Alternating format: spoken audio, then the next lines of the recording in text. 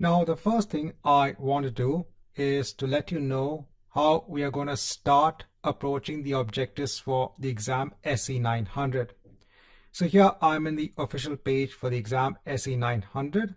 If I go ahead and scroll down, here I'll download the exam skills outline.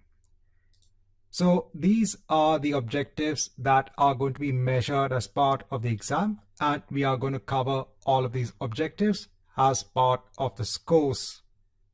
So we are going to start with the category of describe the concepts of security, compliance, and identity. But before we start with the objectives of the common threats, the shared responsibility model, etc., we are first going to go ahead onto Azure, and we are going to deploy a virtual machine, an Azure virtual machine. So the reason I'm actually starting with the deployment of a resource onto the Azure platform is because based on that, I then want to explain the concepts that are being mentioned here. So as students will know from my course, I don't directly go into the objectives before setting the context right. I want students to have an understanding. I don't want to just blindly follow the objectives. You need to understand what are these concepts trying to relate to you. You have to understand what these concepts actually mean. And the best way is to first go ahead and just have something defined on the Azure platform. And then based on that, we will look at these different objectives. So that's the first thing we are going to do. We are first going to go ahead onto Azure. Now, in the next chapter, I'll talk about the Azure free account. So in order to start working on the Azure platform, you can go ahead and create a new Azure free account. So I'll talk about that. I'll also show you how to create an Azure free account. And then from there, we'll actually take it forward. So I thought before we actually proceed ahead, I just want to let you know how we are going to start approaching the objectives.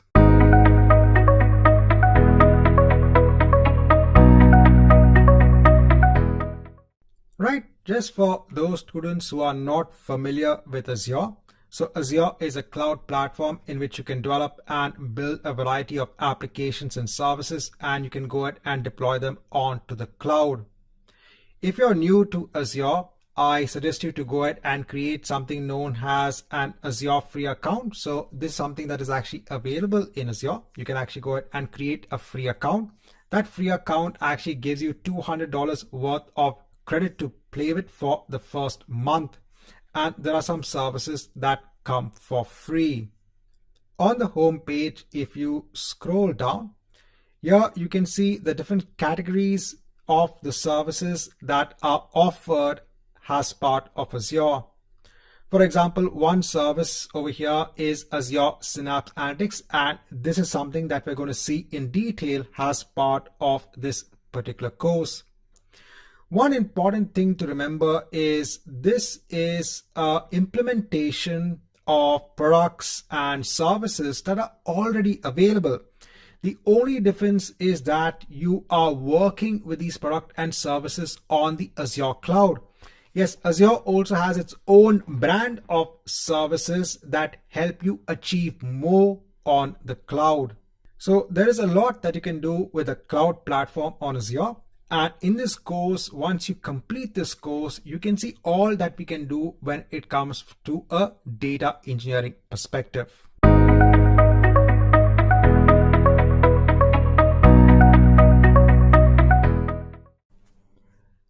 Hi and welcome back. Now in this chapter, I want to talk about the Azure free account. So if you are new to Azure and if you want to try out their services, you can actually opt for creating an Azure free account. So there are some services which you get for free as part of this account. If you actually scroll down, so here you can see what do you actually get with the Azure free account. One of the other important things that you actually get with the Azure free account is the $200 worth of credit for 30 days. So for example, if you are exploring a service which is not free as part of the Azure account, whatever is the cost of that service will actually be taken from this $200 worth of credit. So you get this credit to actually explore Azure for 30 days. If you scroll down, so here you can see what are the products that are free for 12 months. You should keep a note when it comes to what is the type of product that you get for free. For example, if you look at Windows virtual machines, there is only one particular tier that actually comes for free.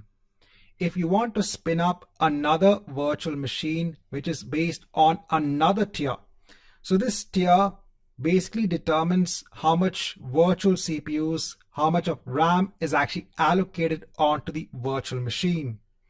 So if you want a virtual machine with more CPU, with more RAM, you have to choose a different tier. And that will not come as part of the Azure free account. That's something that you need to pay for. But remember, with a $200 worth of free credit, I said that if you use any service that is not free, it will be taken up from the $200 worth of free credit. So you can explore services in that first month of the Azure free account. If you scroll down, here you can see the entire list of products that are free for 12 months.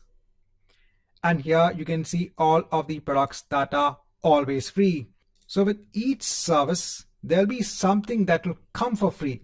It's not like the entire service is free. There's just a part of it that comes for free so that you can actually explore that service in Azure. If you scroll down, here there is the FAQ section when it comes to the Azure free account. So please also go through this because I get a lot of questions when it comes to the Azure free account. So for example, I get a question from students saying that after the 30 days is over, then what do we do? So once your 30 days is over, and if you still want to get those free services which you saw on the first page, then you have to change your subscription to something known as a pay-as-you-go pricing. There, then you start paying for the services as you use them. So I normally use the pay-as-you-go pricing. I only pay for how much I consume. If I am not using a service, I am not going to pay for it. It's as simple as that. Another question that I do get from students is, what do I need to sign up for a free account? So you need a phone number, a credit card or a debit card number, a Microsoft account or a GitHub account. This is required, right? So in this chapter, I want to introduce you to that concept wherein you can actually go ahead and create an Azure free account. So if you've not done that before, you can actually try it out. Please note that you can only create the Azure free account the first time. You can't keep on creating multiple Azure free accounts.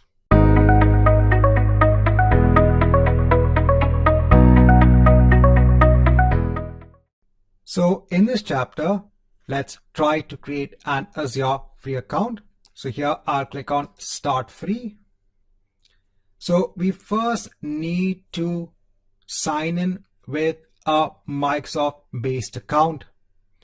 Now, if you don't have a Microsoft based account, you can create a new one. So I'll hit on Create One. Here you can actually give your email ID. So for example, if you have a Gmail ID, you can create an account here based on that Gmail ID. So here I'm giving my Gmail ID details and I'm going on to next. Now here I need to create a password for my Microsoft account.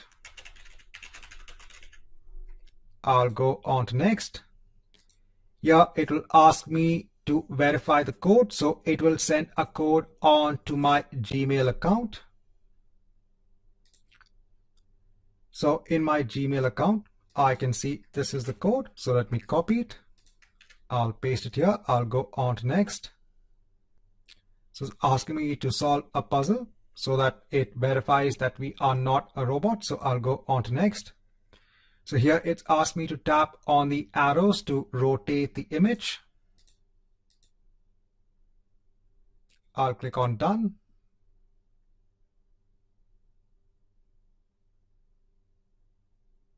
So now we can start creating our Azure free account. So it's asking us to specify our region to give all of these details. So I'm going to enter all of these details. So I'm entering all of the details. I've entered actually my first name and my last name. I've also entered my phone number. Now here I'll click on text me. So here I need to enter the verification code, which will be sent on to my mobile device. So I've got the verification code. I'll verify the code. So this is also done. So here I have agreed on to the customer agreement. Now here, when it comes to the identity verification by the card, it's saying it's going to make a temporary authorization on this card, but you won't be charged unless you upgrade. So currently we're not upgrading, we're just creating an Azure account. So here I need to enter my card details. So I've entered my card details. Now I've entered my address, my city, and my state. Please note I'm not showing it over here for privacy reasons. Then I'll click on sign up. Now it's setting up our account. Now it's redirecting me, telling me that we can now start working with Azure. So now I can click on the portal icon here.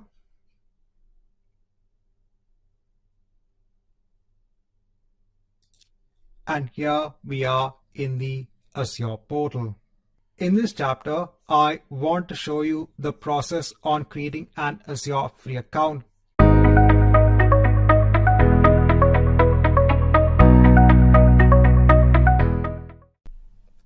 Now, once you've created your Azure account, then at any point in time, you can sign into the Azure portal with your Azure account details.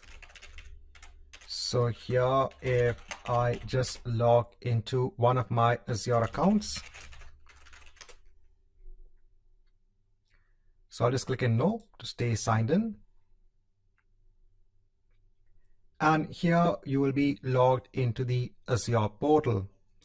Now, if you have just created this Azure free account, then every time that you log into the Azure free account, here you will see the remaining credit that you have. So remember that you have this $200 worth of free credit that is available for the first 30 days as part of your Azure free account. Once the 30 days are complete, then you can upgrade onto a pay-as-you-go subscription, wherein you pay based on how much you use. Now, once you log into the Azure portal, so you might not see any sort of resources in place. So currently here I can see I have two recent resources in place because I had created a resource earlier on. But if you have freshly created your Azure account, you might not see anything in the recent resources section. Now here you have links onto common services. So for example, if you want to create an Azure SQL database, you can click on this icon. If you want to create an Azure virtual machine, you can click on this icon. If you just want to create a resource in Azure based on an Azure service, you can hit on create a resource. And if you want to see all of the resources that you currently have, you can navigate onto the all resources section. Now here we also have the portal menu. So if you click on this, here also you have the links to create various resources. So you have the all resources link, you have a link onto app, services, function, app, etc. If I go on to all resources, so you'll be presented with this dashboard where you will see all the resources that you have defined as part of your Azure account. Currently, I don't have any resources in place.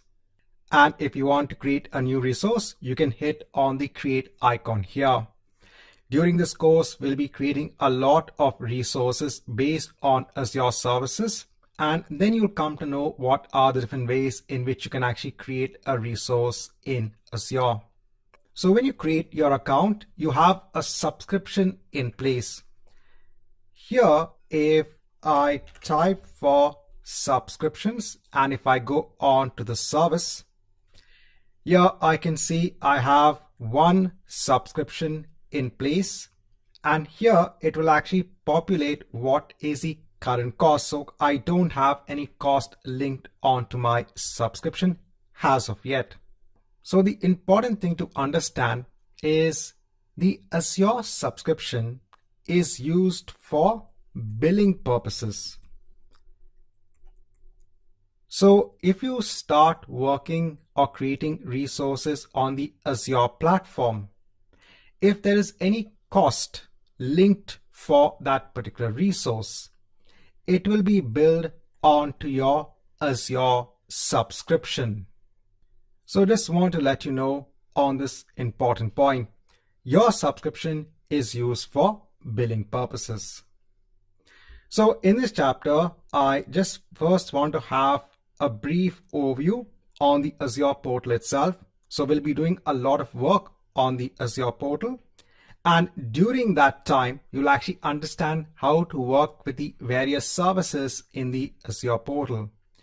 If you want to go back on to the home screen at any point in time, so you can click on the menu and you can click on home over here.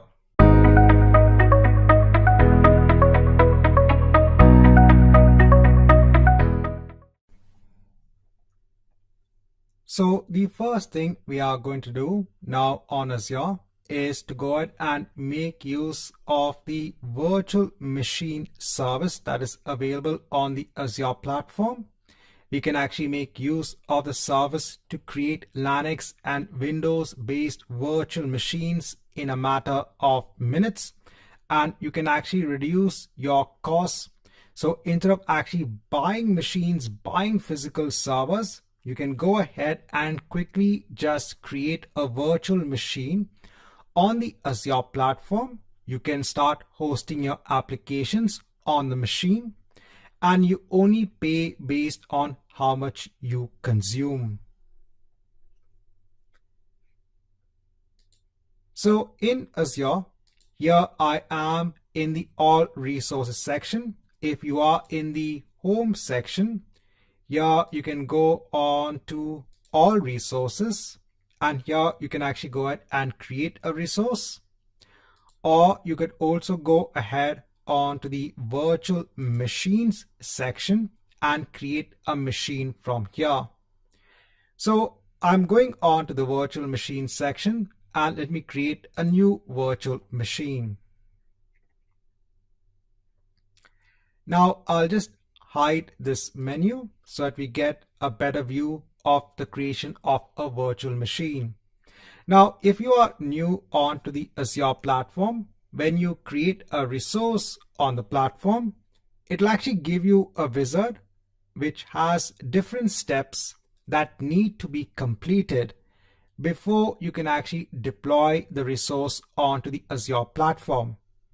The number of options, the number of items that need to be configured depends from service to service. So here we are creating a virtual machine. So based on that, it will give us the options that we need to complete. Now, the first thing we need to do is to specify a subscription and specify something known as a resource group. So your subscription is required for billing purposes, and the resource group is used to logically group your resources. A resource in Azure, so we are creating a resource on the Azure platform based on the virtual machine service. So every resource needs to be part of a subscription and needs to be part of a resource group. Now, if you don't have a resource group in place, you can create a new resource group. You can give a name and hit on OK.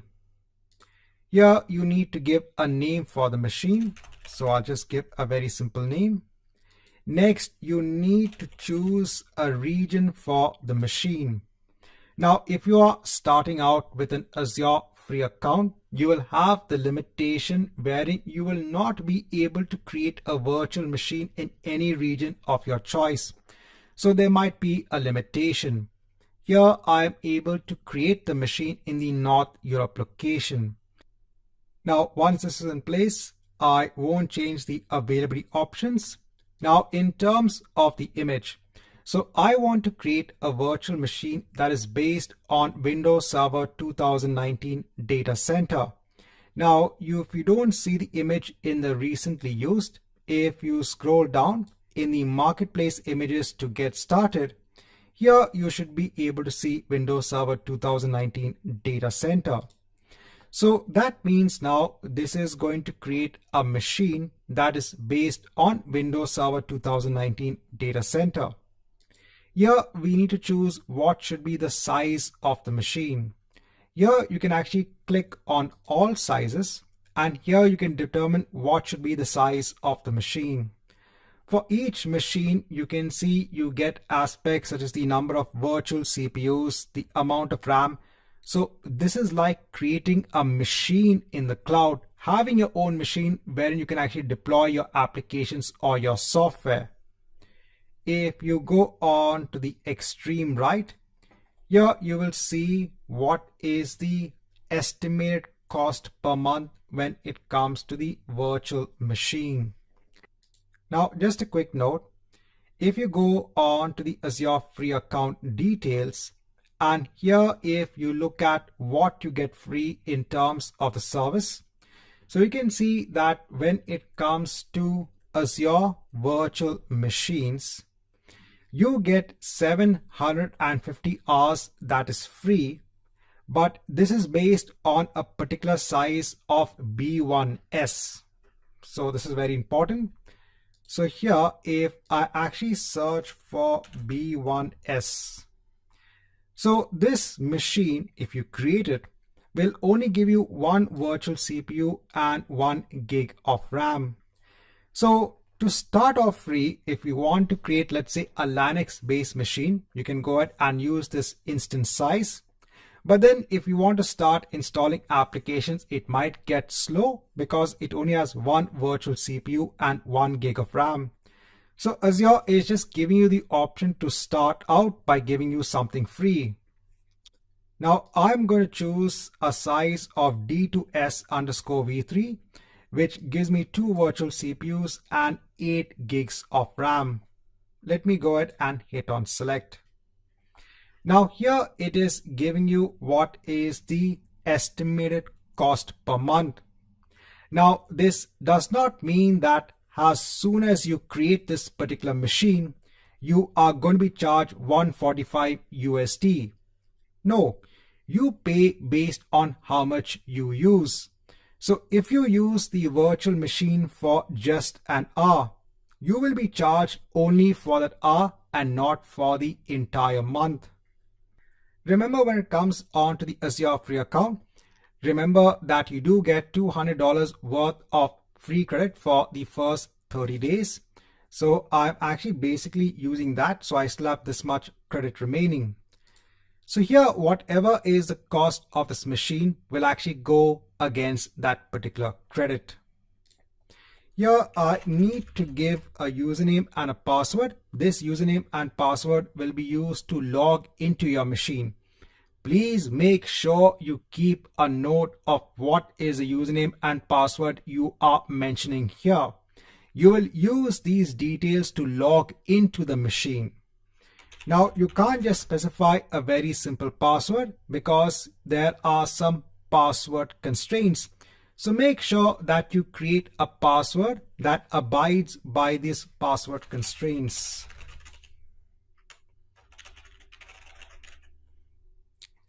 Now next I'm going to scroll down. So here I'll leave everything as it is and let me go on to next for the disk. There are a lot of options when it comes to the virtual machine, but at this point in time, I'm just keeping everything as it is. Here you can assign disks onto the machine. So the disk can be used for storage of your operating system, and you can also add additional data disks if you want to store any data on the virtual machine. I'll go on to next for networking. Now this particular wizard is going to go ahead and create a virtual network for you. The virtual machine needs to be hosted in a virtual network. So this wizard will automatically create the virtual network for you. It will create the subnet for you, and it will also create something known as a public IP address. This public IP address will allow us to connect onto the virtual machine. So don't worry, these are some aspects that we are going to discuss later on. At this point in time, I just want to create the virtual machine resource. I'll go on to next for management. I'll leave everything as it is. I'll go on to advanced, leave everything as it is. Go on tags, go on to review and create. And here, let me go ahead and hit on create.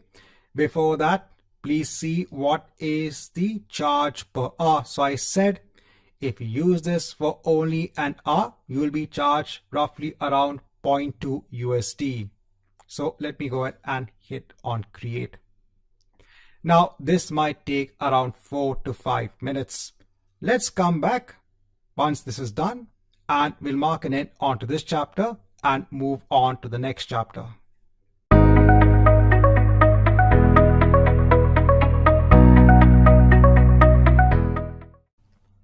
Now, after just 4 to 5 minutes, the deployment will be complete.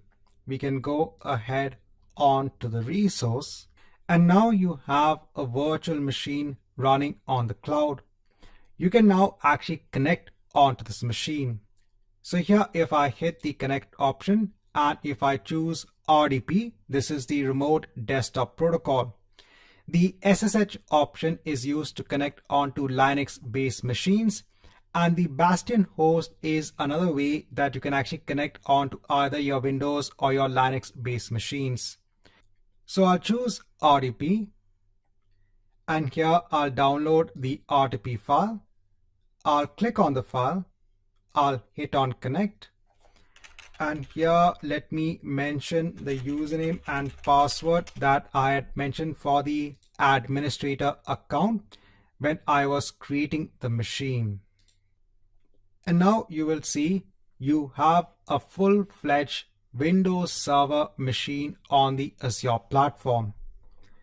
So here you've seen you don't need to buy any sort of expensive hardware just to host a server.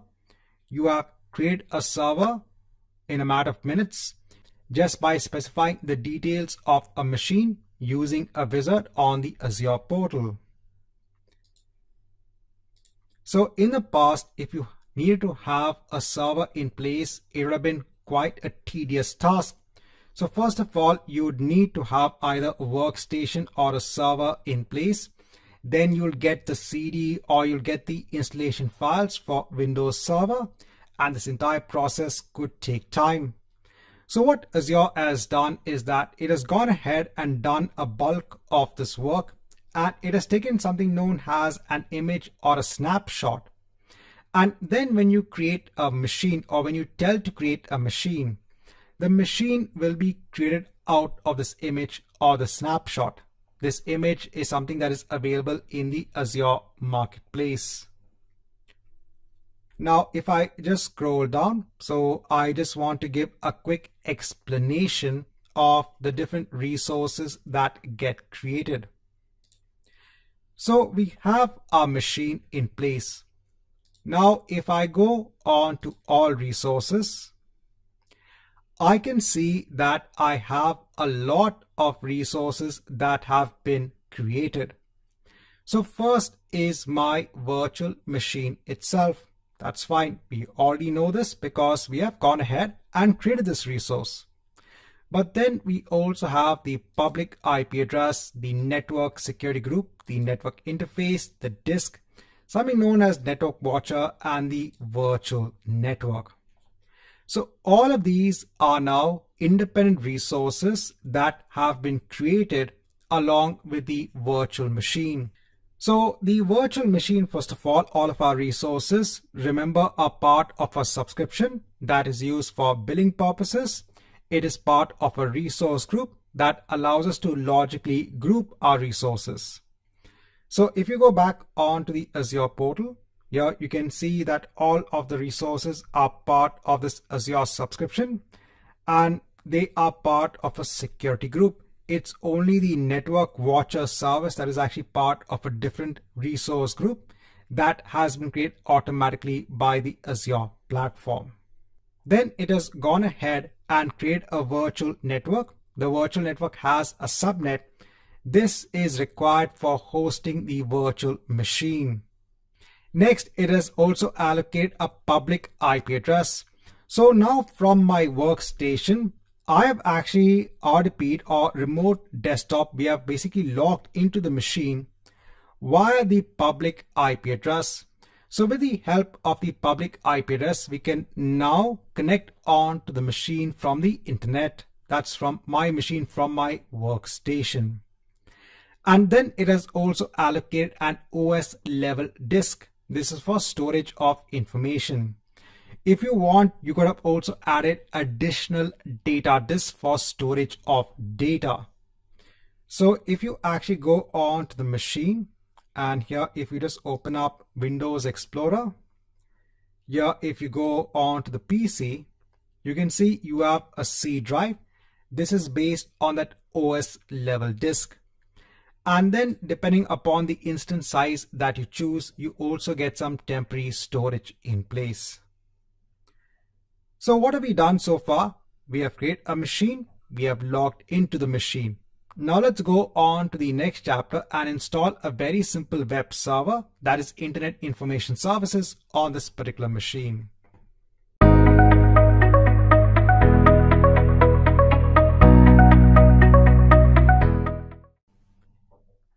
Now in this chapter, I'll just show you how you can actually install a web server on this machine that we created. This is by installing a role that known as Internet Information Services. This is a role that you can actually install on Windows-based servers. So if you wanted to host a web application that is accessible via this URL, the first steps, the primary steps, was to ensure that you have a web server in place. So if users from the internet want to go ahead and access the web server via the public IP address, we first need to install a web server. So in this case, I just want to quickly show you how you can install a web server by installing Internet Information Services role on the machine. So I'll go on to the machine. I'm in the Server Manager dashboard. In case if you don't get the Server Manager dashboard, you can go on to the Windows menu and you can choose Server Manager from here. In the Server Manager dashboard, go ahead and click on Add Roles and Features. Here, go on to Next, go on to Next, go on to Next. And here choose the role of the web server. So just click on this and click on Add Features. So I'm adding the web server role. I'll go on to Next, go on to Next. I just want to go ahead and install this particular role. This might take around 2 to 3 minutes. So now in the world of security, the job of now securing your infrastructure started from the very point that you actually started using your Azure account. See, what have we done? We have created a number of resources on the Azure platform, the main resource being the virtual machine. Now we have to think of different ways on how we can protect this particular resource on the Azure platform, because there are so many threats available on the internet that can actually pose an issue for the virtual machine resource. And now on top of that, I'm installing a web server on this machine. This will actually make the machine more prone to attacks. So as a beginner, when you're looking at the security perspective, the first thing that you need to understand is when you start deploying resources on the Azure platform, that's a time that you need to start looking at all security considerations. So now I have the web server in place. I'll go ahead and just close this. Now, if I go on to my demo VM machine, now if I copy the public IP address from here, and if I go on to new tab, and if I just place it, I should see the home page for Internet Information Services, but I won't be able to. And that's because of a security measure that is already in place when it comes to the virtual machine. If you go on to the networking section, if I just go ahead and hide this, so there is something known as a network security group that is also created and attached onto the network interface that is assigned onto your machine. So even on our local machines, whether you're working from a laptop or you're working from a normal desktop PC, all of these machines have a network interface. So all of the data that comes into your machine and goes out of your machine actually flows via the network interface. Similarly, for a machine on the Azure platform, there is a virtual network interface, and all the data that goes out of the machine and comes into the machine flows via this network interface. Now, this network interface has a network security group in place. This is the name. So this was automatically created by the wizard that was used to create the Azure virtual machine. Now, this network security group has some rules in place that specify what traffic is allowed into the machine via inbound port rules and what traffic is allowed out of the machine via outbound port rules. By default, any traffic onto the internet is actually denied. So we have to allow traffic onto our web server that we have installed on our virtual machine. For this, we have to allow traffic on port 80. So web servers by default listen on port 80. This is the default port for the HTTP protocol. So here I'm going to add an inbound port rule. Here I'm going to go ahead and choose the service as HTTP. Here just give it a simple name and let me click on add. So I said I'm doing all of this just to kind of give you a context on what you should now think in terms of security. You can already see that when it comes to the virtual machine resource on the Azure platform, you already have one security perspective in place, and that is with the help of network security groups. So here you can see that it has gone ahead and created the network security group rule. Now this is actually implemented within a matter of seconds. So here, if I refresh this page, I can see I have the home page for Internet Information Services. Right. Now that we have all of this in place, let's move on to our theory part to understand the different aspects that we have to take into consideration when it comes to security.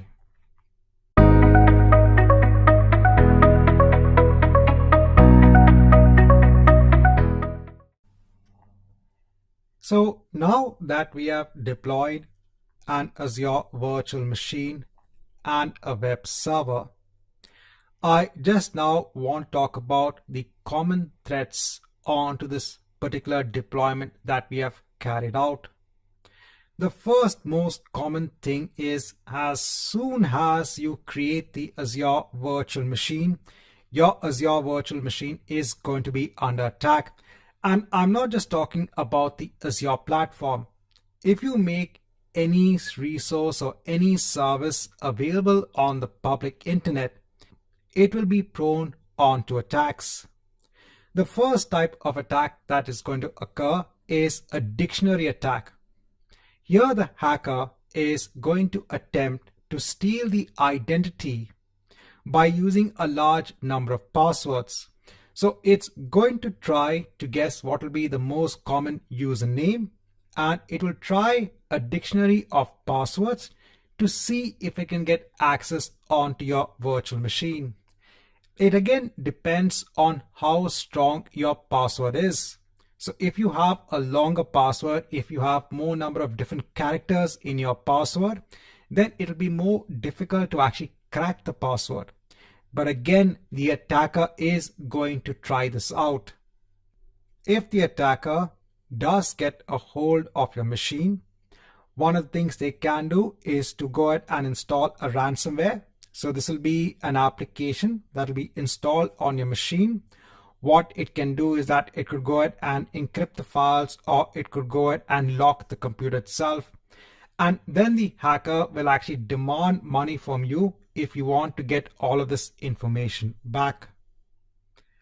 Apart from that, what the hacker can do is, with the help of that same ransomware software, once one machine is infected, if it is all part of the same virtual network, it will start infecting all of the other machines as well.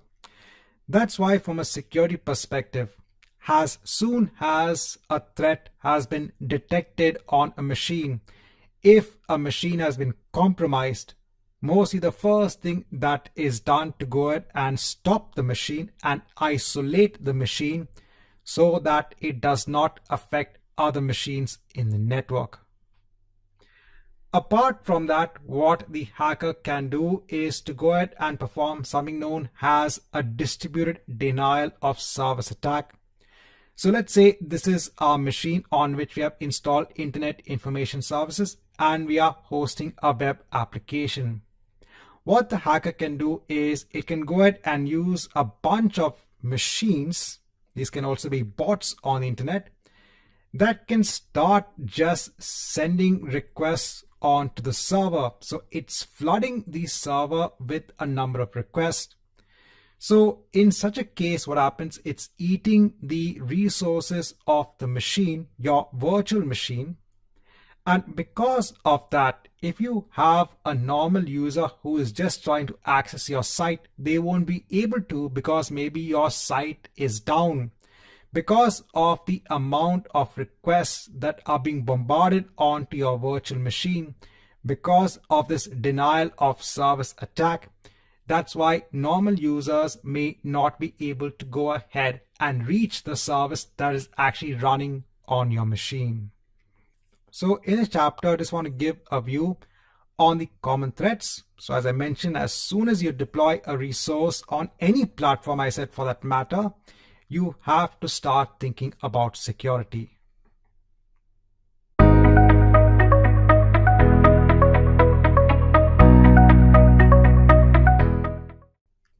Now in this chapter, I want to go through the concept of defense on depth. So earlier on, what we had done is we had created an Azure virtual machine that was part of a virtual network, and we had installed a web server. And let's say on the machine, we are also hosting some data, we are storing some data. Now remember that your virtual machine in the end is going to be hosted on some physical servers in an Azure data center. So the Azure data center will then be managed by employees, by Microsoft employees who have access onto the Azure data center.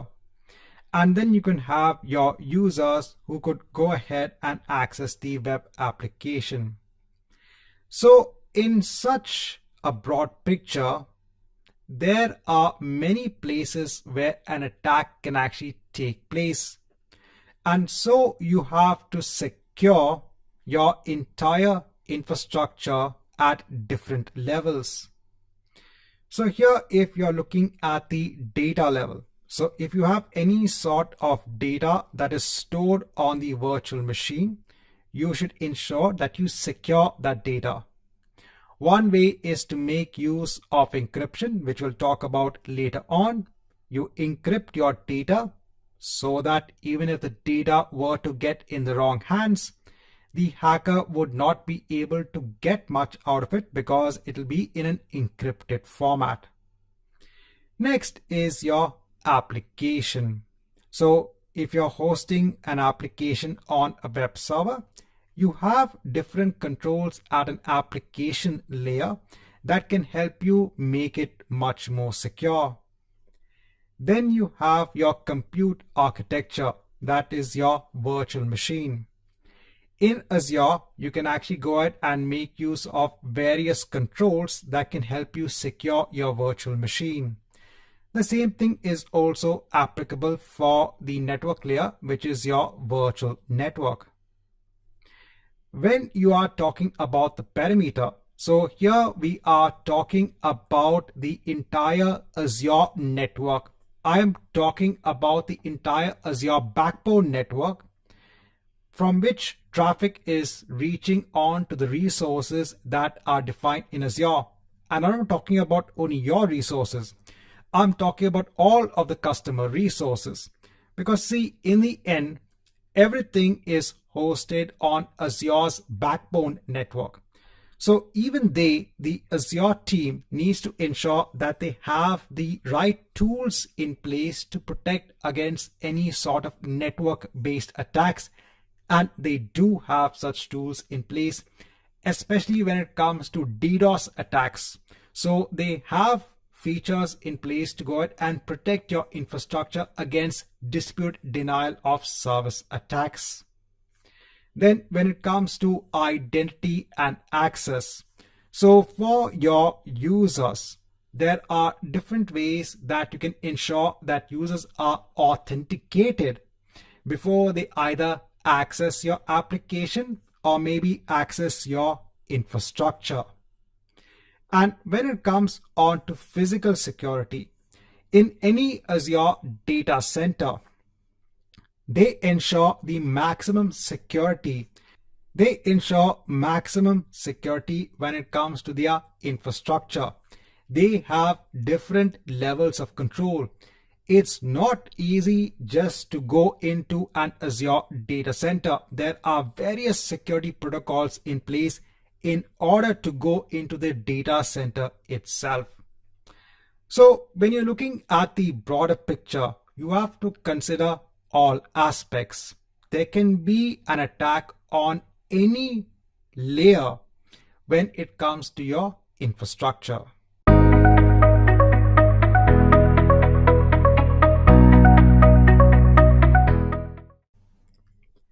Now, in this chapter, I just want to give you an example or just show you that when you have a machine defined on the Azure platform, what are the type of threats that you can actually get.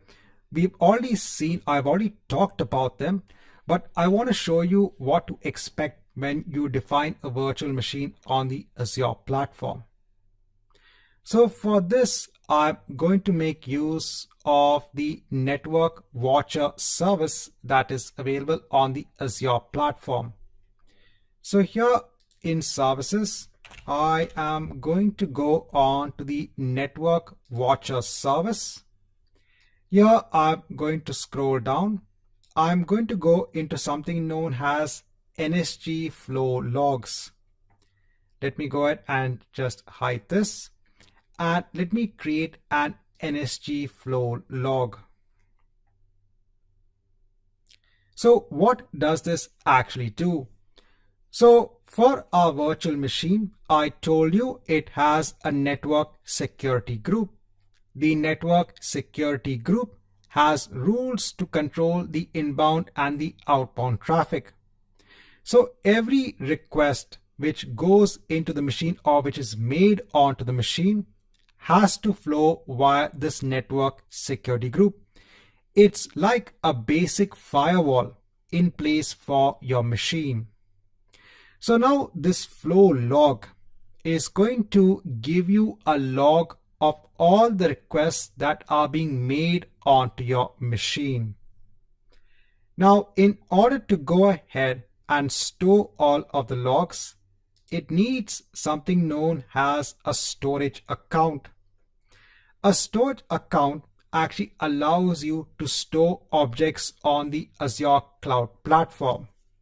Now here I don't have a storage account in place, but I can always go ahead and choose the option of create a new storage account here. Here, let me give a name for the account. It really needs to be a unique account name.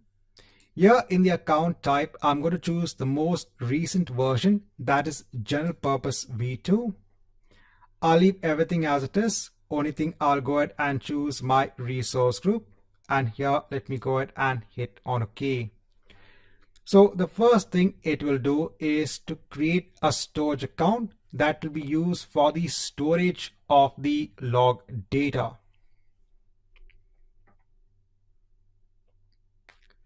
So I'm just waiting for a minute or two. Once this is complete, then we can move on to the next step. Now, once we have the storage account in place, here you can just give a retention in the number of days, and then we can go on to next for configuration. Now in the flow log version, let me leave it as version 2. I'll go on to next for the tags. I'll go on to review and create, and let me go ahead and hit on create. Now this will just take a couple of minutes. Now while this is being done, I'll go on to my Azure portal menu. Let me go on to all resources. I'll right click and open the link in a new tab. Now here I'm going to create one more resource that is known as a log analytics workspace. So here I'm going to hit on create. The reason I'm creating this resource is because I want to enable another feature on Network Watcher, and that is the use of traffic analysis. With the help of traffic analysis, we'll get a better view of the requests that are actually being made onto the network security group. So here I'm going to search for the service of a log analytics workspace. A log analytics workspace is just a central logging solution that is available on the Azure platform. So here I'll hit on create. Here I'll choose my resource group. I can give a workspace name. It needs to be unique. I'll then choose my resource group. I'll go on to next for the pricing tier. I'll leave it as it is. I'll go on tags. I'll go on to review and create. And let me go ahead and hit on create. So this is just going to deploy a simple log analytics workspace. If I go on to my NSG flow logs, I can see that the deployment is done. If you go ahead onto the resource, it's not going to do anything. So now if I go on to all resources, and if I scroll down, I can see my storage account in place. Here, if I go on to the container service, so currently I don't have any containers in place.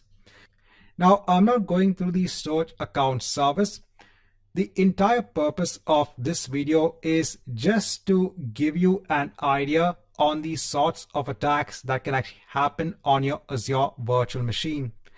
But what's going to happen is that NSG flow logs is going to start storing the data in this storage account. So the storage of data will start in another 10 or 15 minutes. Now, once I have my log analytics workspace also in place, I'll go back onto the network watcher service. Here I'll scroll down. I'll go on to NSG flow logs. I'll go on to the flow log that we just created. And here, if I scroll down, let me enable traffic analysis and let me scroll down. In terms of the processing interval, I'll go ahead and choose every 10 minutes. And here I can see my log analytics workspace in place. Let me go ahead and hit on save. So the first thing of the logs is the storage of the logs in our storage account. With the help of this additional feature, you will see we will get a visualization when it comes to the traffic that is actually flowing into our virtual machine. Now, the viewing of the data will take at least half an hour because we need some data to be collected in the storage account in our log analytics workspace as well. So I'll come back after a duration of 30 minutes. Now I waited for around half an hour. Now I can go back onto the network watcher service, and here let me go on to the traffic analytics solution. Let me go ahead and just hide this. So here let me choose my subscription, which is fine. And here I have my log analytics workspace in place. And here now you can see traffic visualization. You can see that there was a total of 462 flows that have been detected. These are flows that are coming into your virtual machine. If you go ahead and scroll down, here you can actually look at the entire traffic distribution. So you can see that there were a lot of requests from this particular IP address. You can look at all of the details even more. So if you click on see more, so here we can see the traffic distribution across the top IPs. I'll just go back. I'll go back onto the traffic analytics solution. I'll just hide this. I'll again scroll down. Here you can look at any sort of malicious traffic. You can look at the blocked traffic. So all of these IP addresses would have been blocked. So you can see that already there are requests that are coming into your machine. All of this is being tracked now by the network security group logs. Here you can see what are the different locations that are trying to talk to your virtual machine. So all of this information. So the reason I want to show you this is I just want to put the fact out that as soon as you start hosting resources on the Azure platform, that's the time itself you need to be vigilant. You need to understand the amount of security threats that are available on the internet. So you have to start securing your infrastructure from day one. So if you are in the design phase of your infrastructure, at that point in time, you should go ahead and take all of these security requirements and design your security aspect as well.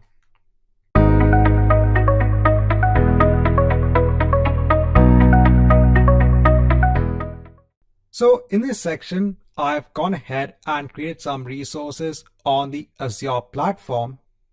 Now, if you want to go ahead and save on costs when you're not using any of the resources, you should go ahead and delete the resources. So here, if I go on to all resources, so here I can choose all of my resources and then I can go ahead and hit on delete. Here I can type in the confirmation of yes, and then I can hit on delete. Now, when you perform a delete operation, always wait for the notification to tell you whether all of the resources have been deleted. When you are trying to delete a set of resources, there might be one or two that don't get deleted. And that's because there might be a connection or there might be a link between these resources. That's why they don't get deleted. You can then go ahead and perform the delete operation on the resources that are remaining. but I just want to let you know from experience sake, just ensure that you get a notification that all of the resources have been deleted. So I said if you're practicing along, and obviously it's very good to practice on the Azure platform, that's the only way you learn. But in order to ensure that you don't have high costs on the Azure platform, go ahead and delete resources when they are not required.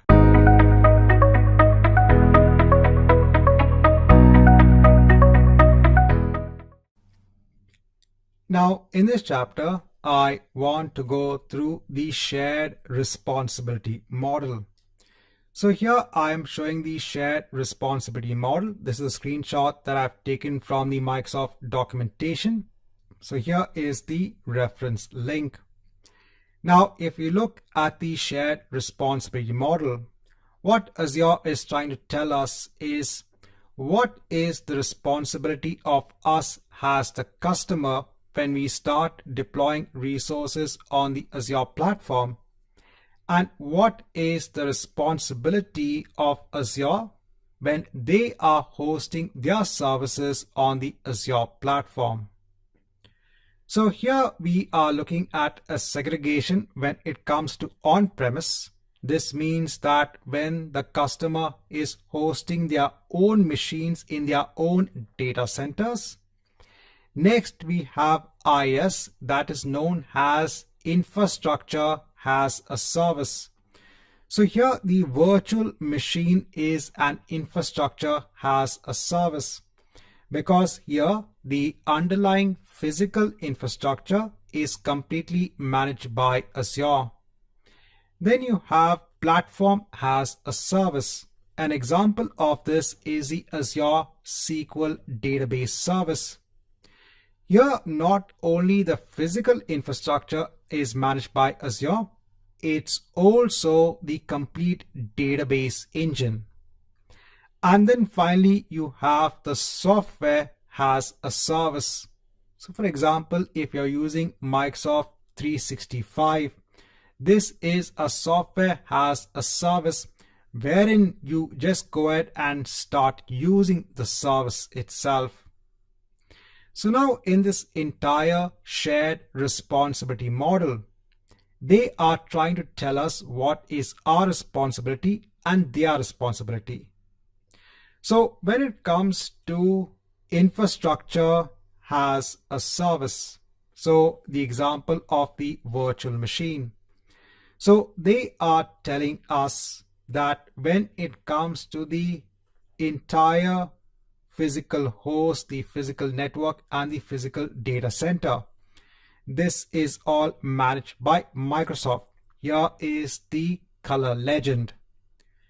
So the remaining aspects, when it comes to the OS, when it comes to the controls, when it comes to the application, when it comes to the identities, when it comes to the data, all of this is managed by us, the customer. So if we install any application on this machine, it's our responsibility to secure this application. If we have any data on this machine, it is our responsibility to keep this data secure. Azure has a lot of security controls in place and features. It's our responsibility to use those tools and features to secure our infrastructure. So the underlying physical infrastructure will be managed by Azure, but it's the remaining aspects that will be managed by us. Even the OS itself, when it comes to patching of the OS with security updates, that is again our responsibility. There are tools in place to perform update management, but again the responsibility lies with us. Next, when you look at the platform as a service, so I said an example is the SQL database service. Here, the entire OS is managed by Microsoft. When it comes to the other aspects, so there is a 50-50 breakdown when it comes to the responsibilities between Microsoft and us as the customer. But when it comes to the data, everything is our responsibility. And when it comes to SaaS-based solutions, again, when it comes to data and identities, it's again our responsibility. So Microsoft has clearly defined what is the shared responsibility model, and it is our responsibility to ensure that we understand what are our responsibilities as a customer and what are the responsibilities of Microsoft.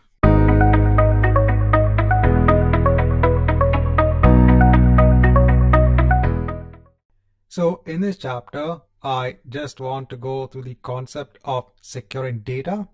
And here we are talking of encryption of data. So let's say that you have an Azure machine in place and you are storing data on the machine itself. If you want to make the data much more secure, you can actually go ahead and encrypt the data. Now, yes, the data that you store on an Azure virtual machine in the end is stored in a storage facility in an Azure data center. But most companies have this requirement wherein once the data is actually stored on the underlying storage unit in the Azure data center, it needs to be encrypted at rest. And the entire purpose of encryption is to make sure that the data is not understandable. So if a hacker were to get access onto the disk that contains the encrypted data, it would just be in a garbled format. It would not be in a format that can be understood. And the entire way that you'll actually go ahead and encrypt your data is with the help of something known as an encryption key. Now, there are two types of encryption that you can use. One is symmetric encryption. Here you generate a shared encryption key. You take the data that you want to encrypt. Using the encryption key, you can then go ahead and encrypt your data.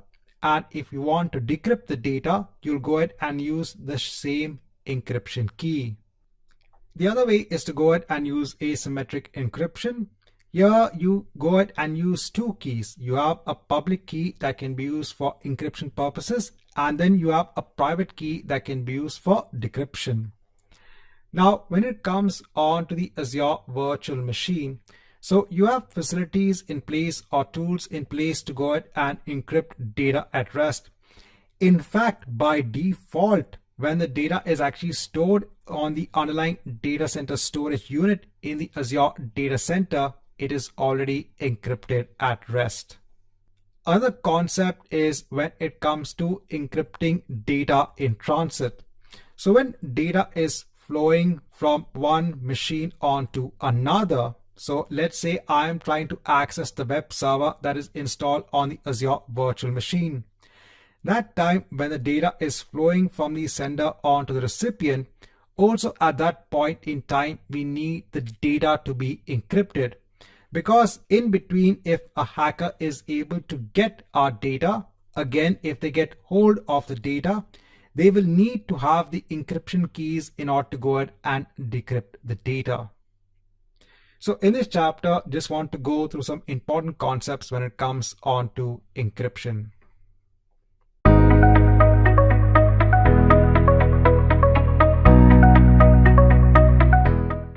Now, in this chapter, I just quickly want to go through the Microsoft Cloud Adoption Framework for Azure.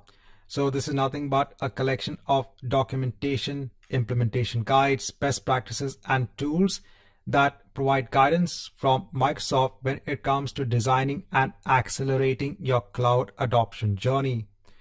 So here you can actually go on to, for example, the overview of security in Cloud Adoption Framework. This will take you on to the documentation link. Here you can scroll down and look at aspects such as the business alignment when it comes to security. What are the different security disciplines? If you scroll down, you can see the zero trust and what are the different disciplines when it comes on to zero trust. How do you map the different security roles and responsibilities? So here you have everything in one place when it comes to documentation, when it comes to best practices and security considerations when you're looking at the Azure platform. I'll attach this link as a resource onto this chapter if you want to go ahead and look more in depth onto the cloud adoption framework.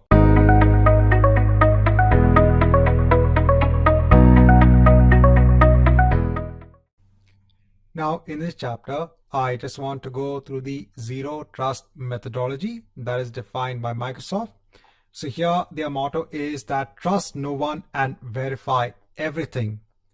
So when it comes to security for the resources on your Azure platform, you have to ensure verification of all authentication-based access onto the resources on your platform. Even if a company has their own corporate data center and they have their own resources, so I'm talking about their own data center, not Azure.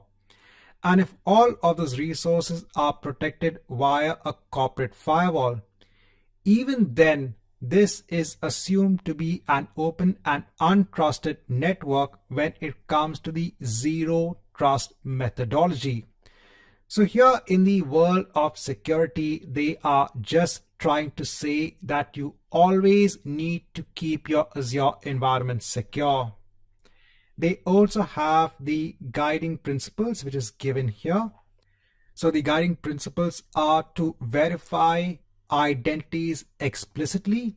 So always authenticate and authorize, whether it be your identities, whether it be your devices, whether it be your applications. Also, when it comes to giving access onto resources on the Azure platform, always provide the least privilege access. That means only give access where it is required. Because see, over here, you need to go ahead and protect your data, your infrastructure, and your networks. The third principle is to always assume a breach. So if you assume that there will be a breach into any part of your environment, then you will take the required security measures to secure your environment. So in this chapter, I want to go through the important points when it comes to the zero trust methodology.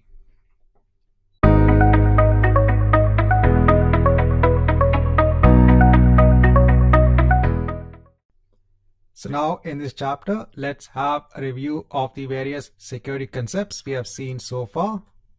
So first are the different type of threats. So first you have the dictionary attack. Here the hacker tries to steal the identity.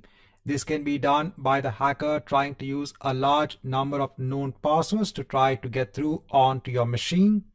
Then you have ransomware. This is a type of malware that can run on your systems. Here the malware can perform disruptions such as locking the system. It could also encrypt files and infect systems. Then you have disruptive attacks such as the distributed denial of service attacks. And you also have the concept of worms, where this is a malware that copies itself and spreads through the network. And then you have data breach. Here any type of data can get stolen. Then we looked at defense in depth, wherein we have different layers. So you have your physical security, wherein you should limit access to the data center to authorized personnel only. Then you have identity and access. You can actually limit access via security controls, such as multi-factor authentication. This is something that we're going to see in a subsequent chapter. Then when you look at perimeter-based attacks, so Azure can go ahead and actually protect their perimeter against attacks such as DDoS attacks. Then you have your network, so you can go ahead and use network controls to limit communication across devices. You have compute. Here you can go ahead and secure access onto your virtual machines. You have application, wherein you go ahead and secure access onto your applications. And finally, you have data, wherein you use controls to protect your data, such as encryption.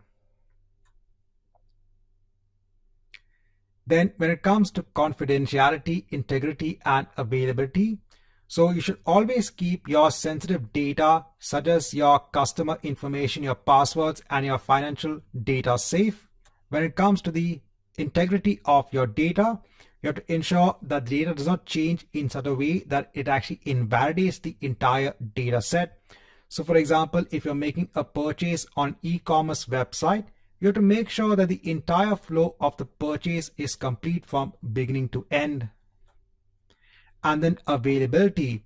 In terms of security, you have to always ensure that your services are made highly available. Because if there is a security breach, in those cases, you might need to bring your service down. So by ensuring security of your architecture, of your systems, of your infrastructure, you can also ensure that your services are made highly available. And when it came to encrypting our data, so we had symmetric encryption. Here, the same key is used for encryption and decryption. Then we have asymmetric encryption. Here, the encryption and decryption process is done with the use of a public and private key. This is normally used in aspects such as the transport layer security and HTTPS protocol. Then when it came on to encrypting your data, again you had terms such as encryption at rest. Here the data on the physical device is encrypted. This would ensure that even if the attacker were to gain access on the hard drive, they would not be able to read the data. And then we had encryption in transit. So here when the data is transmitted from one location on to another, it is encrypted. So for example, transmitting data via the HTTPS protocol is an example of encryption in transit. And then when it comes on to the cloud adoption framework, we had seen this consists of documentation, implementing guidance, best practices, etc. So in the cloud adoption framework, the first thing that you would do is to go ahead and formulate your strategy. So here you would actually look at the business benefits first of moving on to the cloud. Because see here, you are looking at a framework on how to adopt onto the cloud. Then you create plans. These plans will actually align with the business requirements. Then you will make your cloud environment in the ready state. Then you will adopt. So either you could migrate your existing workloads onto the Azure platform. So if you already have workloads running in your on-premise data centers, you have the option to go ahead and migrate these workloads onto the Azure platform, or you could go ahead and innovate and develop entire new solutions. And then you'll provide governance over your cloud environment. And finally, you will manage all of the operational aspects. When it came on to the zero trust guiding principles, so we had the verify explicitly, wherein you should always authenticate and authorize users and applications. Then you have the least privilege access, where you should go ahead and limit user access. And you should always assume a breach. So segment access via networks, users, devices, and applications. And finally, the 6 foundational pillars when it comes on to identities. So here, when a user, service, or device has access onto a resource, it should first be verified and follow the least privilege access. And then always monitor your devices for health and compliance. Manage security for your applications. Your data should always be protected. It should be encrypted, classified, and labeled.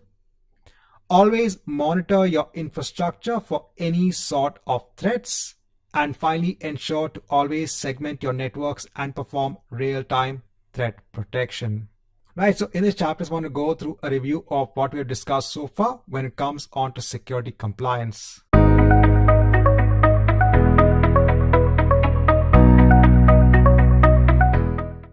In this chapter, I just want to quickly go through identity-based attacks. So the first type of attack is a password-based attack. Herein, brute force might be used to try many passwords to see which one matches, and that will be used to actually gain access onto an account. That's why they always tell you to always make your password secure. Next is the phishing scam. So here a hacker actually sends an email that could actually seem to come from a proper source. I've actually seen this. So sometimes I also get emails that seem to come from a proper source. And then in that email, you might be directed onto a site that actually looks like a legitimate site. But in fact, what happens is the user might be directed onto the hacker's site, and then the hacker can get all of the required information. So there are actually various ways in which a hacker can go ahead and actually perform identity-based attacks. In this chapter, just want to quickly go through a few of them.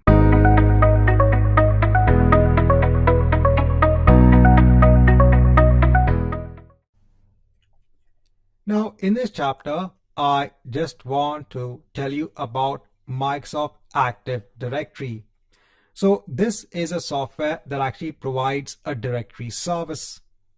Later on, we are going to look at chapters which are based on Azure Active Directory. So Azure also has its own version of Active Directory in place. This is known as Azure Active Directory. This is your identity store on the Azure platform. But before Azure was in place, before you had the cloud platform, normally companies in their on-premise environment, they would go ahead and deploy Microsoft Active Directory. So this was a directory system that could go ahead and store information about the users. It can store information about the workstations, all the devices that are actually connected onto the corporate network. So all the database servers, all the file servers, etc. And all of these users or computers could be part of a domain. So the company would have a domain, and all of the users or computers could actually be part of that domain. So one of the benefits of Microsoft Active Directory was having an entire directory service in place, which would list the information about the various users, about the various workstations, about the various devices, about the various servers, etc. At the same time, you could then go ahead and use this service to authenticate and authorize users and computers. So in addition to providing a directory service, it also helped in authentication. So when a user had to log into their workstation, it would be authenticated against Microsoft Active Directory. So the user would enter a username and password. It would be matched with Microsoft Active Directory, and then the user would gain access onto the workstation. You could also go ahead and enforce security policies. So you could define various security policies that had to be applied to, let's say, the computers that have actually joined onto the domain. So there were various aspects that were in place when it came to the usage of Microsoft Active Directory. I said later on we are going to look at Azure Active Directory, which is a cloud-based service for Active Directory itself. Here in the scope of SC-900, we only have to describe Microsoft Active Directory, but we will be looking at Azure Active Directory in more detail in the next section.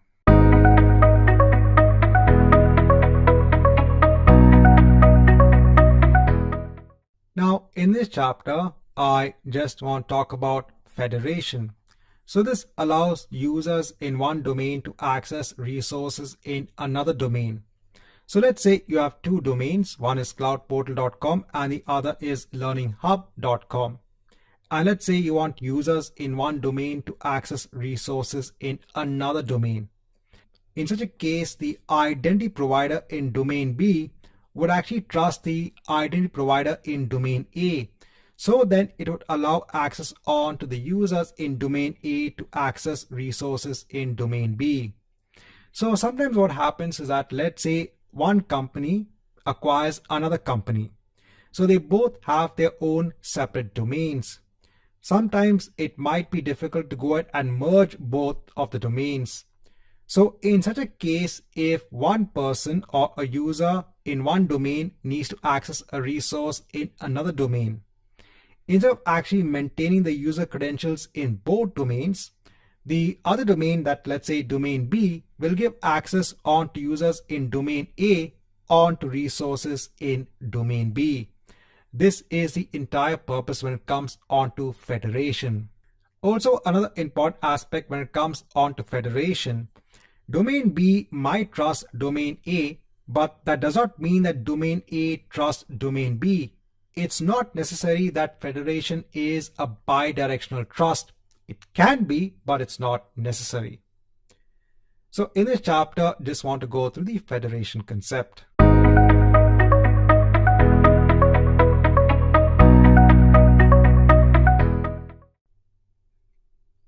So in this chapter, just want to go through a quick review when it comes on to identities.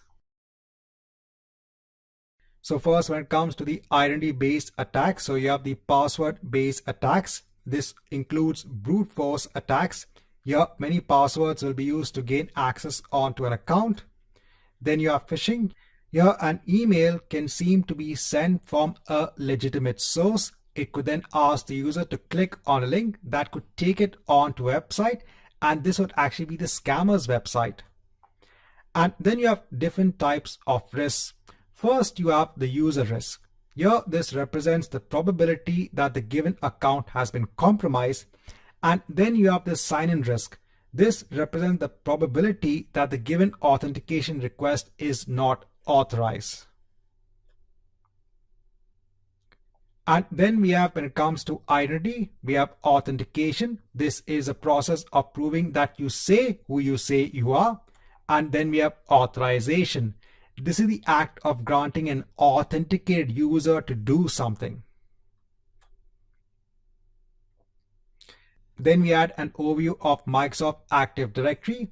So this is a directory service. It stores information about user accounts and other objects in the form of a directory. Objects can include servers, printers, volumes, etc. It also provided security, so users defined in Active Directory would need to be authenticated first before they can access a resource. It also had a global catalog, wherein this allows users and administrators to find directory information. And it also had replication in place. This would ensure that the directory data is available across the network. And then finally, when it came on to federation, so this is the allowing of trust from one domain onto another. So here, when it came on to the user information, you didn't have to maintain the same user information in both domains. And when it came to direction, it's very important to understand that it's not necessary to have a bi-directional trust between both domains. And when it came on to access, it helped to grant access to resources in another domain. So in this chapter, just want to have a review of what we have learned so far.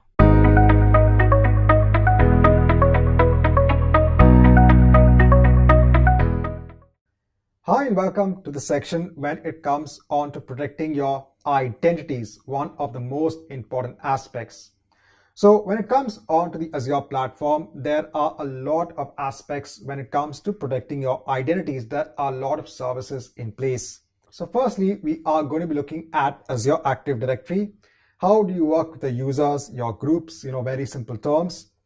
After that, we are going to be looking at security aspects such as your access reviews, Azure Privilege Identity Management, what is Azure Identity Protection. So this entire section is actually based on how do you protect your identities when it comes onto Azure. So let's move ahead.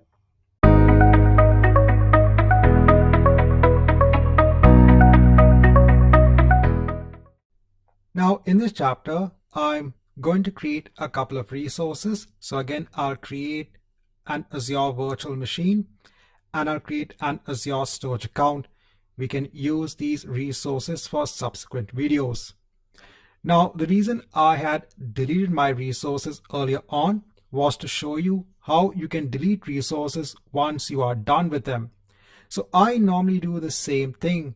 I don't keep resources lying around because this is from a cost perspective. If you don't need the resources, go ahead and delete them, and then you can recreate the resources whenever required. That is one of the biggest benefits when it comes to a cloud platform. You can create resources at any point in time and you can terminate the resources. And you've seen how easy it was to go ahead and create resources on the Azure platform. So let's go ahead and create the resources. So I'll go on to virtual machines. Here I'll create a new virtual machine. I'll just hide this. Here I'm going to choose one of my existing resource groups, that's demo GRP. Please note that we can also use our earlier created resource group as well. But you can create multiple resource groups on the Azure platform and you can associate your resources with other resource groups as well. So I'll choose that resource group. Again, I'll just give a VM name. I'll choose my region as North Europe. Here I'll choose my image as Windows Server again. I'll leave the size as it is. Here I'll enter a username and password that will be required to log into the machine.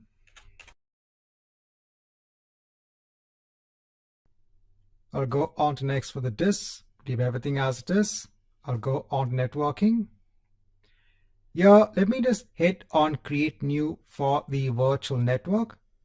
Now, by default, this wizard will actually go ahead and create a virtual network which has the address range of /16. Now, ensure that you have the address range as /16. If not, let's say it is /24.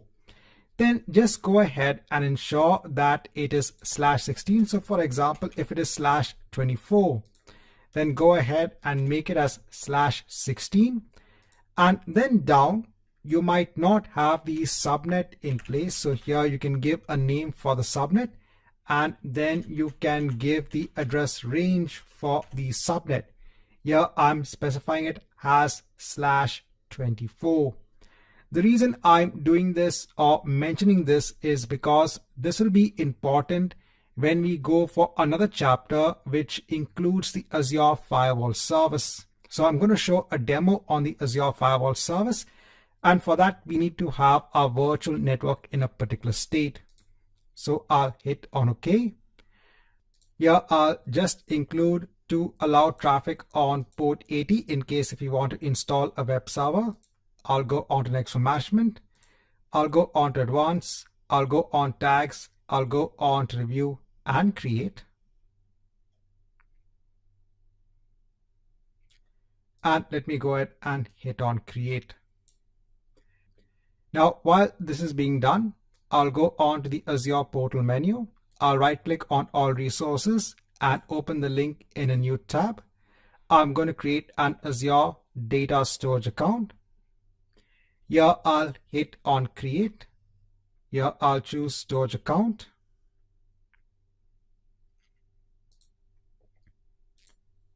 We'll choose the resource group. I'll give a storage account name. I'll choose my location. I'll choose locally redundant storage. I'll go on to next for advanced. Yeah, I'll leave everything as it is. I'll go on networking. I'll go on to data protection. I'll go on tags. I'll go on to review and create. And here, let me hit on create. If I go on to the other tab, I can see I have my resource in place. And even our storage account should not take that much time. So the first thing we are going to see when it comes to these resources on the Azure platform is how would we manage access onto these resources. So we are going to look at Azure Active Directory. We are going to be seeing how to create a user in Azure Active Directory and how do we give access onto that user onto these resources that are part of our Azure subscription. Here I can see I have my Data Lake Gen 1000 storage account also in place.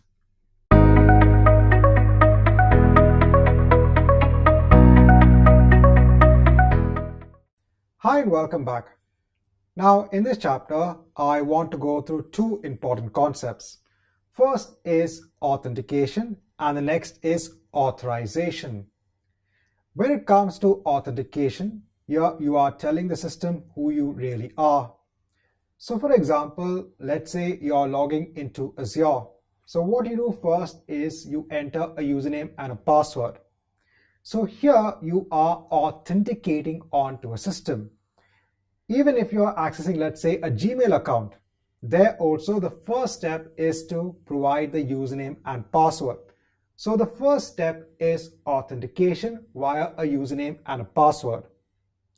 The next step is authorization.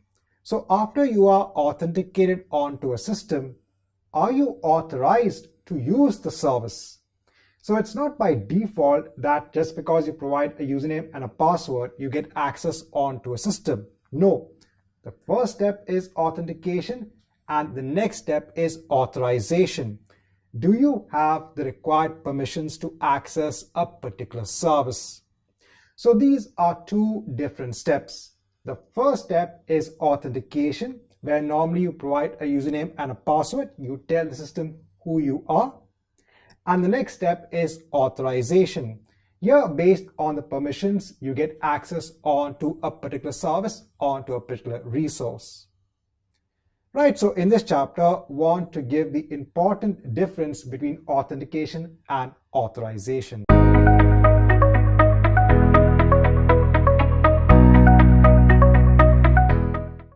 Hi and welcome back. Now in this chapter, I just want to give an introduction onto Azure Active Directory. So this is your identity provider within Azure. So with the help of Azure Active Directory, you can go ahead and create identities such as your users. And then with the help of another feature known as role-based access control, you can actually give permissions to these users over resources as part of your Azure subscription. So the key benefit of Azure Active Directory is that you don't need to implement any infrastructure. Everything is managed for you. And there is a lot that you can actually achieve with Azure Active Directory. So you can create users, you can create groups, you can create applications, and you can give them access onto resources as part of your Azure subscription.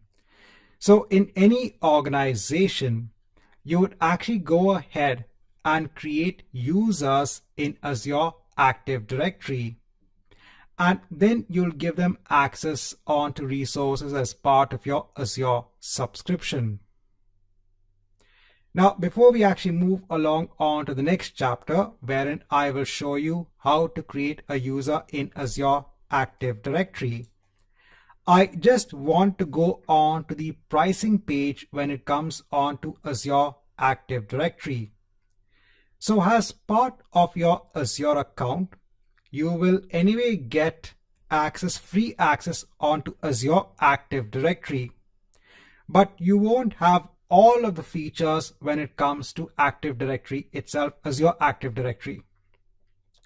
So yes, one of the basic features of creating users and giving access onto users, yes, that is included as part of the free pricing model.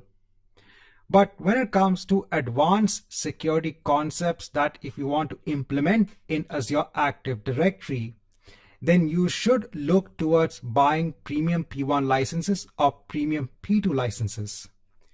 Here you can see what is the cost per user per month when it comes onto premium P1 or premium P2.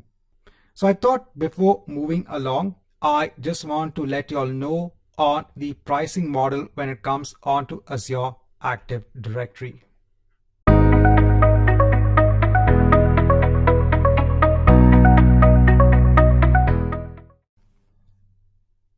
So in the last chapter, I'd given a quick introduction onto Azure Active Directory. Let's go on to the service itself in this particular chapter.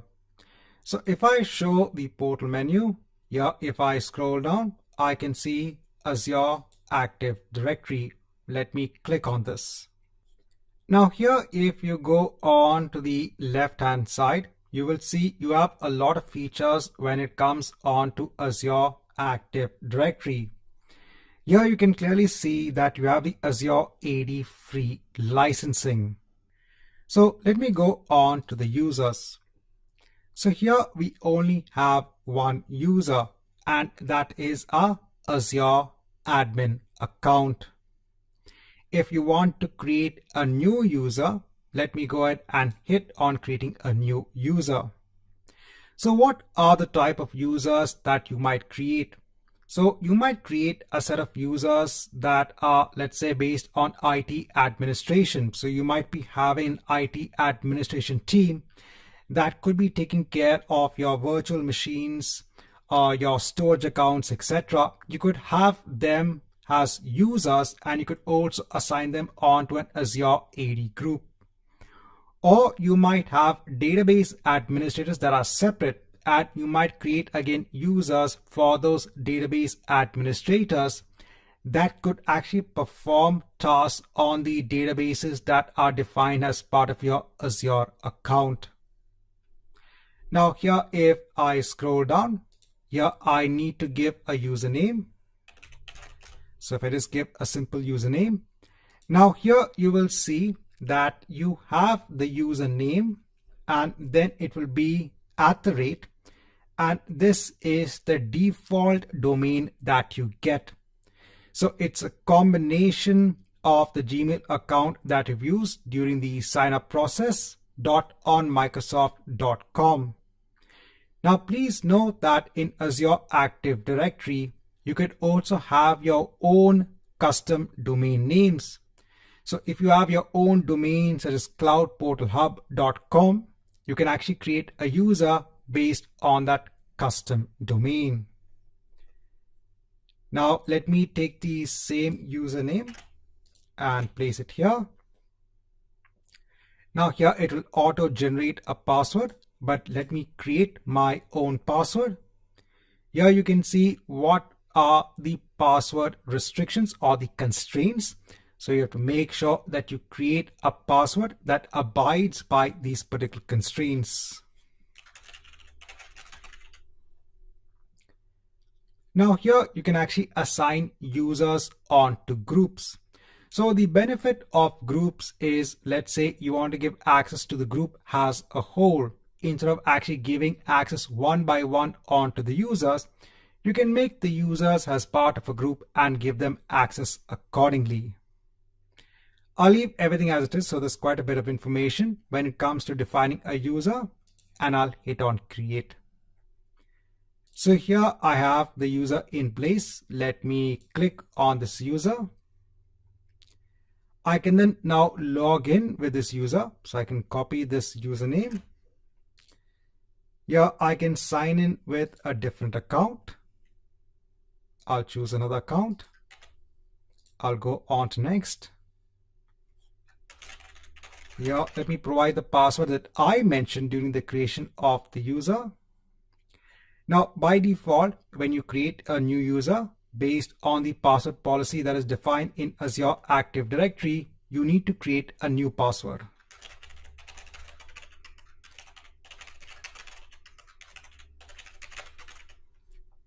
Then I'll click on sign in. So over here, it's just telling us how we can actually protect our account. Again, this is based on the security defaults as part of your Azure account. At the moment, I'll just skip it for now. So I'll do maybe later.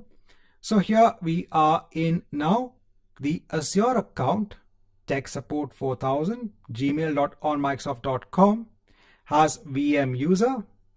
Now here, if I go on to all resources, I'm not getting anything. I'm just getting this dashboard. I can't see any of my existing resources. So this is because by default, when you create a new user, no access is given onto that user. you have to explicitly give access to the user. So let me log back as my Azure admin. So I can choose that same account which I have here. And let me enter my password.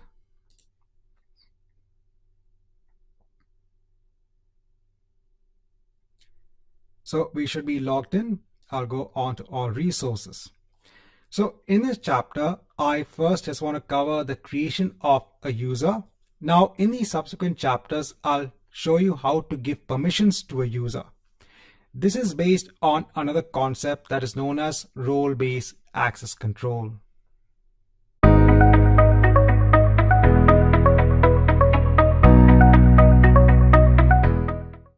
So in the prior chapter, we had created a user in Azure Active Directory. That user was able to log into our Azure account. So this step was known as authentication, wherein the user is authenticating themselves to log into our Azure account. But then we saw as this user, we could not access any resource as part of the Azure account. In order to give access, we have to make use of something known as role-based access control. Here is where we give authorization for the user to access resources as part of the Azure account. So we could actually give access either at a resource level. So if we had a storage account, we can give access onto that user onto the storage account. We can give access at the resource group level as well. This will then ensure that the user has access onto all resources that are part of the resource group. Or we could give access at a subscription level, wherein then the user will get access onto all the resource groups and in turn all the resources that are part of that subscription. Now I just want to go on to the Microsoft documentation when it comes to the inbuilt roles for Azure. So there are only a number of inbuilt roles that are available, but you can also create your own custom roles as well. So you have these, first of all, these 4 basic roles. You have the contributor, the owner, the reader, and the user access administrator. So with the contributor role, it allows a user to manage access onto the resources, but they themselves can't assign permissions to those resources onto other users. Sometimes you might want to delegate the administration of resources onto other users. For that, you could either use the user access administrator role that allows you to manage user access onto Azure resources, or you could also give the owner role. So the owner role will give you all of the possible privileges. And then you have the reader role. This just allows you to view the resources, but you can't make any changes. Apart from that, you also have permissions based on certain resources. So for example, there are certain permissions for the virtual machines known as the virtual machine contributor. So these are very specific permissions. Similarly, you also have for storage accounts and for other services as well. And you could also create your own custom roles. So in the next chapter, let's look at an example on how we can assign roles.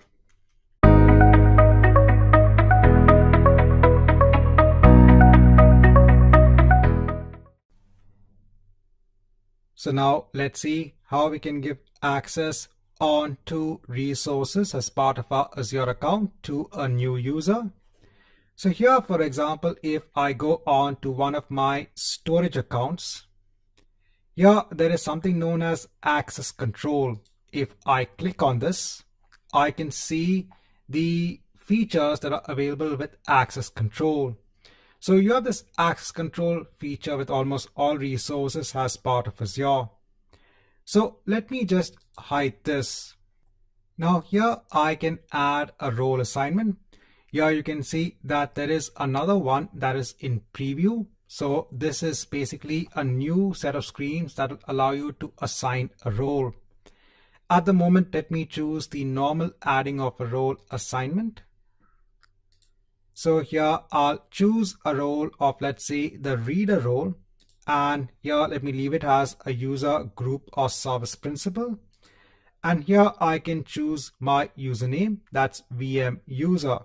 If you have a number of users and if you want to search for them, you can search it here. Then choose the user and then hit on save. Once you have the role assignment in place, you can confirm by going on to role assignments. And here you can see that you have the VM user role assignment in place. Now it can take a couple of minutes for the role assignment to take effect. So let me just wait for a couple of minutes and then come back. Now after waiting for a couple of minutes, let me sign in as the VM user. Again, I'll skip it for now. Here, if I go on to all resources, here I can see I have my storage account in place. So here I can see the overview of my storage account. So in this way, we have now access onto our storage account. If I go on to the access keys, here it's saying the authorization has failed. So this is an understanding now that you'll actually get about the different permissions based on the roles. So we have given the reader role onto the storage account. This reader role is not giving us access onto the access keys. For this, we need to have or use or assign the contributor role onto the user or create our own custom role. Now let me go back and log in as my Azure admin.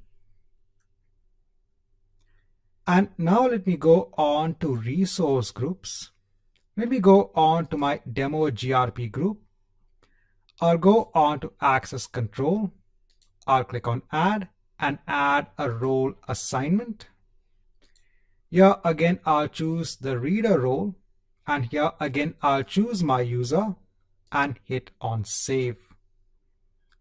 So remember what I told you now about adding an assignment at the resource group level. This will ensure that the permissions trickle down to all of the resources that are part of the resource group.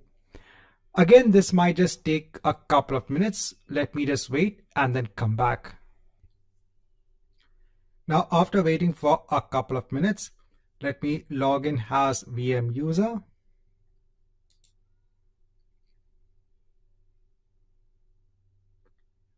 Now here, let me go on to home. Let me go on to all resources. And here you can see all of the resources now that are part of our resource group. If I go on to my demo VM machine, here it's in the stop state. If I try to start this machine, I will get an error because again, we have only given the reader access. If you want this user to have the ability to start the machine, then you would need to give the contributor access onto this particular user. There is a lot that you can actually accomplish when it comes to role-based access control. As part of this exam, it is just important to understand what is the purpose of role-based access control. Now, once you're done with the role assignment, don't forget to again remove the role assignment if it is not required. So go on to your resource, go on to access control, go on to role assignments. Here you can choose the assignments. This is for this resource, and you can go ahead and hit on remove. So you can see that this user was given two assignments, one at the resource level and one at the resource group level. So we can go on to the resource group. Again, we can go on to access control. Here we can go on to role assignments. Here we can again choose the user and we can remove the role.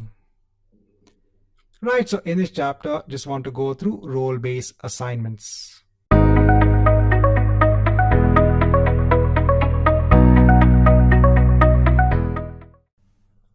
In this chapter, now let's look at Azure AD groups.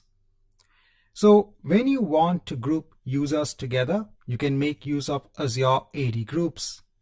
For example, let's say a company has a set of database administrators, a set of server administrators, and they create users in Azure Active Directory for each of these groups. Then they can actually create an Azure AD group and then put those users as part of those respective groups. So if I go on to users, so currently I have two users in place. One is my Azure admin account and I have another user here. Let's go ahead and create another user. So I'll just give another username. I'll give the same name here. I'll create the password. Here also you can select the groups the user needs to be a member of. I'll leave everything as it is and I'll hit on create. So now let's say that both of these users share the same responsibility in the company. What you can do is you can go on to your default directory. Here you can go on to your groups and here you can create a new group. Here you can give a name for the group. So let's say that you want to create a group for server administrators. Here in the group type, it can be a security group or it can be a Microsoft 365 group. At the moment, I'll leave it as a security group. Here, when you scroll down, you can choose the members of the group. You can see a lot of identities here. So these identities are coming in from Azure Active Directory. So Azure Active Directory has a lot of system-based identities as well. Don't worry about this. If you want to look at your users, you can search for them. So I can see my VM user. I can click on it. I can click on VM user 100. And once they are in these selected items, I can hit on select and I can hit on create. So now I'm creating a group of server administrators. And here, if I go on to the members, I can see both the members here.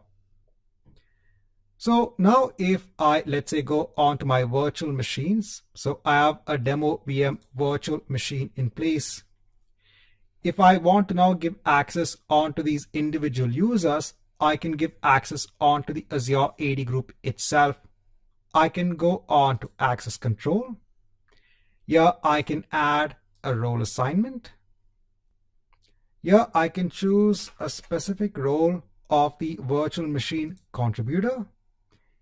Here I can select my server administrator group and then I can hit on save.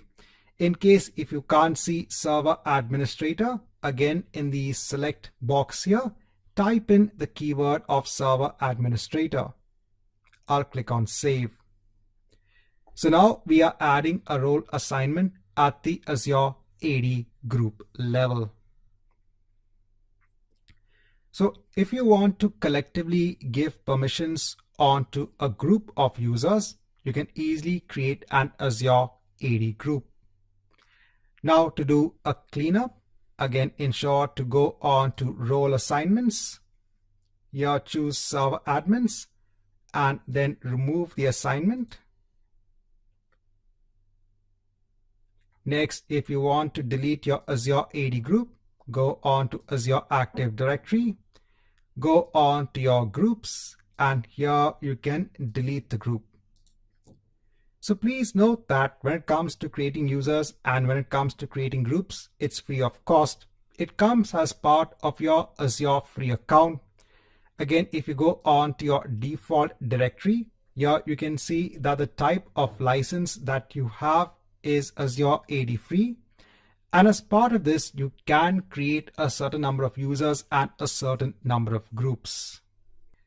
Right, so in this chapter, just want to go through Azure AD groups.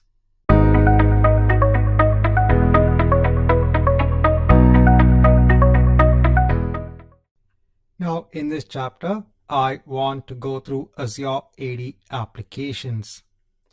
Now let's say that a team is developing an application and that application needs to access resources as part of an Azure subscription. Now, when it comes to accessing resources as part of a subscription, as part of your Azure account, you always need authorization. So for example, I as a user, if I log into the Azure portal, if I need to access resources as part of a subscription, I need to have the right permissions in place via role-based access control. Now, what about an application? If the application needs to access resources as part of a subscription, there are a couple of ways you can go about doing this. One is to go ahead and create something known as an Azure AD application object. This is like having a user in place in Azure AD, but this is for the application. It creates something known as a principal. So a principal can be a user, it can be an Azure AD group, or it can be an application. And then you can actually give access for that application onto resources as part of your Azure subscription. Now, there is a lot of complexity when it comes to this entire workflow. And as part of the SC-900 exam, it only tells us on what is the purpose of having Azure AD applications in place. But I want to show you an example on how we can implement Azure AD applications. For this, we are going to be using the Postman tool. So this is a tool that is freely available on the internet. You can use this tool for making API-based calls. API is nothing but application programming interface. So we are going to invoke something known as the Graph API. So this API is available on the Azure platform. And using this application programming interface, we are going to get information about our users defined in Azure AD. Now, for this, we have to first create something known as an application object in Azure Active Directory. Then from an authorization perspective, we are going to get something known as an access token. And then with the use of that access token, we'll invoke the Graph API. So when we go on to the next chapter in our lab, you'll get a better understanding on how we can use the application object.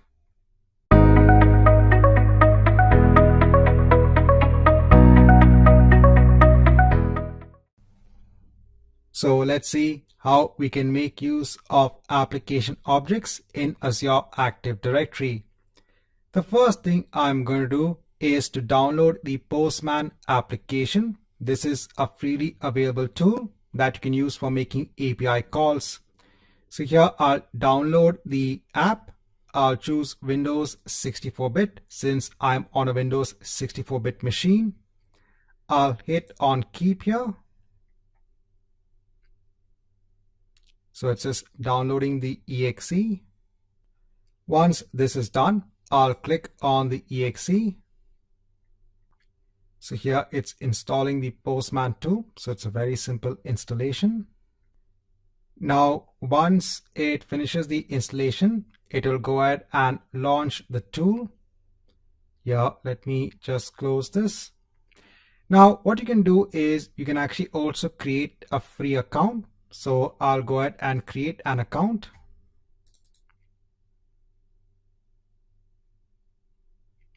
So here it just asks me to create a Postman account.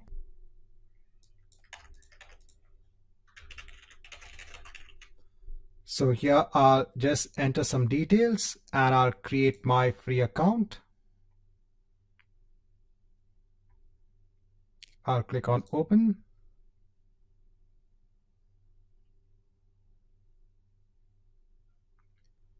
So here you can give your name and here you can hit on continue. So let's continue without a team. Now here, let me go on to workspaces and let me create a new workspace. I'll just give a simple name and I'll hit on create workspace and team. I'll go to the workspace and here let me close this. We can go ahead and also just minimize this. And here we can now start creating a request.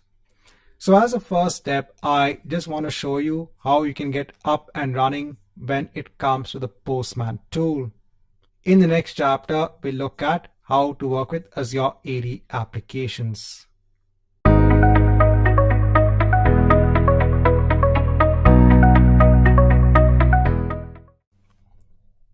So in the last chapter, we had installed the Postman tool. Now using the Postman tool, I want to get information about the users that are defined in Azure Active Directory.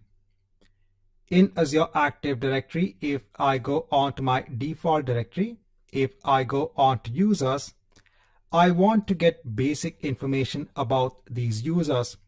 So I want to make a call onto Azure Active Directory from the Postman tool and get information about these users. Now, obviously, Azure expects some sort of authorization. It does not leave its platform open so that anybody can go ahead and just issue requests and get information, because this is information about your account. So we need some form of authorization. So for that, we are going to first create an Azure AD application object. So here I am still in Azure Active Directory. I'll go on to my default directory. Here, let me go on to app registrations.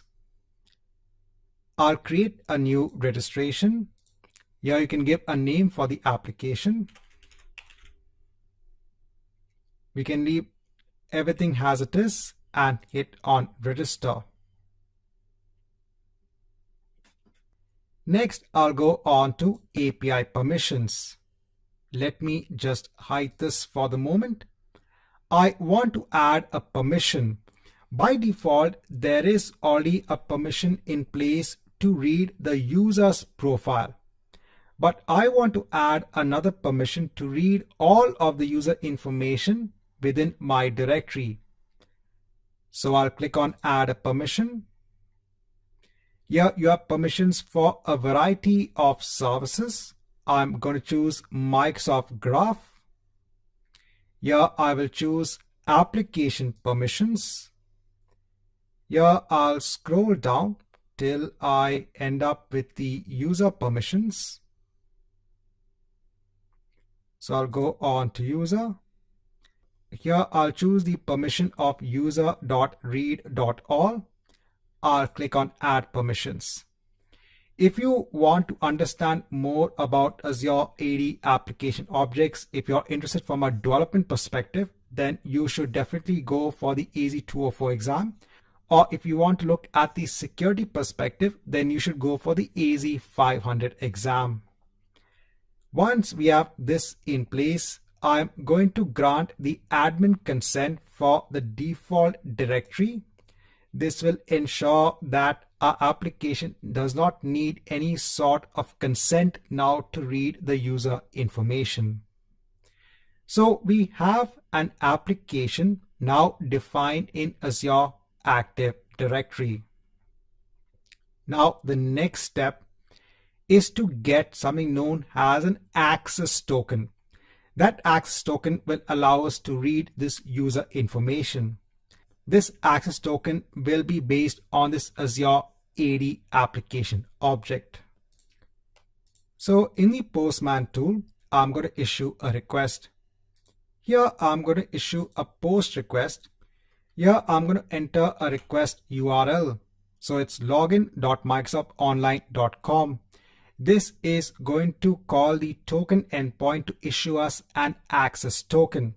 So an access token is a short-lived token that will allow us or provide the required authorization to access an API or a resource on the Azure platform.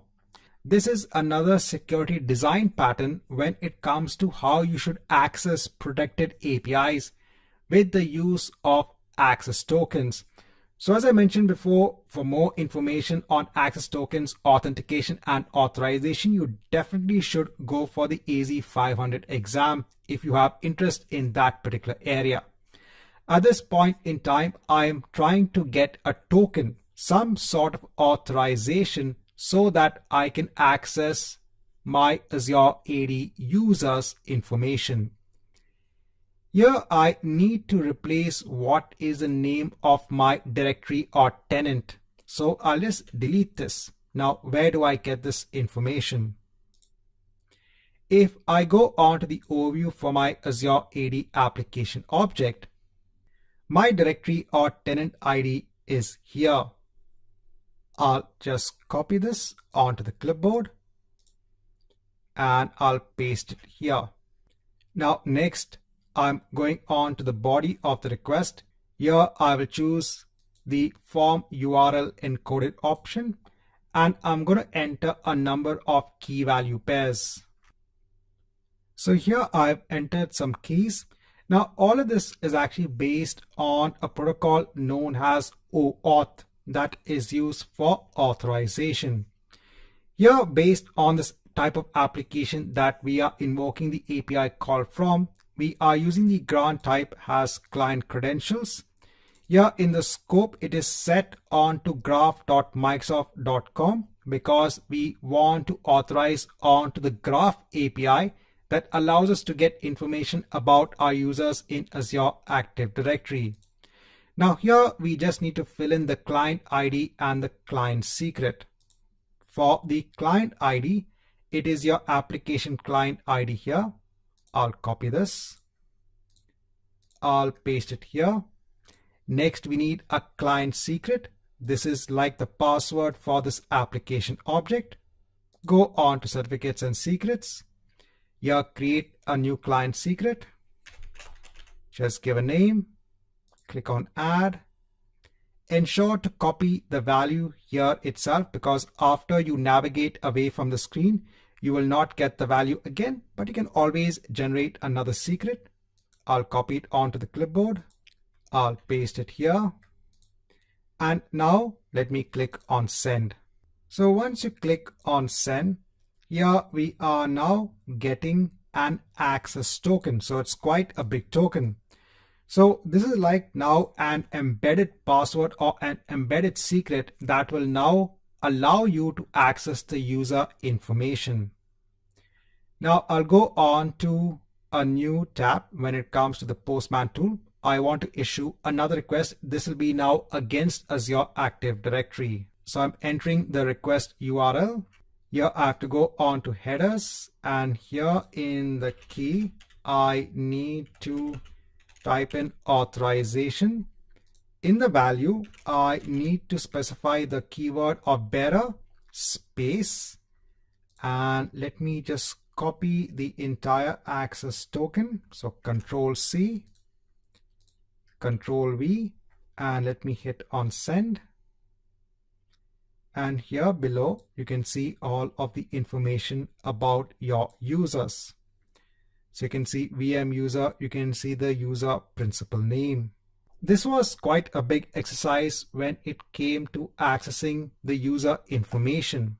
But the entire purpose of this entire lab or demo was just to explain to you how you can make use of Azure AD application objects.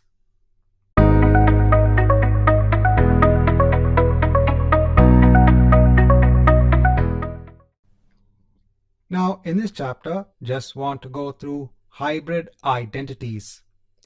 So we have seen that how we could define users in Azure Active Directory. Now what happens if the company already has an on-premise setup wherein they already have Microsoft Active Directory in place? So for those companies who have been here since quite a long time before the cloud was actually in place, they might be using Microsoft Active Directory as their identity store. In such a case, they might be having users already defined. They might be having devices already defined. Now, let's say that these same users, these same devices also need access onto Azure-based resources. Now, instead of defining all of these objects again in Azure Active Directory, you can make use of a tool known as Azure AD Connect. Azure AD Connect has the facility to synchronize your users onto Azure Active Directory. So here you don't need to maintain your users in two places. When it comes to your devices, you have other options in place. But when it comes to the synchronization for your users, you can make use of a special tool that is known as Azure AD Connect. You will install the Azure AD Connect on a server in your Azure AD environment, and then you will configure it accordingly to ensure that it can take information from your Microsoft Active Directory. And then these users can actually access resources on the Azure platform. When it comes to Azure AD Connect, there are different authentication methods in place. You have first the password hash synchronization. So here a hash of the password of the user is synced from Active Directory onto Azure Active Directory. This ensures that that user only needs to log in once on their on-premise setup for them to be able to access resources on the Azure platform. Another authentication method is pass-through authentication. This is when you want to ensure that in the authentication workflow, you want to ensure that security policies that are defined in Active Directory are applied. So a company might already be having their own security policies defined in Active Directory, and they want to ensure that those policies are applied first. And if you have a third party, or in this case, let's say using Active Directory Federation services to handle the entire authentication, you can choose from federated authentication as well. So in this chapter, just want to go through the concept of hybrid identities, wherein you have your identities already defined in your on-premise Active Directory setup.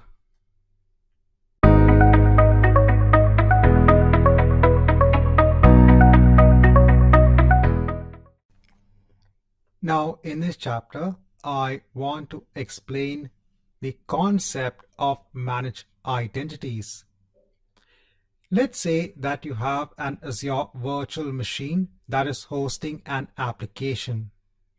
Let's say that the application needs to access files or object in an Azure storage account. Again, here, remember the main thing is authorization. The application needs to be authorized to use the Azure storage account. One way is to make use of the Azure application object. We had seen this early on. We understood the concept of the Azure application object.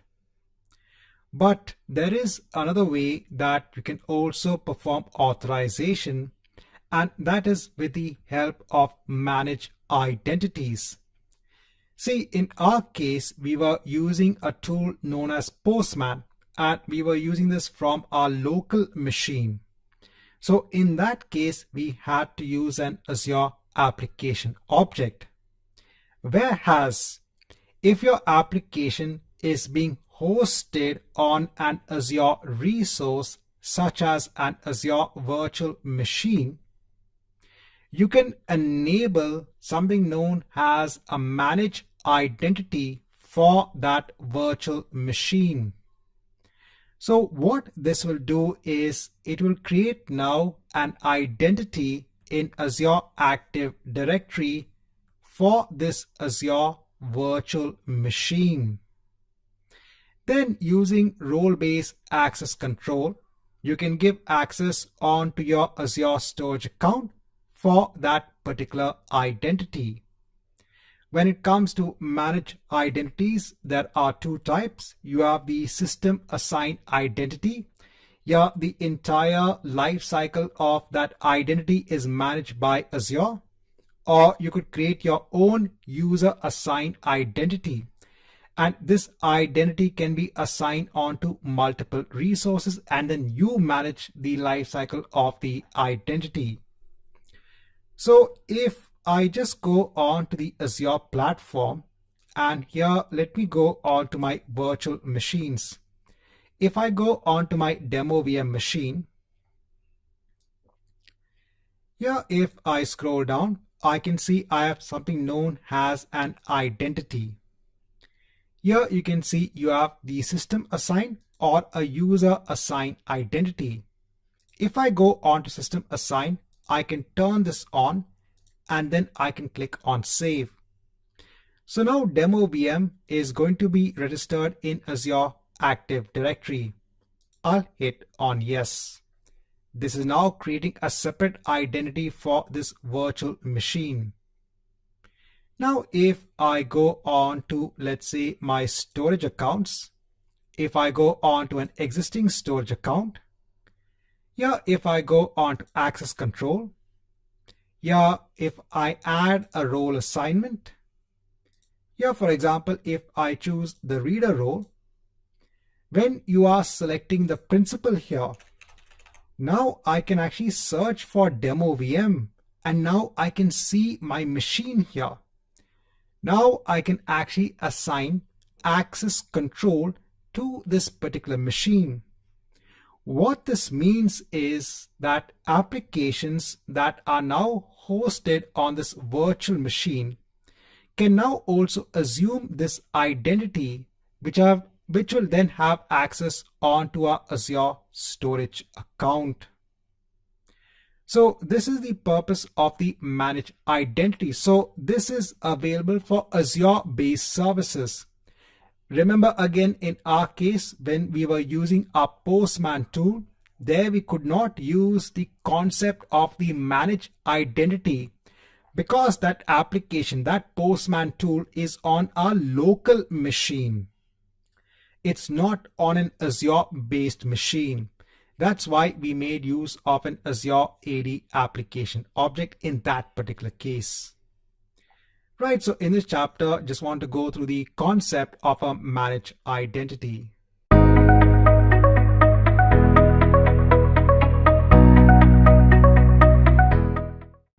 Now, in this chapter, I just want to let you know on the feature that is available in Azure Active Directory, wherein you can actually invite external users to actually give access to them to resource as part of your Azure account. So if you don't want to explicitly actually create users in Azure Active Directory as part of your domain, you can actually invite external users. Here, if you go on to Azure Active Directory, if I go on to users, here I also have the option of creating a new guest user. So here you can invite a user. So for example, let's say you want to invite a user that has a Gmail ID, or it's basically part of an external company domain name. You can actually enter the email address here and you can enter the name. So here, if I just enter one of my Gmail accounts, and here I can just give the same name, personal message. Here I can again add it on to groups. Let me go ahead and click on invite. So an invitation has been sent on to the user. Here you can see when it comes to the user type, it is a guest user. And if I go on to the Gmail account, here we can see that we've got the invitation. Here then it is asking to accept the invitation, and then you will be joined on to that Azure account. So this is a feature that is also available when it comes to Azure. You have this ability to also go ahead and invite external users.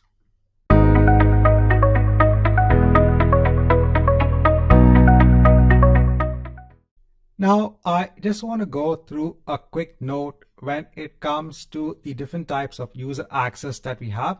So in the earlier chapter, we had seen how we could invite an external user. So this actually comes under the concept of Active Directory B2B. So that's business to business. So here what Azure does is that it allows you to collaborate with, let's say, your external partners by inviting their users as guest users, and then you can give them access accordingly onto resources as part of your Azure subscription. Apart from that, you also have Azure AD B2C, that's business to customer. And here also you can ensure that users who have identities across other platforms such as social media platforms can also go ahead and have access onto certain resources as part of your Azure account. So again, these are two types of access that you can actually give. Now, the reason I'm just giving this as a quick note is just from the perspective of the exam, just for you to understand these two important points when it comes on to Azure B2B and Azure B2C. I'll again provide a link as a resource onto this chapter for both of these if you want to do further reading.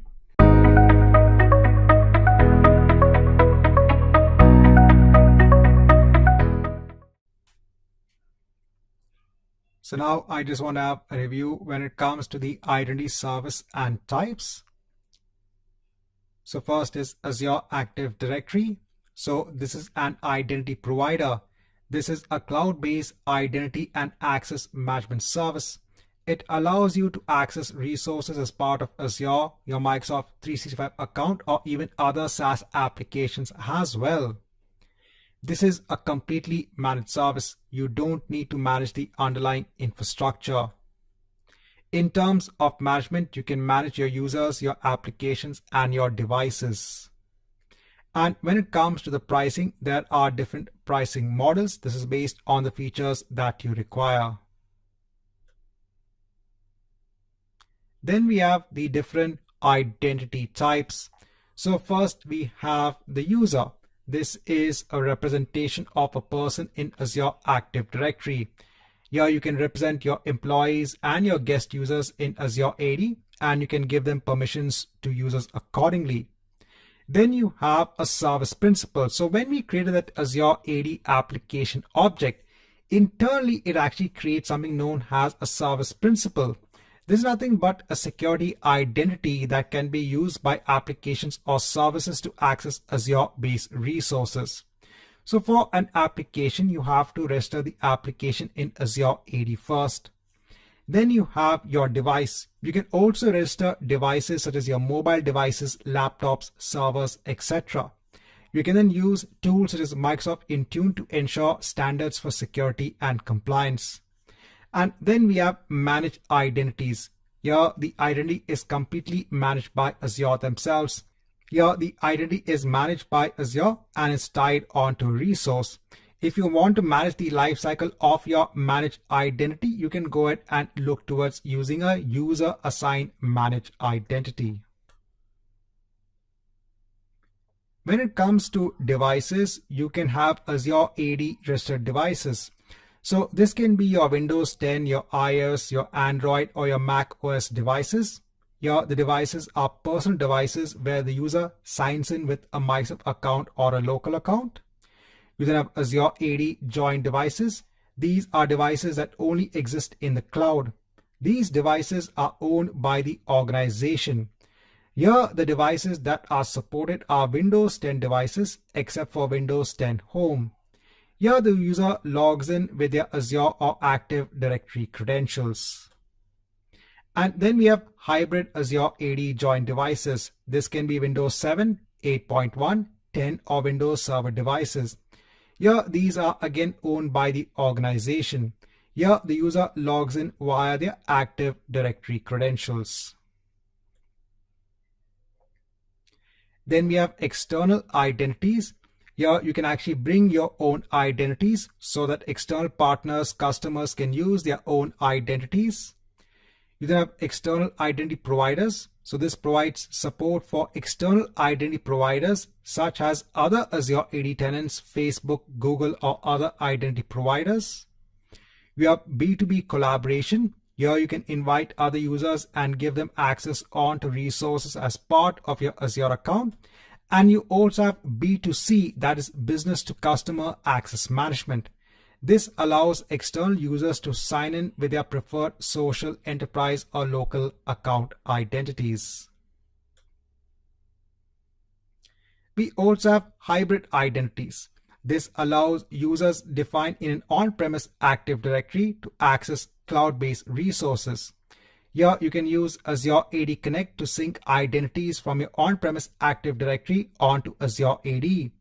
And then we have the different authentication methods. So first you have password hash synchronization. Here the hash of the user's password is synchronized from on-premise Active Directory onto Azure AD. You have pass-through authentication. Here the authentication always goes through the on-premise Active Directory. And then you have federated. Here the authentication is handed on to another system such as Active Directory Federation Services. Right, so in this chapter, just want to go through a review when it comes to identities.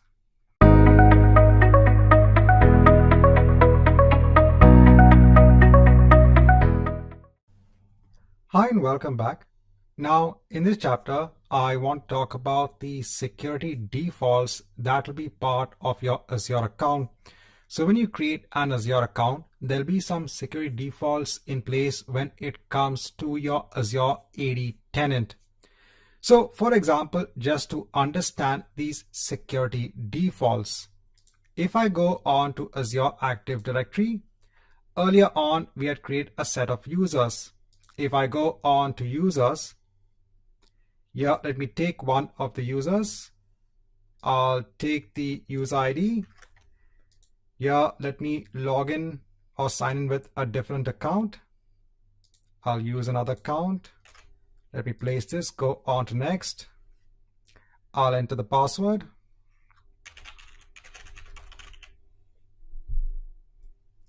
I'll click on sign in. Now here it is clearly saying that because security defaults have been enabled, it needs more information to help us protect our account. So actually this is a part of multi-factor authentication when it comes to the registration process. And up till now, I have been providing a skip for now so that I skip this particular process. But I only have 8 days until this will be required. So this is part of the security defaults. So at the moment, let me use a different account and let me sign back as my Azure admin account. Here I'll go on to Azure Active Directory. I'll scroll down and I'll go on to the properties section. In properties, if I scroll down, here you can see you have something known as Manage Security Defaults. Here it is currently turned on. So because of these security defaults, there are some aspects which are default when it comes to Azure AD. For example, all users need to perform the act of MFA registration. When it comes to administrators, they need to perform MFA authentication. All of this is being done just to ensure that your account is more secure. If I turn this off, and here you can give them a reason as to why you are disabling security defaults. You can give a reason saying that your organization is going to be using another feature known as conditional access. I'll click on save. So now this is done. So now let me first of all sign out. This is to sign out first of all from the VM user account. Once this is done, let me sign in again as VM user. Here let me enter the password.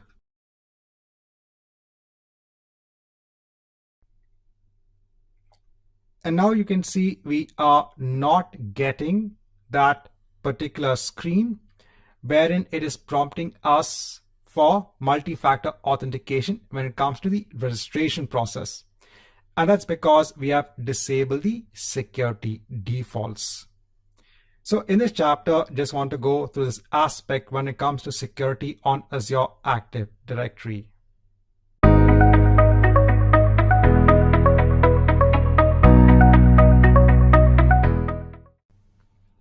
Now in this chapter, I want to go through Azure Active Directory roles.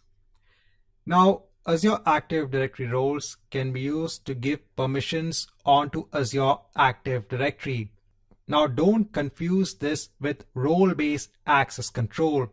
Role-based access control is used to give access onto your resources such as your Azure virtual machines, your Azure storage accounts that are part of your Azure subscription. Azure AD roles is used to give specific permissions to perform operations in Azure Active Directory. So as an example, if I go on to Azure Active Directory, if I go on to my users, if I go on to VM user, let's say that you want to delegate access onto this particular user so that user has the ability to manage users as part of the Azure Active Directory tenant. Then you can give an Azure AD role. So if I just log in as VM user, if I go on to Azure Active Directory, here if I go on to users, you can see that VM user does not have the ability to create other users. But as I mentioned, let's say that you want to delegate, you want to give permissions onto this user to have the ability to create users in Azure Active Directory. For that, you can assign an Azure AD role. So if I go back onto my Azure AD admin account, if I go on to Azure Active Directory, here if I go on to roles and administrators, here you can see all of the different inbuilt roles that are available when it comes to providing permissions for Azure Active Directory. Please note that you can also create your own custom role.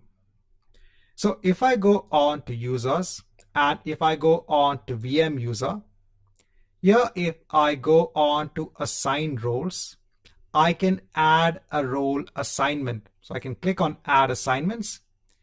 Here let me search for a role known as the user administrator.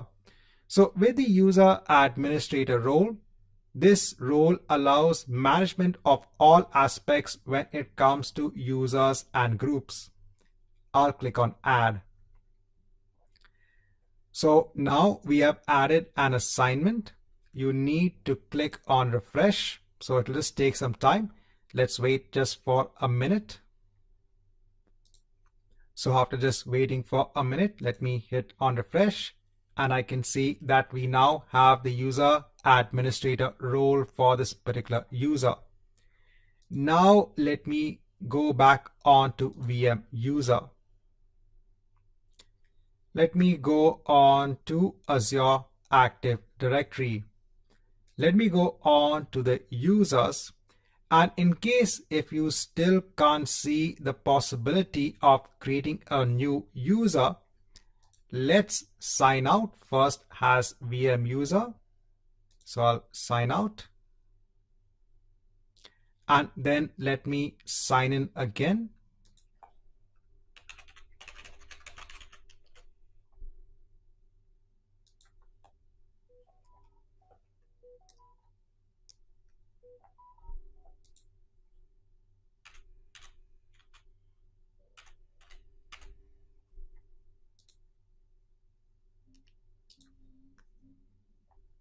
Now here, let me go back on to Azure Active Directory. Let me go on to the users. And now we can see we have the ability to create a new user. So with the help of Azure AD roles, you can actually give specific permissions to users when it comes to Azure Active Directory.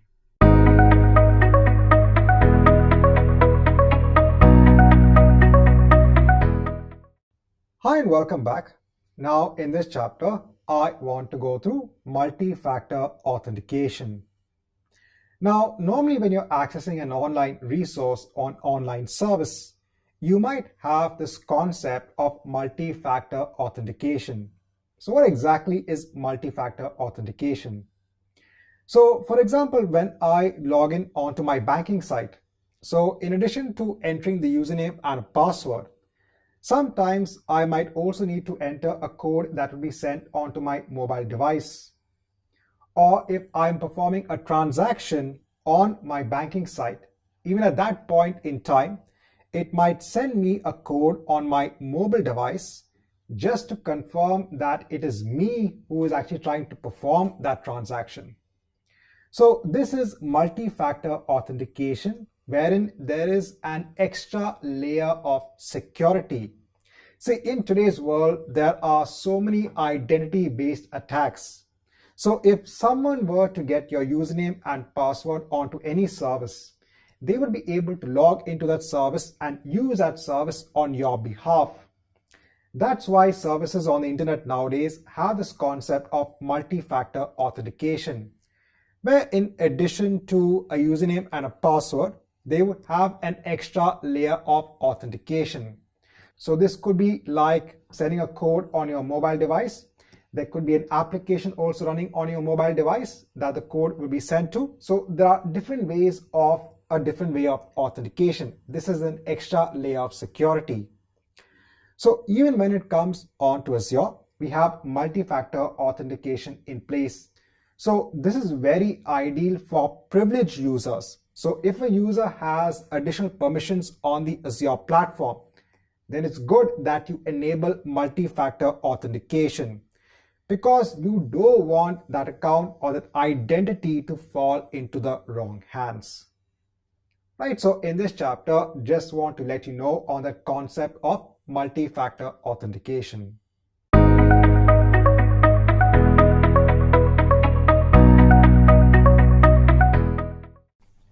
So now in this chapter, I want to go through multi-factor authentication.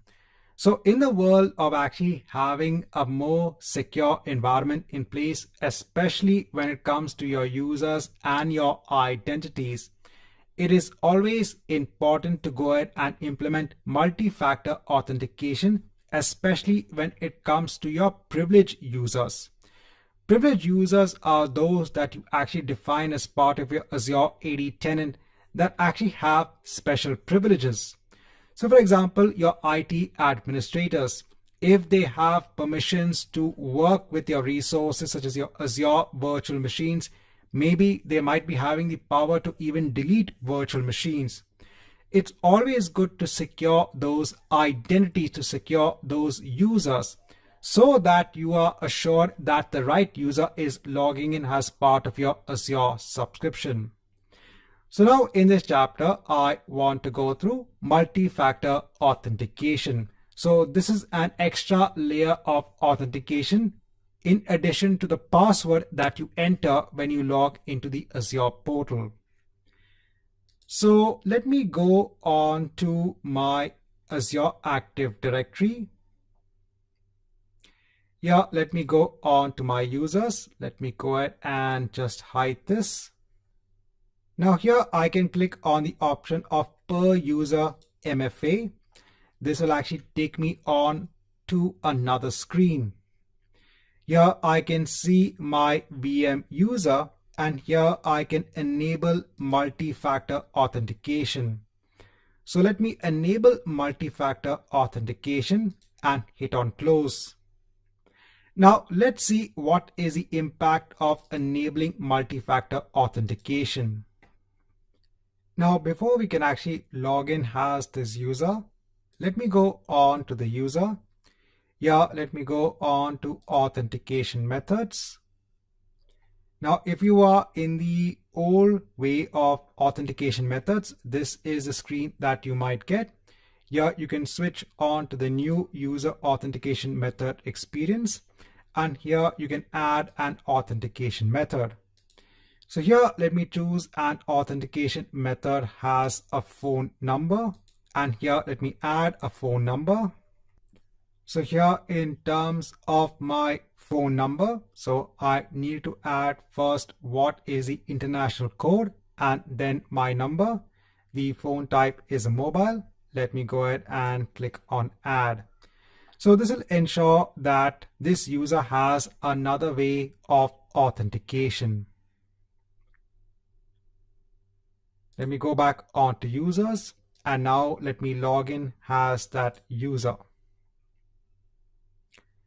So now here it is asking me to add or enter a code that is sent onto my mobile device. So I've got a code on my mobile device. I'll just hit on verify. And now I am logged in onto the Azure portal. So here you have seen now that in addition to the password, a code was sent on to the registered mobile device of the user. Please note that here I had manually entered the mobile device for the particular user, but there are instances where the user can also register their own mobile device. In this particular chapter, I just want to show you how you can actually implement multi-factor authentication on a user-by-user basis. So this allows you to add more protection when it comes to authentication for your users.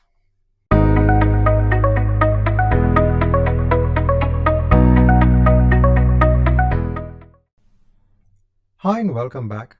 Now in this chapter, I just want to go through how you can actually get free licenses when it comes to Azure AD premium based licenses. So here in the Azure Active Directory pricing page, if I scroll down, so we have different versions of Azure Active Directory in place. By default, we get the Azure Active Directory free version. Now you also have Azure Active Directory Premium P1 and Azure Active Directory Premium P2. So for example, if you want to use features such as conditional access, this is only available when it comes to Azure Active Directory premium based licenses. Or if you want to look at identity protection as a feature, this is only available in Azure Active Directory Premium P2 licensing. So depending upon the feature that you want to try out, they might only be available in the premium based licenses. Now on the Azure platform, here if I go on to Azure Active Directory, so if you are using the free account, here the license type initially will be Azure AD free. Now you can also subscribe on to a trial period when it comes to the Azure AD premium based licenses. For this, you can go on to the licenses section. Here you can go on to all products. Here you can click on try or buy. And here you have the option to try out Azure AD Premium P2 licenses. Here, if I go on to the free trial, you get 100 licenses that will be active for 30 days. So for 30 days, you can actually assign these licenses on to users, and you can actually try out the different features when it comes to security, when it comes to Azure Active Directory. Please note that you can only activate this once. Once you are done with the trial period, you won't be able to activate it again. Another important note is once the 30 days is complete, you will not be charged for the 100 licenses. it's only after 30 days that you won't be able to use the features when it comes to Azure AD Premium based licenses.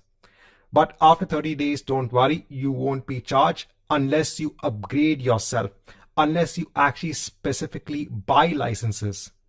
So during the trial period, you can actually try out the different features when it comes to Azure AD Premium based licenses. So here you can actually click on activate. This will actually activate the Azure AD Premium based licenses. So here it is saying it has successfully activated the Azure AD Premium P2 licenses. If I go back onto my default directory, so here it's still showing the license type as Azure AD Free. So what you should do is that wait for around a time period of 5 to 10 minutes, then log out and then log in back again. So here I'll just log out. So I'll sign out of my account. I'll wait for around 5 to 10 minutes and then come back. Now I waited for around 5 to 10 minutes. Here, let me log in back onto my account.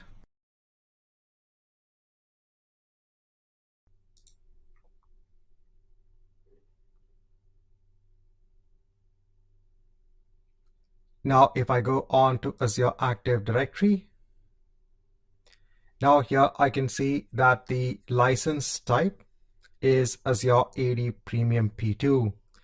So now you have 30 days in which you can actually experiment the usage of Azure AD Premium P2 licenses.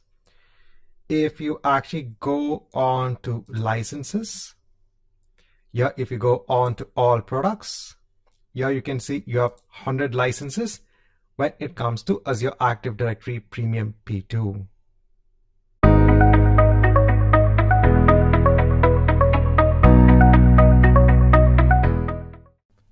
Now in this chapter, I want to go through conditional access. Now, when it comes to signing in onto applications via Azure Active Directory, you can go ahead and make use of a feature known as conditional access. So what can you do with conditional access? So let's say that a user is logging in onto the Azure portal. Now you can tell conditional access that based on the user and based on the location the user is logging in from, based on the application, which in this case is the Azure portal, based on the device that the user is logging in from, and based on any sort of real-time risk, then decide whether to allow access for the user or deny access or require multi-factor authentication. So the entire purpose of conditional access is to go ahead and ensure that the user can authenticate onto applications based on certain conditions. All of these conditions are actually known as signals. So when it comes to applications, there are a lot of applications that are in the scope of conditional access.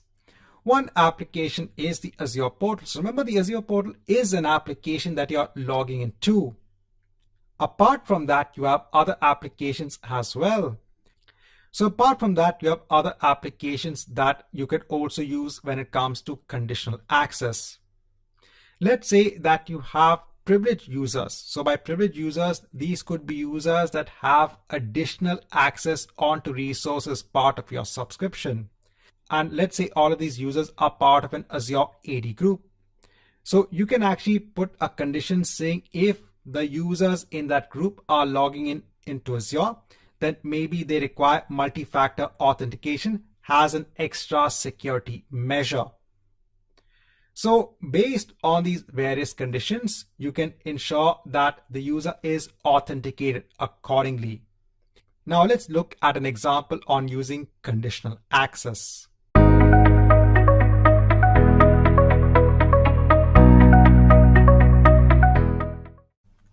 So here we are in Azure. Now I'm going to go on to Azure Active Directory. Here when I go on to the groups, I have a group in place, and this group has a member, that's VM user. Let me go back onto the default directory. Let me go on to users. And first of all, let me go on to per user MFA, that's multi-factor authentication. So here I'll sign in back as my Azure admin account. See, we are going to be using conditional access to again enable multi-factor authentication. But in conditional access, you have the ability to enable multi-factor authentication based on various conditions. Here you can just enable MFA on a user by user basis with no conditions in place. So I just want to ensure that the status of VM user currently is disabled. So in one of our earlier chapters, we had actually enabled multi-factor authentication for this particular user. So if multi-factor authentication is still enabled for this user, what you can do is in the quick steps, you can go ahead and ensure to disable. So here you'll have a disable option. So I'm just ensuring that multi-factor authentication is disabled for this particular user. Now I'll go back onto my default directory. Here I'm going to go on to the security option. Here you have something known as conditional access. And here we can add something known as conditional access policies. Now, please note that for usage of conditional access policies, you need to have Azure AD Premium based licenses in place. Here I'm going to create first a new policy. Here I'll just give a simple policy name. Here now in the assignments, I can choose for which users or groups this policy should be aligned to. I'll click on this. I'll choose select users and groups. I'll choose users and groups. And here, let me choose my new GRPA group and hit on select. So with my users now defined, let me go on to the next assignment, which is the cloud apps or actions. Now we can decide this policy is applicable for which applications. Here I'm going to select the apps. And here you can see you have a number of apps in place. So these are also services that are available on the Azure platform or on the Microsoft platform. Here I'm searching for Microsoft Azure Management. Microsoft Azure Management basically aligns onto the Azure portal. So I'll hit on select. If I scroll down, if I go on to conditions, here you have various conditions in place. So you could have a condition based on the user risk or the sign-in risk. So if you are looking at Azure AD Identity Protection, you had the similar concept there where you had the user and the sign-in risk. Here also the concept is the same. It is a condition that you can actually put as part of conditional access.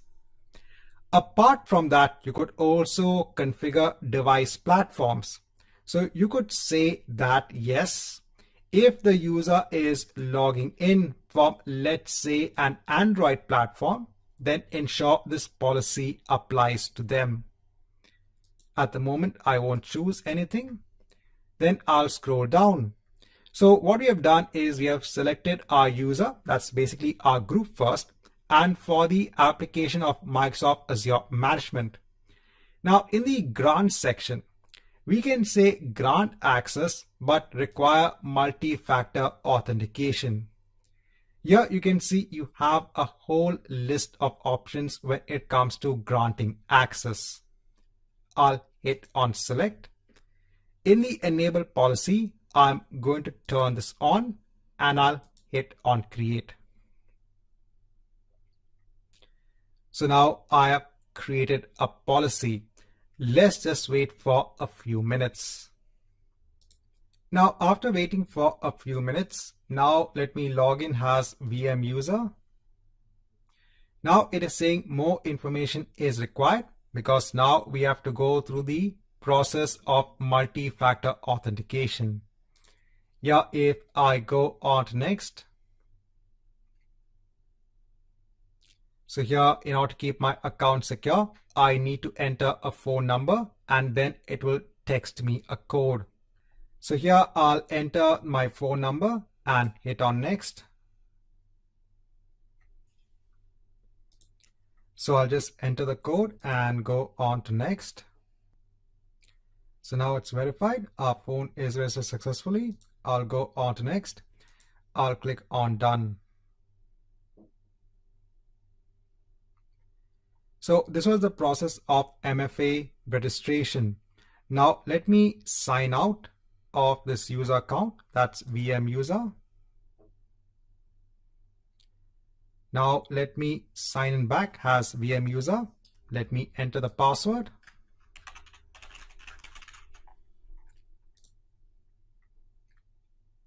Now it has texted me a message on my phone. So let me enter the message. I'll hit on verify. And now I'm logged in. So in this chapter, I wanted to go through the process of conditional access. So based on different conditions, you can define on how the user is authenticated. Now, once you're done with conditional access, don't forget to go ahead and remove the conditional access policy if you don't require it. So here, go on to security, go on to conditional access, and here you can delete the policy. I'll click on yes.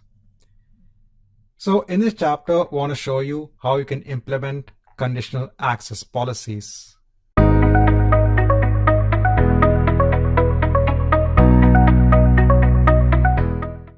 Hi and welcome back. Now in the next chapter, we are going to talk about access reviews. Now access reviews is very important for large organizations. So normally in large enterprise organizations, you'll have a lot of users. Now during the course of time, you might have given permissions to these users to perform some operations, let's say on the Azure portal. You might give access on to resources as part of your Azure account. Now, let's say that the user actually changes department. So they were working in a particular department. Based on the needs of the department, certain permissions were given on to the user. Now, the user has changed departments. Now, does that user still require that access? So probably not. So based on the change in department, maybe the user needs different access permissions and not the prior access permissions. So in such cases, it's normally a good idea to have continuous access reviews.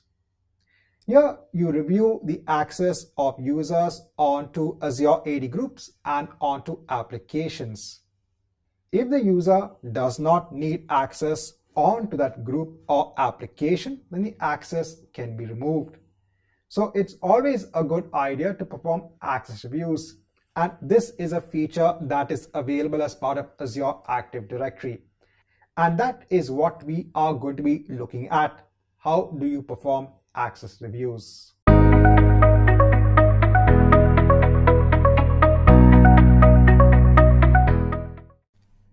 Now, in this chapter, I want to go through access reviews. So if I go on to the identity governance service, here I can go on to access reviews. Now let me just open up Home in a new tab. I'll choose my Azure admin account. If I go on to Azure Active Directory, if I go on to groups, if I go on to new GRP, if I go on to members, I can see I have a member as part of this group. Now, let's say you want to perform an access review on a regular basis for the members that are assigned onto that group.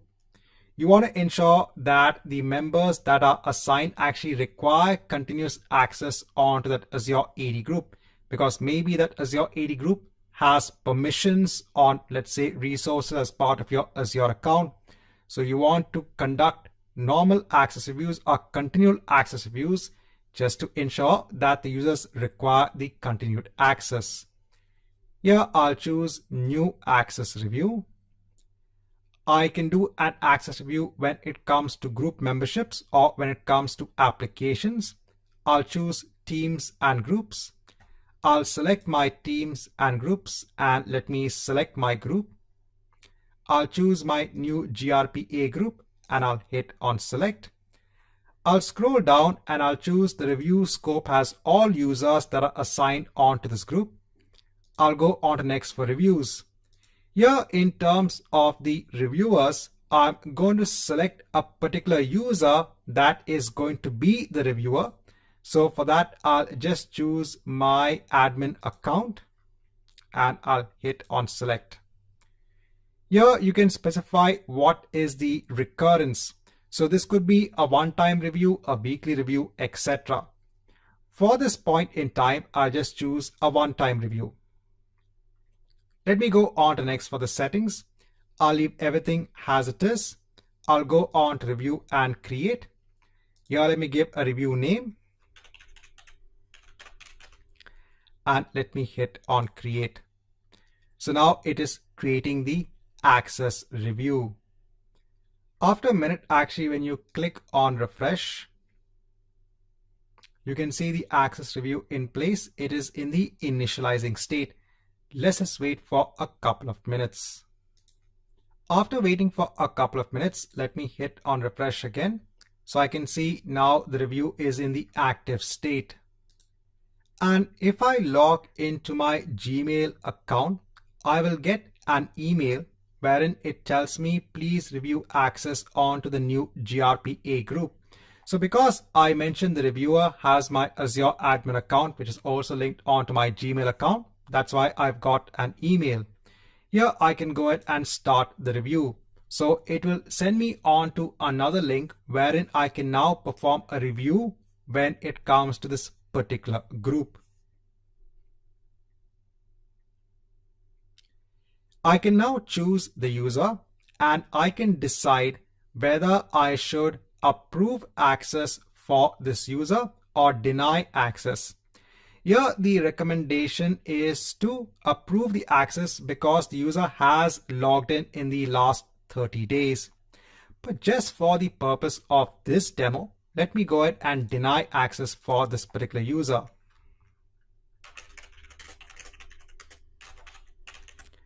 And let me click on submit. Once this is done, if I go on to identity governance for my access reviews and let me hit on refresh, I'll go on to my access review. Here you can see the result that one user has been denied access. Now I will stop the access review and I'll click on yes. Please note that you also have an expiration for the access review. Since I don't want to wait, I want to show you how we can apply the results. That's why I'm manually stopping the access review. Then I can apply the results. So now when you apply the results, what is going to happen? We are denying access for this user onto this particular group. That means it is now going to remove the group membership for this one denied user. So I'll click on yes. Once this is done, let me go back on to the group member page. Let me just wait for a minute. After waiting for a minute, let me hit on refresh. And now the user has been removed from this group. So you can use access reviews on a frequent basis to assess whether users need to be part of a group. You can also do this to see if users need to have access onto an application as well. That's defined in Azure AD.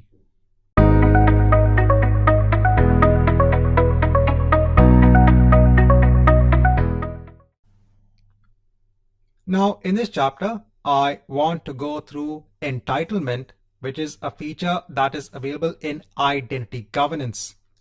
So if I go on to identity governance, here we have something known as entitlement management.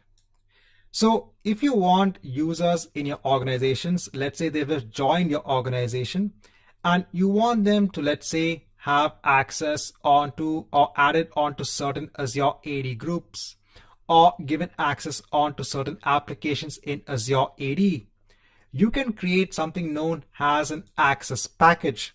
So then the user can actually request to be part of this access package, and then automatically they'll be either added onto the Azure AD group or given access onto an application. So just to give you an example, let me create a new access package. Here I'll give a name. I'll give the same as the description. Here you can create multiple catalogs. At the moment, I'll leave it as the general catalog. I'll go next on to resource roles. Here now you can say, okay, when a user actually requests for this access package, they can be given access onto either an Azure AD group, onto Azure AD applications, or even onto SharePoint sites. It has this integration as well. I'll choose groups and teams. Here I'll choose the checkbox to see all of the groups. So I have one Azure AD group in place. I'll choose a group and hit on select. Here I'll choose the role as a member. So this user can be a member of this group. Now I can also add applications. I have an application. We had seen this earlier on. This was the Postman application. So I'll choose that. I'll hit on select. And here in the role, I'll choose default access. I'll go on to next for requests. Now users in your directory can request for this access package. Also, you can put this for users who are not in your directory as well. Here you can choose specific users or groups, but I'm going to choose all users, including guest users. Do they require an approval? Just for the purpose of this demo, I'll choose no. Here I want to enable new requests and assignments so that users can actually request for this access package. I'll go on to next for requester information. So you can add questions to the user. Why do they require this particular package? And then you can have an answer format. I'll put as a short text. I'll go on to next for life cycle. So access packages can also have an expiry when it comes to the assignment. I'll leave everything as it is. I'll choose no for access reviews just for this point in time. I'll go on to review and create, and let me hit on create. Once we have this access package in place, we actually get a link.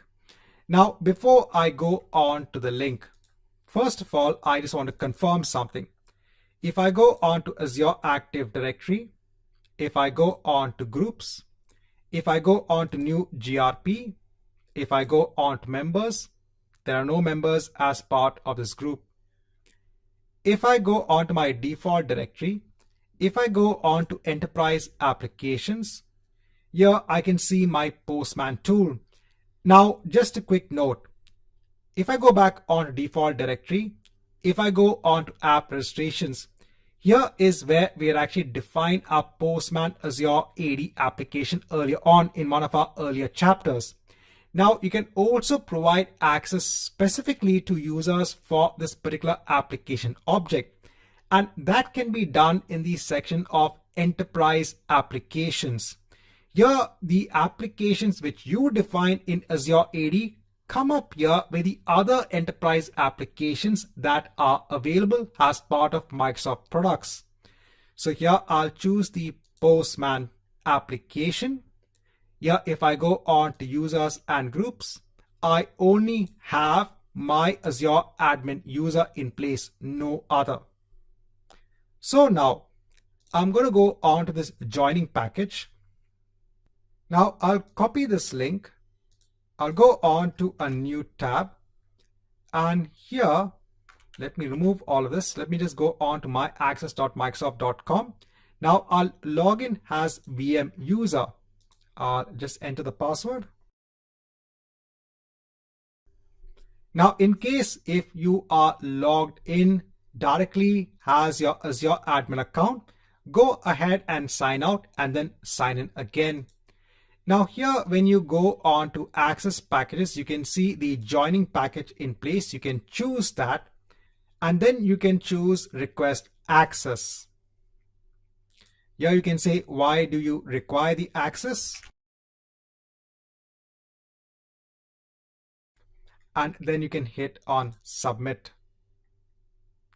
So now the request has been submitted when it comes to this particular package. Now, since there is no approval that is required for this particular package, the user will be directly given access.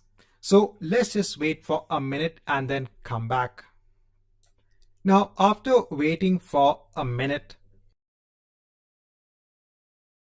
if I go on to the application in Enterprise Applications, and here, let me just refresh this page. Now I can see VM user. VM user has been given access. And if I go on to Azure Active Directory again, and if I go on to my groups, if I go on to new GRP, if I go on to members, here I can see my user also has been added. So via the use of this access package, the users have been given access accordingly. Now, in order to go ahead and delete this access package, so again, go on to identity governance. First, go on to access packages. Go on to the access package itself. Go on to assignments. Here, you need to choose the assignment and hit on remove. So in order to delete the access package, you first need to remove all of the active assignments. Removing of the assignment takes a minute, so let's wait. After waiting for a minute, if I hit on refresh, I don't have any assignments. I can go on to the overview for the access package and I can hit on delete. So now we can delete the access package. So in this chapter, I want to give an example when it comes to entitlement management.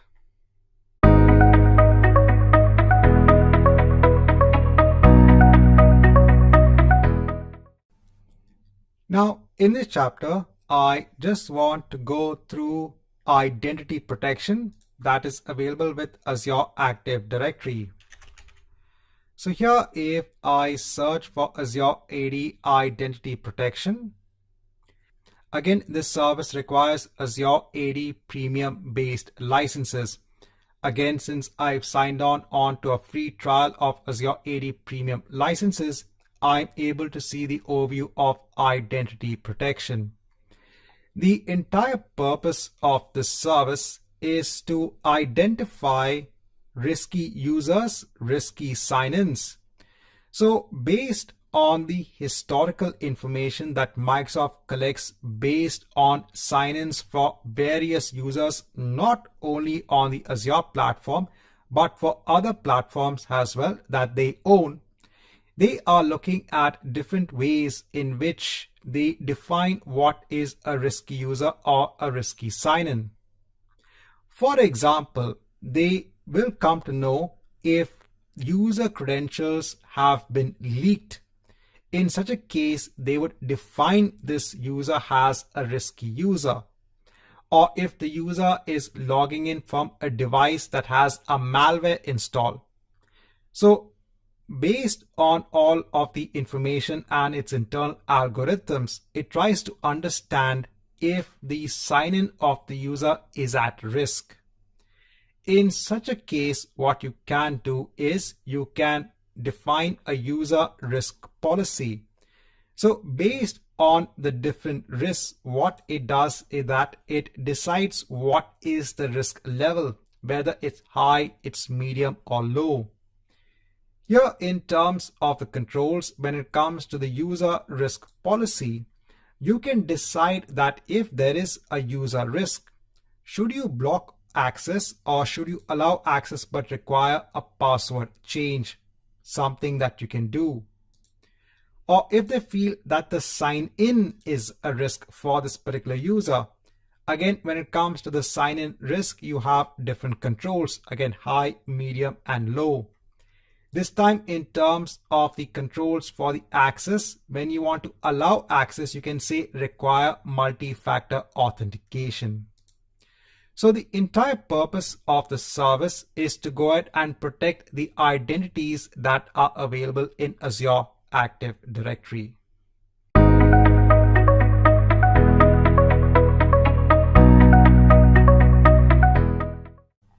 Now in this chapter, I want to go through Azure AD Privilege Identity Management.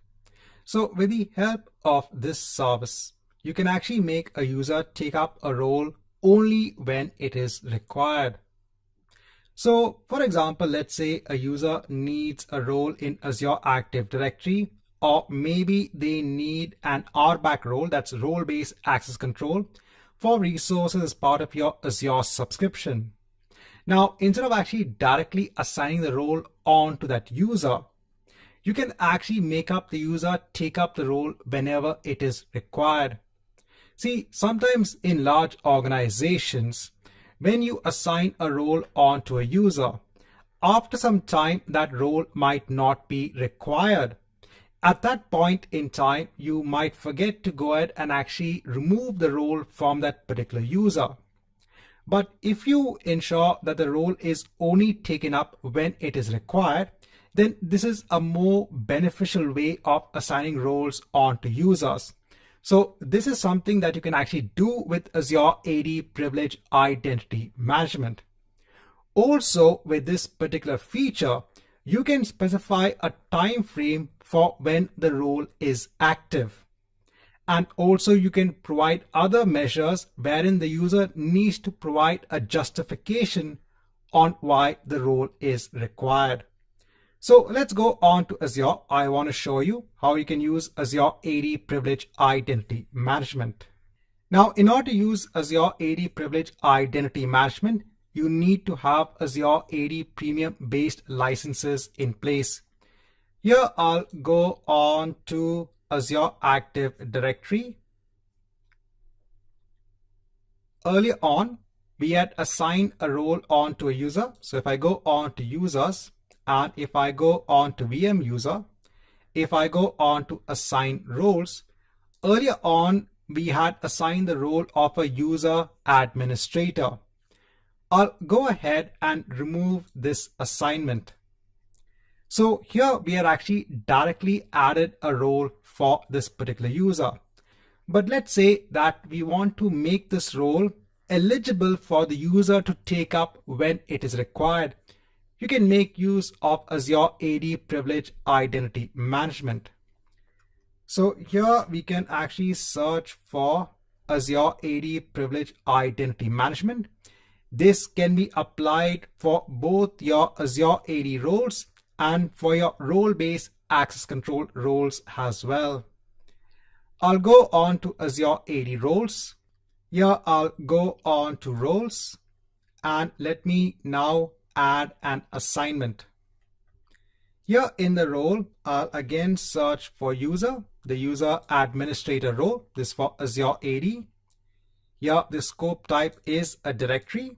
I'll go ahead and select members. Here I'll select the VM user. Let me hit on select. Let me go on to next. Here in the settings, we can choose the assignment type as eligible. That means the user is now eligible to take up the role. Here, the maximum amount of time that the user is allowed to take up the role is 3 months. So within this 3 months duration, the user will be eligible to take up the role. You can also place an active assignment onto the role. This means the role will be assigned there and then onto the user. But one of the key benefits of privilege identity management is to make the user eligible to take up the role. So now I'll click on Assign. So we are now assigning a role onto the user, but that user will not have the role as of yet. The user needs to log in, go into privilege identity management, and then activate the role. So when the user actually requires the role of the user administrator, they can take up the role. If I go on to Azure Active Directory again, if I go on to users, if I go on to VM user, if I go on to assign roles, here you can see when it comes to the active assignments, nothing is in place. If you go on to eligible assignments, here you can see that the user has the user administrator role, which is an eligible assignment. I'll now sign in as VM user. Now what I'll do is, first of all, I'll sign out of VM user first. Then I'll sign in as VM user.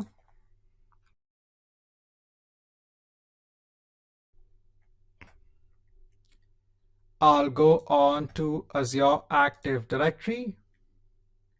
I'll go on to users. Here we can see that we cannot create a new user because the role is only eligible to be taken up. It is still not assigned on to the user. So as the user, I'll now go on to Azure AD Privilege Identity Management. Here I'll go on to my roles. I can see the eligible assignment for the user administrator. I'll go ahead and then click on Activate. Here it is validating the request. Here it's saying additional verification is required because we are taking up a administrative based role. So I'll hit on continue here. So it sent me a text onto my mobile device.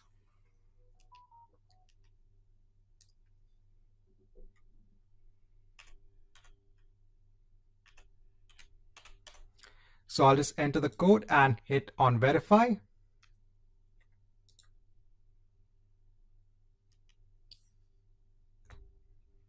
So again, it's validating the request. Here we can see that this particular role is only going to be active for 8 hours. So in addition to requesting for the role, you can also mention what will be the duration of the role. So instead of actually giving an unextended time of the role onto the user, we are now limiting access just based on the duration.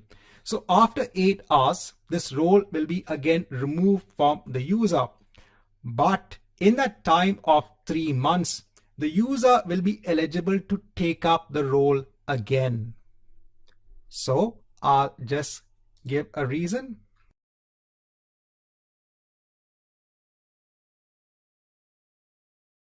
And then I'll hit on activate. So now it's doing the process of the activation of the role. So it is done. So it is doing a refresh.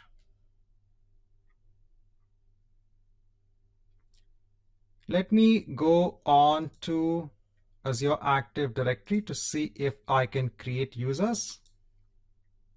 So now we can see that we can create the user because the role has been assigned on to this user. So in this chapter, I just want to show you about Azure AD Privilege Identity Management. Let me log in back as the normal Azure AD user. So if you want to remove that role assignment, so let's go on to Privilege Identity Management. I'll go on to Azure AD roles. So in Azure AD Privilege Identity Management, I'll go on to roles. I'll search for the user administrator role. Here I can see the user. So let me remove this user from this particular eligibility role. Right, so in this chapter, want to go through Azure AD Privilege Identity Management.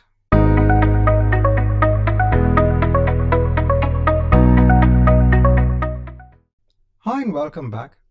Now, in this chapter, I briefly want to talk about Windows Hello for Business. So this is another method of authentication on Windows-based devices. So here in terms of the authentication, it actually goes away from the traditional password way of authenticating users. See, when you enter a username and a password, normally you have hackers in the outside world who will try different combinations of passwords to try and crack your identity, to crack the username and password that you are entering. So with Windows Hello for Business, here you have different ways when it comes on to authentication.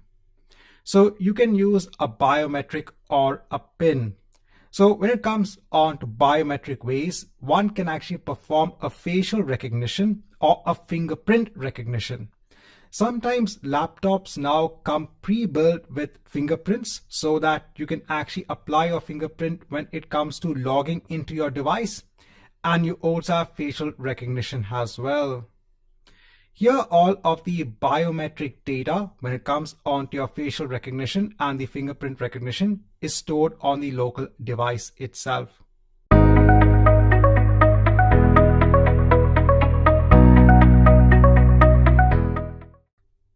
So let's have a review when it comes to authentication on Azure. So first was the security defaults that we have seen. So when you have security defaults in place, there are certain aspects that are enabled by default. First is when it comes to multi-factor authentication. Your users have 14 days to register for multi-factor authentication. And when it comes to administrators need to perform an additional authentication when they sign in. So when it came to security defaults, when I was logging in with my Azure admin account, every time I had to send a code onto my email to ensure that I could log into the Azure portal. So because I was an administrator, this was an additional step. But when you turn off security defaults, you don't have this in place. But remember, all of this is being done just to go ahead and protect your Azure account. Then users need to log in. They need to perform multi-factor authentication. Then legacy authentication. So if clients are using older protocols, as older email protocols, then that will not be allowed. And also, whether you're logging in onto the Azure portal or you're using other tools to work on Azure, such as Azure PowerShell or Azure CLI, in any case, you will still need additional authentication. Then we looked at self-service password reset. So this feature gives the user the ability to change or reset their password. So the advantage is here no administrator or help desk involvement is required for the self-service password reset. This helps reduce the amount of help desk calls. When it comes to the licensing, so for self-service password reset, you need Azure AD Premium based licenses. When it comes to authentications, you can use different authentication methods like email or using an authenticator app on your mobile device. And you can use self-service password reset for a group of users. Then we have password protection. Now, by default, there is a global banned password list. Here, Azure AD maintains a global list of banned passwords. It looks at the telemetry data of weak passwords, and based on that, it actually sets what are the weak passwords. So when a user is setting their password or changing their password, that password is actually compared with this global banned password list, and that user will not be able to set that particular password Again, this is in place to ensure that users set a strong password for their user account. Now, this particular list can't be configured or it can't be disabled. You have a custom banned password list. Here you can actually specify a list of banned passwords. So just a quick note on where you can actually define this custom banned password list. So if you go on to Azure Active Directory, and here if you go on to security, if you go on to authentication methods, here when you go on to password protection, here you can actually enable a custom banned password list. So if the company has any requirements on what should not be the ideal passwords for user, they can mention this in the banned password list. So here you can create your own list. This is in addition to the global list. Next, we looked at conditional access. So here there were different signals. These signals could be based on, let's say, a specific state of a device, based on users or groups, based on applications that are being accessed, or based on the types of risks. And then you could decide whether to allow access, whether to deny access, or request for multi-factor authentication. And then we looked at Azure AD roles. So the purpose is to give specific permissions to users over Azure AD activities. So you could use the built-in roles, or you could also define your own custom roles. When it comes to licensing, assigning an inbuilt role onto user is free, but if you want to create a custom role, you need Azure AD Premium P1 licenses. Then we had Azure AD Entitlement Management. Here you could manage requests. So this allows to manage identity and access lifecycle at scale. Here you can also automate request workflows. And what can you manage with Azure AD Entitlement Management? So here you can manage membership onto Azure AD security groups, assignment onto applications, or membership onto SharePoint online sites. You could also delegate onto non-administrators to create access packages. Then we had Azure AD Identity Protection. The purpose was to automate the detection and remediation of identity-based risks. So all of this was based on the learnings that Microsoft has acquired when it comes to protecting their own customer identities. Here you have different risks. So for example, if someone is trying to log in from an anonymous IP address, this could be defined as a risk. Or if the user is logging in from a device that is linked onto a malware, that can also be identified as a risk. Now, in order to use all of the features for Azure AD Identity Protection, you need to have Azure AD Premium P2 licenses in place. And then we have Azure AD Privilege Identity Management. This helps to manage, control, and monitor access onto important resources in your organization. Again, you need Azure AD Premium P2 licenses to use this particular feature. So with this feature, you can provide just-in-time access onto Azure AD or your Azure resources. You can provide time-bound access onto resources. You also can ensure that there is an approval in place to activate privilege roles. You can also conduct access reviews to see if a role is still required. And you could also have justification in place. Your users need to give a justification on why they require the role. Right, so in this chapter, I just want to have a review when it comes to authentication.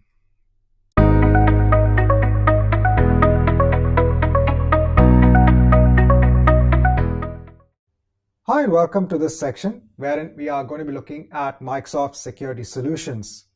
So some of the important aspects we are going to cover from the Azure perspective is looking at different security solutions. So this is actually based mostly around the securance of Azure virtual machines and Azure virtual networks. So we are going to be looking at examples on using services like Azure Bastion, using the Azure Firewall, using network security groups. So all of these are different security solutions that you have on the Azure platform. In fact, there are a lot of security solutions in place. These are just some of them that we are going to cover as part of the objectives of the exam. Now, as part of the objectives of this particular section, we also have to look at Microsoft 365 Defender services. Now, I'm not going to cover that particular part in this section itself. In fact, we are going to cover this in the subsequent section, because the first thing I want to do is to first look at Microsoft 365 before we can look at the Defender service. And that's something that we are going to do in the next section. For now, let's move on to security solutions.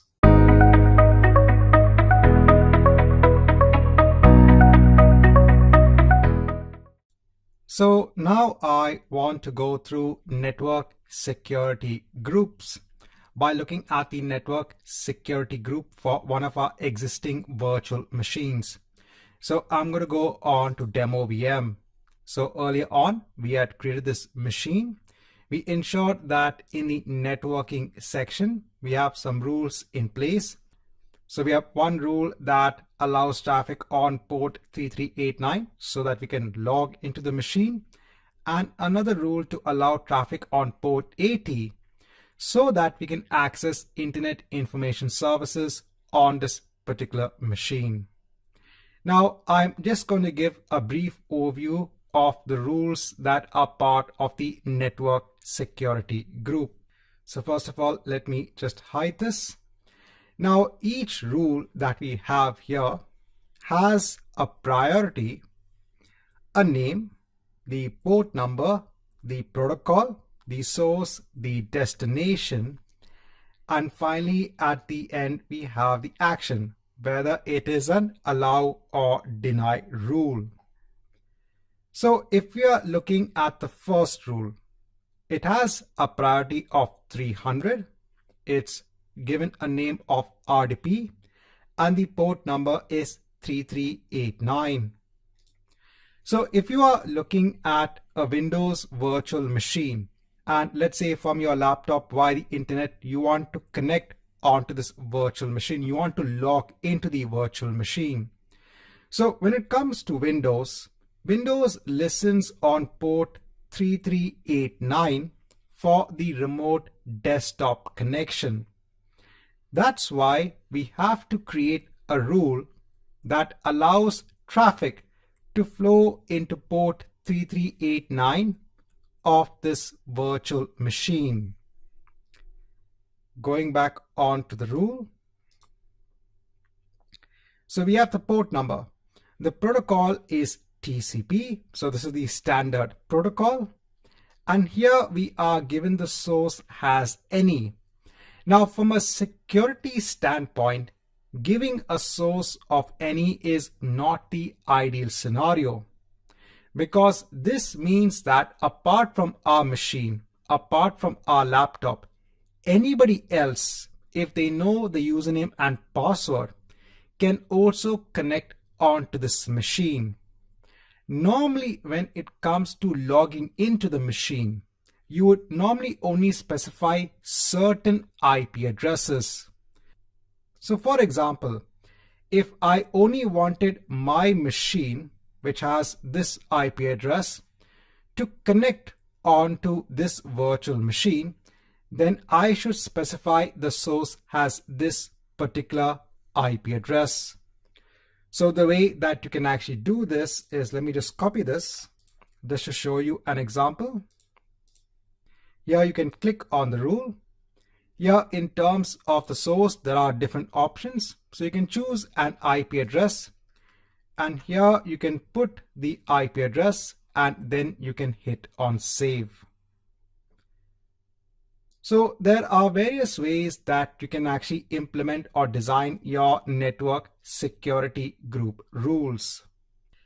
Here we have the destination has any. So this will only apply currently onto the network interface that is attached onto the machine. And the action is allow. Similarly, we also have a rule to allow traffic on port 80. So we had installed Internet Information Services, which is a web server, and this listens to requests on port 80. That's why we have a rule to allow traffic on port 80. Again, if you had to verify, you can actually take this public IP address. It's also shown over here. Go on to a new tab, and here we can see Internet Information Services. And then we have these three default rules which are created as part of any network security group.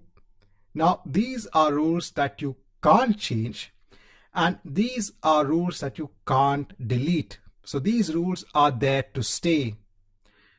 So the first rule actually allows traffic within a virtual network. The other rule allows traffic from an Azure load balancer. So if this virtual machine is behind an Azure load balancer, the traffic will be allowed. And the last rule is to deny all other traffic. So that's why by default, there is no traffic that is allowed onto the machine from the internet. So here you can clearly see that the action is a deny action. And then finally, when it comes to the priority, so when a request comes into this machine, it will be evaluated in this particular order. So if I had to create a new inbound port rule, and here I mention again the source is any, the destination is any. Here I'll put the service as HTTP, and here let me put the action as deny. And let me put a rule with a lower priority of just 200. And here, let me just give a name and click on add. So now I'm adding one rule on top to deny traffic on port 80. So now we'll be having two rules. One rule is to allow traffic on port 80, and the other one is to deny. So we have now our deny rule and we have our allow rule. So in the end, what's going to be the result? Is traffic going to be allowed? So if I now refresh this page for the public IP address, so you can see that now it is trying to connect onto the machine, but it won't be able to do so. So now you will not be able to reach the home page of Internet Information Services. So after some time, you'll actually get a timeout on this particular page. So you can see that the site can't be reached. So the reason for this is the priority. So the evaluation. So if this rule, which has been matched already, and the action is a deny action. So if you go on to the right,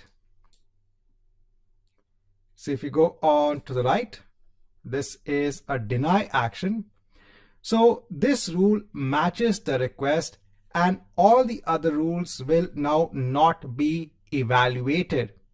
So the first matching rule, if it matches the request, then the other rules will not be evaluated. So that's where the priority of the rule is also very important. So this is for traffic that comes into the machine, and likewise you have a rule for traffic that flows out of a machine. You have rules in place. Here there is a rule that actually allows all traffic onto the internet. So this means that if you're on the machine you can browse for any website on the internet, because by default all traffic is allowed onto the internet. Right, so in this chapter, just want to kind of go through some aspects when it comes to network security groups.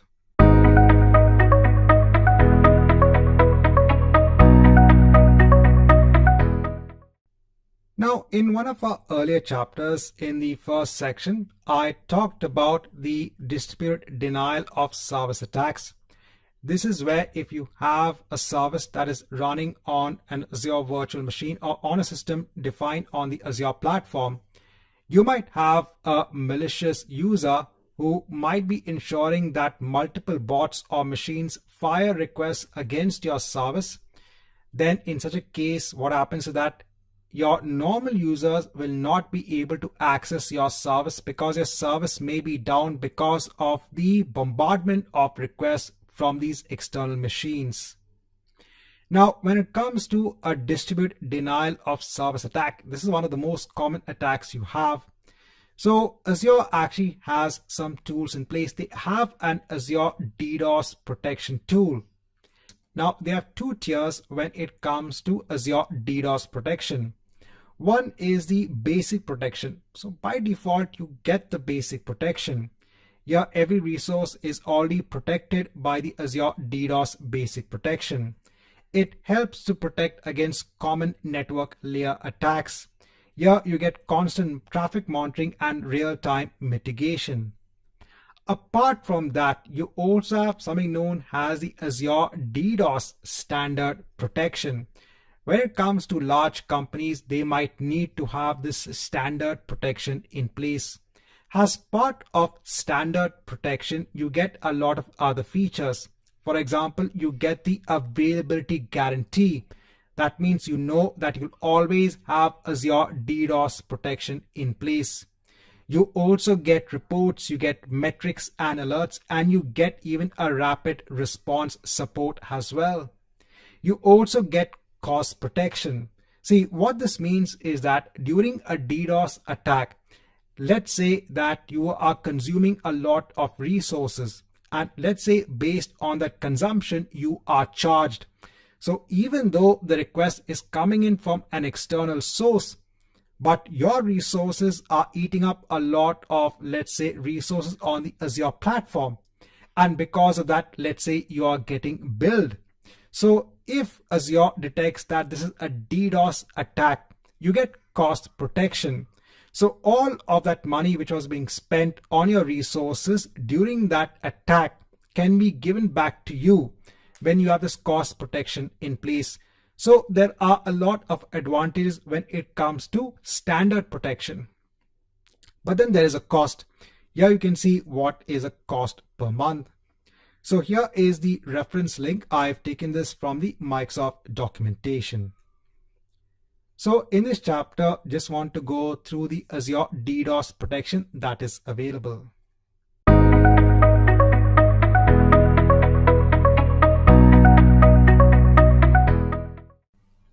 Now in this chapter, I want to go through the Azure Bastion service. This service allows you to connect to a virtual machine using your browser and the Azure portal. Here you can actually RDP, that's remote desktop, into your Windows machine, or SSH, that's secure shell, into your Linux-based machines directly from the Azure portal. Here your virtual machines don't need to have a public IP address. So for example, let's say you have a couple of virtual machines on the Azure platform. They are part of a subnet. And let's say that you have your IT administrators that actually log into the machine to perform some sort of administrative tasks. Let's say that these are internal machines and you don't have web applications that are actually exposed onto the internet. So just for the sake of logging into the machine, you might allocate a public IP address to the machines. Now, as soon as you allocate a public IP address to the machines, remember that the attack surface area starts to increase because you are more prone to attacks. We had seen this when it came to threats for your Azure virtual machines.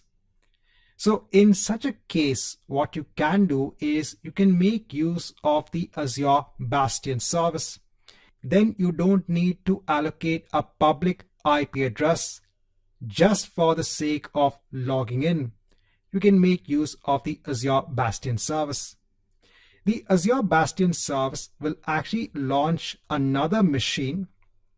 This is completely managed by Azure themselves. Then using this Azure Bastion service, you can actually log in via the Azure portal onto your Azure virtual machines without the need of them having public IP addresses.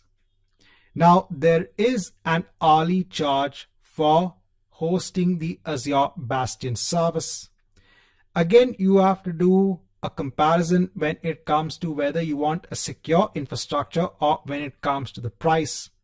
Again, from a security perspective, sometimes it is very important to ensure that you have a secure infrastructure and you wouldn't mind paying for the price, the hourly price for the Azure Bastion host, especially if you have a lot of machines that need to be managed as part of your Azure virtual network. So in the next chapter, I'll show you how to use the Azure Bastion service.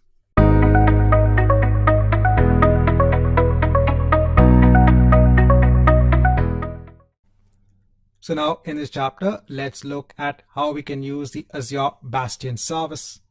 So I'll firstly go on to my demo VM virtual machine. I'm going to go on to the networking section. I'm going to go on to the network interface. I'm going to go on to IP configurations. I'm going to go on to the IP config.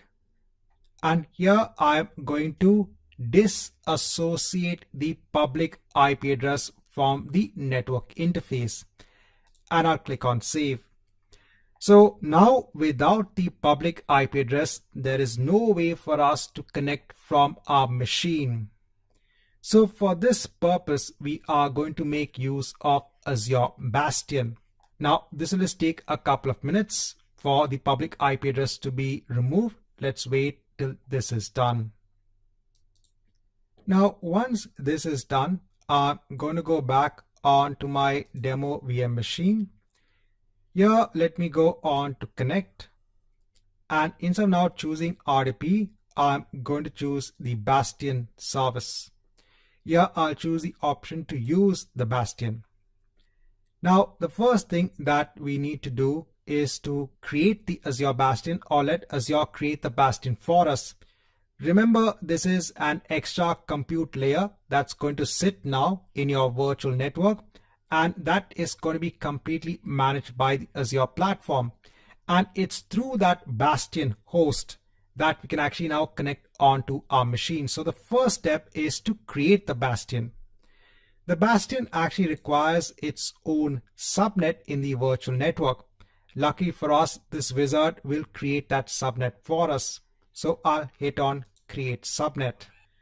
Once we have the subnet in place, there are different tiering options in place. When it comes to the standard, you also have the ability to auto scale the Bastion itself. So this is when it comes to the load.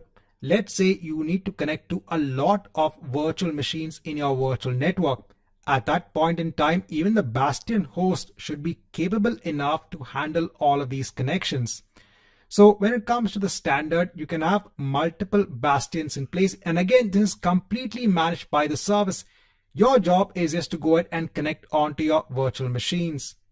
Now, since this is just a very simple demo, I'm going to go ahead and choose basic. So this ensures to also keep a cap on the costs.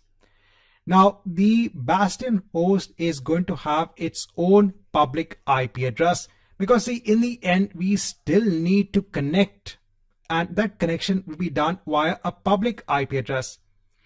But one very important point is here we are only going to have one public IP address that will be assigned onto our Azure Bastion host. If we had 10 Azure virtual machines that we need to log into, for all of these 10 machines, we would need to have a public IP address. So in this case, we are just having one public IP address that is going to be assigned onto our Azure Bastion host. So I'll leave all of this as it is. And here I'll choose the option to create Azure Bastion using defaults. So now it will create a Bastion host. This might take around 4 to 5 minutes. Let's come back once we have this in place.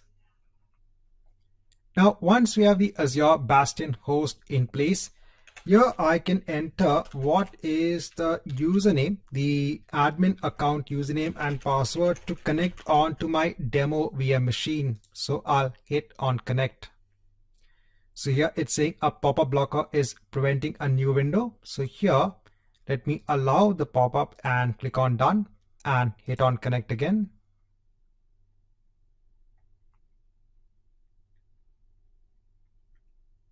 Here I'll click on allow.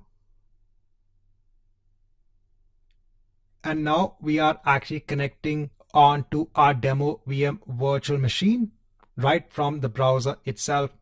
Here we don't need to use remote desktop. So everything is now managed by the Azure Bastion service.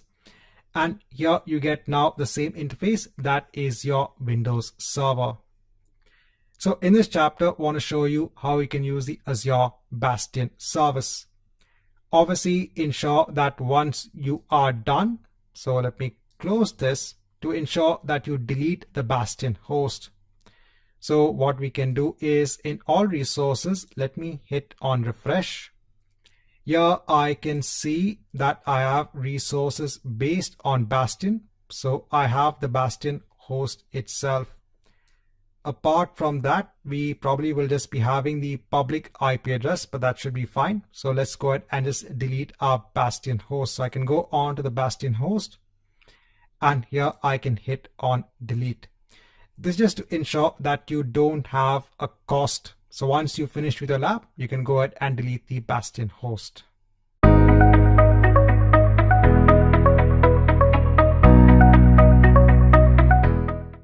Now in this chapter, I just want to go through the Azure Firewall service. Now this is a cloud-based network security service that protects your Azure virtual network resources. So let's say that you have virtual machines defined in Azure in a particular Azure virtual network. And you want to ensure that traffic is actually monitored that goes out of the virtual network or even comes in.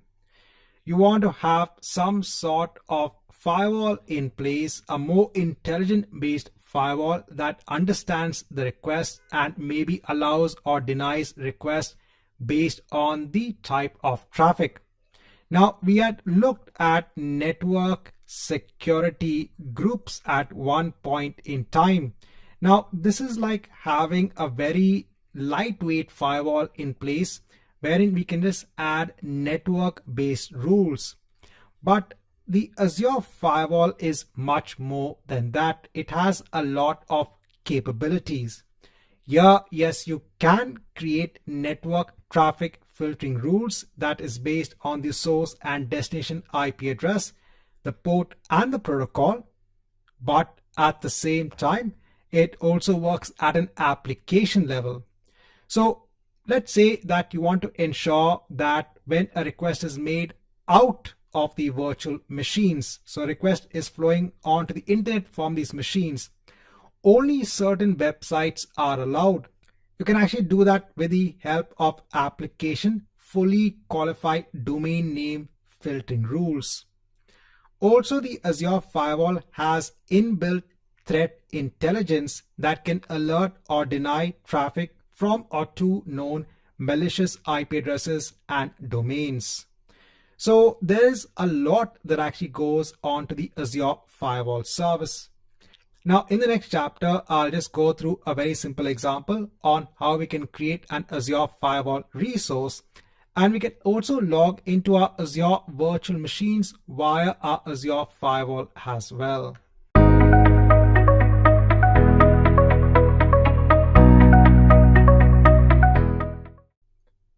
Now here we are back in Azure. I'm on the overview page for my demo VM virtual machine. Now earlier on in the chapter of Azure Bastion, we had actually removed the public IP address from the virtual machine. So we're going to leave it as it is. I'm actually going to create a firewall, attach it onto this virtual network, and we can log into the virtual machine even through the Azure Firewall itself. Now, please note that there is a lot of features available with the Azure Firewall. We'll just look at a very simple feature on how we can actually log into the machine via the Azure Firewall service. Now, the first thing we need to do is to create a new subnet in the virtual network on which we are going to have the Azure Firewall resource. So for that, I can actually click on this virtual network. So this virtual machine is being hosted in this virtual network. So let me go onto it. Here I need to go on to subnets and I need to create a new subnet. Here the name of the subnet needs to be Azure Firewall subnet. Here when it comes to the subnet address range, I'll leave it as it is. Let me click on save. So this subnet is required for hosting the required resources for the Azure Firewall. Now I'll go on to my virtual network itself. Here I can see a firewall feature. Let me go on to it. Now it's saying no firewall exists in this virtual network. I'll click here to add a new firewall. Here I can leave my resource group as it is. Here I can give a name for the firewall. I can choose the North Europe location. Here I'll choose the firewall tier as standard. I'll choose the firewall management as use a firewall policy. I need to create a new firewall policy. I'll just give a very simple name. I'll choose the region as again North Europe. And I'll click on yes. Here I'll choose an existing virtual machine. I'll choose my demo GRP VNet, which has my demo VM machine. Here I need to create a new public IP address that is going to be assigned on to my firewall, because the firewall is going to be in the line of fire. It is going to be exposed on the internet and then take requests from the internet onto our Azure virtual network. So it needs to have a public IP address in place. I'll hit on OK. I'll go on to next for tags. I'll go on to review and create. And I'll go ahead and hit on create. Now, this might take around 5 to 10 minutes. Let's come back once we have the Azure firewall in place. Now, once you have the Azure Firewall resource in place, I'll go ahead on to the resource. Here, I'm going to go on to Firewall Manager. I'll scroll down.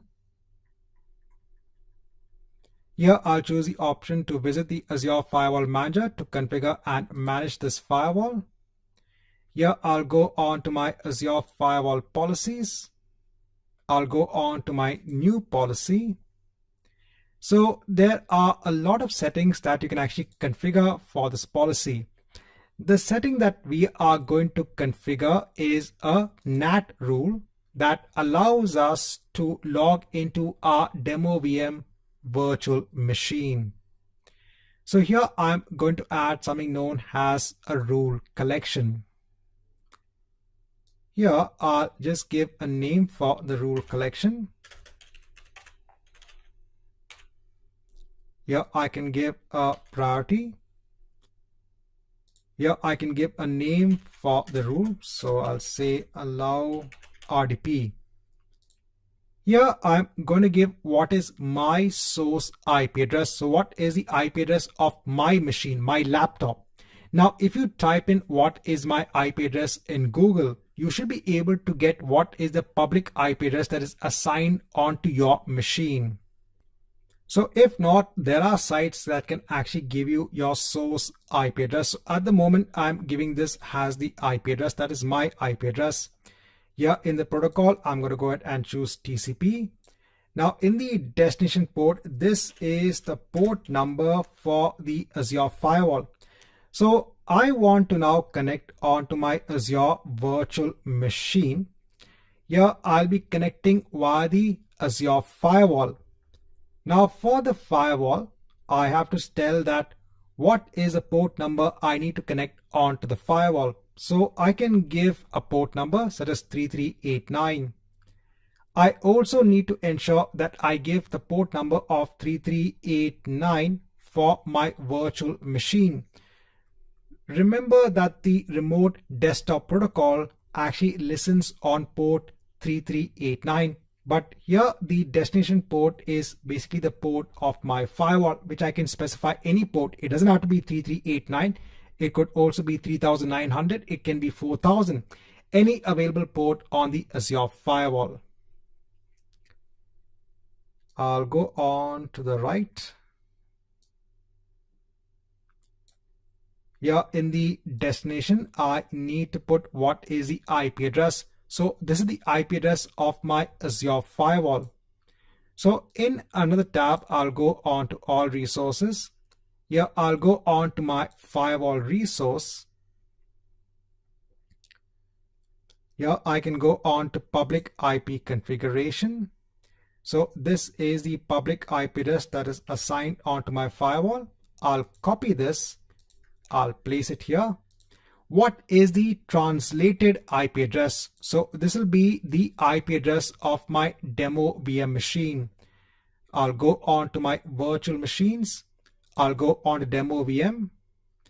Here I'll scroll down and I'll take the private IP address of my machine. I'll put it here. And what is the port? 3389. So again, just a review. Azure VM. So normally this would have a public IP address, but we don't have one. Every machine gets a private IP address that is used for private communication within a virtual network. By default, we can't use the private IP address to log in from the internet onto this machine. So what we are doing is we have now a firewall, which I said can be used for different purposes. I am just using a very simple purpose when it comes to remote desktop onto our Azure VM. So now when we connect onto our machine, we are connecting onto the firewall. We are connecting onto this public IP address of our firewall on port number 3389. Then our firewall will take this request, and based on this rule, it will map this request onto the translated address and the translated port. And what is our translated address? It is the private IP address of demo VM on the port number 3389, which is RDP. So let me go on to the left just to ensure that I can add this rule. Now this rule will take a couple of minutes. So now in order to remote desktop, go on to Windows, just type in RDP and click on remote desktop connection. I just want to keep this in place. And let me just wait for the rule to be in place. So I said this will just take a couple of minutes. Once we have the rule in place, I'll go on to my firewall, app firewall. I'll again go on to public IP configuration. I'll take the public IP address. Here I'll place it, put port 3389, and let me hit on connect. Now here you can see we are connecting. This is onto the public IP address of the firewall, and we can see we are connecting onto demo VM. So we are now logging into our machine via the use of our firewall. So in this chapter, just want to show you a very basic feature of the Azure firewall. There are a lot more features. Remember, this is a service that is used to protect the resources that are part of your Azure virtual network.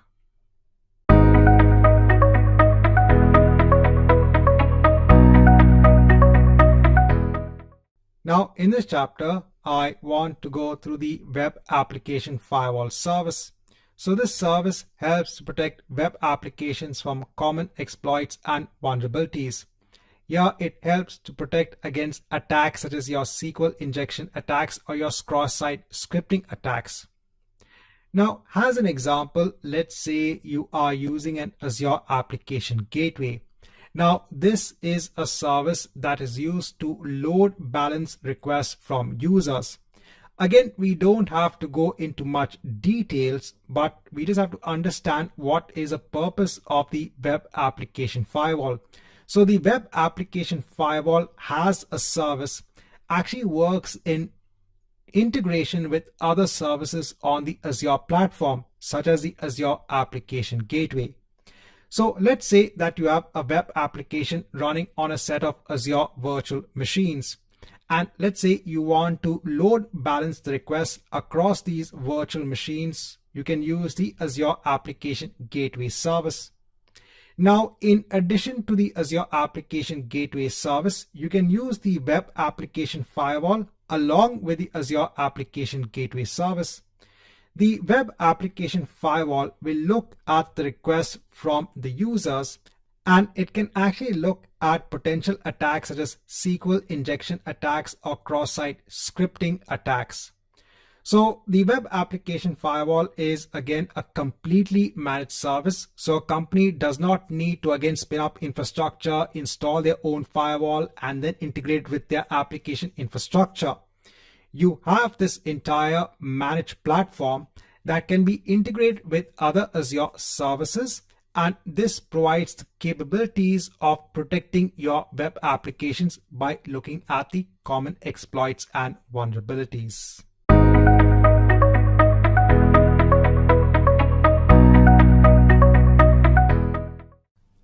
Now, in this chapter, I want to go through the Azure Key Vault service. The Azure Key Vault service is used to create and manage the lifecycle of your certificates, your encryption keys, and your secrets. So, for example, let's say you have an application that needs to connect onto a database. Now, normally the application needs to have the database password in place so that the application can authenticate onto the database itself and fetch information. Now, where are you going to store this password? You could store the password in the application itself, but this is not a good security practice. One way is to go ahead and ensure that the password is stored in a central location, and the application can pick up that password from the central location so that the password is not embedded in the application itself. And you have to ensure that that central location is secure in nature. No one else has access onto it. So now, instead of a company actually spinning up infrastructure, trying to find a software, buy a software so as to just host those passwords, you can make use of the Azure Key Vault service. Again, this is a managed platform. You can define your passwords as secrets, and then your application can make a secure call onto the secrets and fetch the value of the secret itself. You can also manage your certificates. For example, for an application, you want to implement HTTPS. For this, you need to have a certificate in place. You can actually manage the lifecycle of the certificates in the Azure Key Vault instead of having again another software, another infrastructure for managing the certificates. And let's say that you want to have encryption in place. So we've also already looked at encryption early on. What is the benefit of encryption? So here you are looking at encrypting your data so that if a malicious user got hold of the data, they would not be able to extract anything in the data because it will be in an encrypted format. One use case is Azure Virtual Machines has the ability to actually encrypt data on that data disk that are attached onto the virtual machine. Here you can also make use of encryption keys that are stored in the Azure Key Vault. So again, the Azure Key Vault is a managed platform wherein you can store and manage the lifecycle of your certificates, your encryption keys, and your secrets.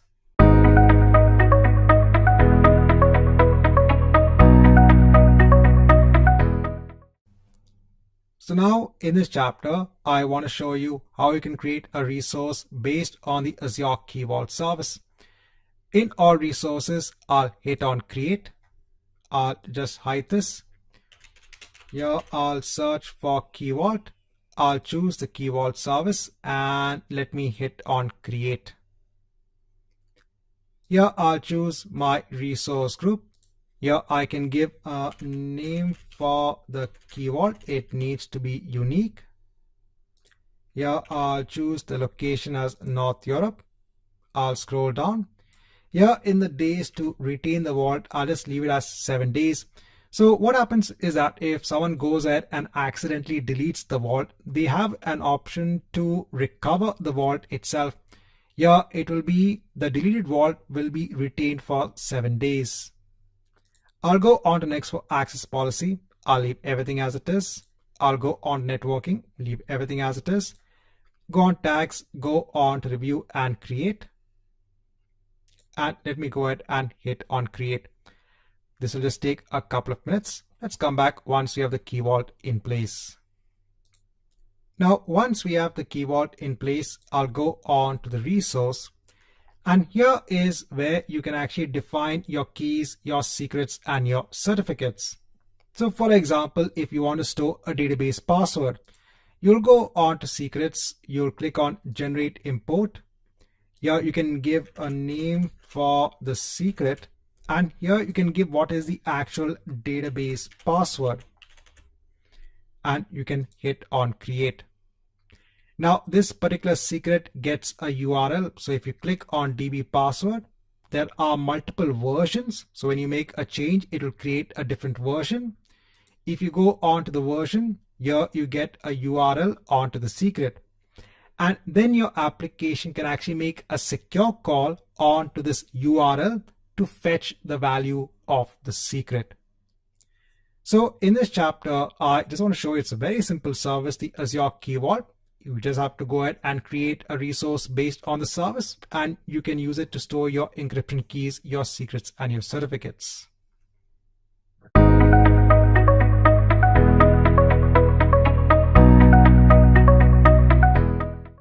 So in this chapter, I just want to give now a quick example on how you can use an encryption key when it comes to Azure Storage Service encryption. So when it comes to your Azure storage accounts, you can actually use your own key that is defined in an Azure Key Vault when it comes to encrypting data at rest for your Azure storage accounts. So here, if I go on to an existing Azure storage account, if I go on to encryption, here, storage service encryption protects your data at rest. So when you store data in an Azure storage account, finally, when the data is stored in a data center in Azure, you have storage service encryption in place that can ensure that your data is encrypted when it is finally stored on a storage device in the data center.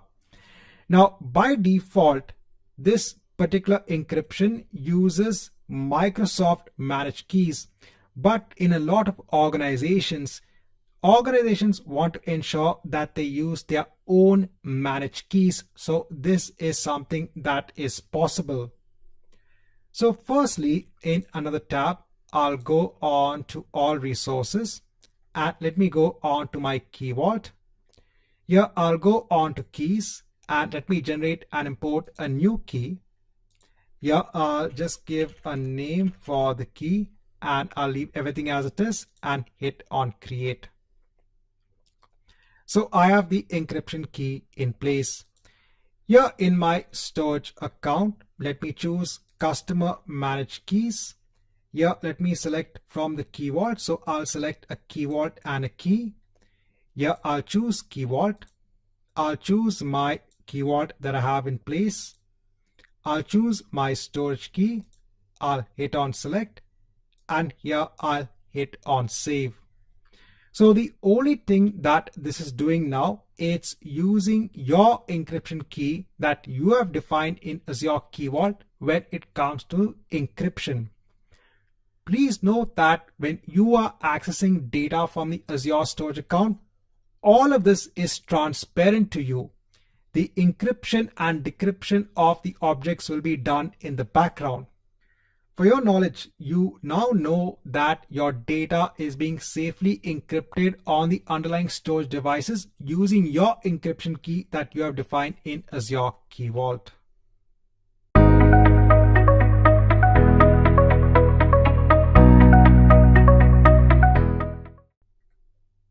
So in this chapter, want to go through a review on the basic security capabilities. So first is network security groups. So this can be used to filter traffic to and from Azure virtual machines. Here you have rules that can be used to allow or deny network traffic. You can actually place the rules as part of a group, that's a network security group. And you have separate rules to control the inbound and the outbound traffic. in network security groups, when it comes to a particular rule, there are different parts. First, you have the priority. So the rules are processed in the order starting with the lowest numbers when it comes to the priority. Then you specify the source or the destination. So this could be an individual IP address, a service tag, an IP address block, or an application security group.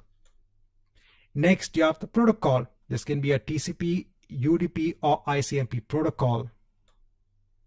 Then you have the direction. Is it an inbound rule or an outbound rule? Then you have the port range. This can be an individual or a range of ports. And then you have the action. Is it an allow action or a deny action? Then we have Azure DDoS protection. This helps to protect against DDoS-based attacks. So by default, you already get the basic protection. With Azure DDoS standard, you get much more. So you get multi-layer protection at the network and the application layer. You also get reports when it comes to detailed metrics. You also get rapid response. So there'll be a rapid response team in place that is present for attack investigation and analysis. You get cost guarantee. So for any resource consumption that might be caused by the DDoS attacks, you get service credits. And you can also have alerts in place based on the attack metrics. Then we looked at Azure Bastion. This lets you connect onto your virtual machines using the browser and the Azure portal. So from experience perspective, we've seen this is very seamless. We can use the Azure portal and our browser to connect onto our Azure virtual machines. Our machines don't need a public IP address. This ensures that the attack surface area is reduced. We have protection. So now we don't need to expose our machines onto the internet. This is only from the perspective of logging in. If you are hosting a web server on these machines, you have the option of having a public IP address, but you have other services in Azure that can also direct requests onto Azure virtual machines without the need of the virtual machines having a public IP address. This is a fully managed service. The Bastion hosts are completely managed. And you have less maintenance when it comes to your network security groups. Then we look at the Azure Firewall service. This is a fully managed cloud-based network security service. It helps to protect your Azure virtual machine resources. With Azure Firewall, you get high availability. It can also be configured to span multiple availability zones. You have application fully qualified domain names that you can define. So this can be used to limit the outbound HTTPS traffic onto a specified list of fully qualified domain names. You also have inbuilt threat intelligence based filtering that can be enabled for your firewall to alert and deny traffic from or to known malicious IP addresses and domains. And you also have network traffic filtering rules in place. Then we have the Azure Key Vault service. Here you can go ahead and manage your secrets such as your tokens, your passwords, etc. You can also maintain your encryption keys using the key management. You can also provision and manage your certificates as well. When it comes to encryption on Azure, you have Azure Storage Service Encryption. This is used to protect your data at rest when it comes to data that is stored in an Azure storage account. You also have Azure Disk Encryption. This can be used to encrypt Windows and Linux-based IS virtual machine disks. You have Transparent Data Encryption. This can help to encrypt the data for your Azure SQL databases and data warehouses when they are finally stored in the Azure Data Center. So these are different encryption options that you have on the Azure platform. Then we have the Web Application Firewall. So this service provides protection for your web-based applications.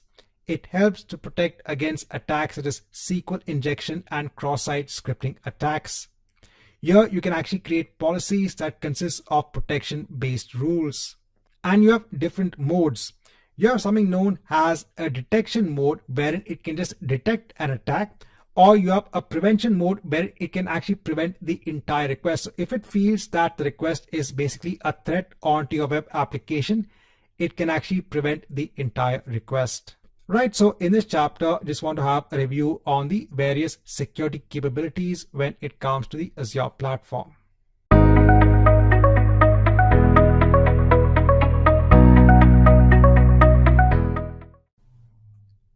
Now, in this chapter, I want to go through Azure Security Center. So this is a separate service that is available on the Azure platform. So here in services, we can search for Security Center. Now, currently in the overview, this is what I am getting. Now, you might not be getting this initial screen when you start up Azure Security Center for the first time if you are using your Azure free account, if you've just started using your account. So over here, a lot of the options will be grayed out. But in the getting started, so you will actually be shown this particular page in the beginning. If you actually scroll down, there will be actually an option to either upgrade or there'll be an option to skip. So just press the skip option and then you will actually get all of the options for Azure Security Center. So there are some features that are available for free when it comes to Azure Security Center. There is also another pricing tier for Azure Security Center wherein you get more features. So the entire purpose of Azure Security Center is to get a security or a secure overview of the resources that are part of your Azure subscription. So for example, here if I go on to recommendations, and let me just hide this just to see what are the recommendations that are being given by Azure Security Center.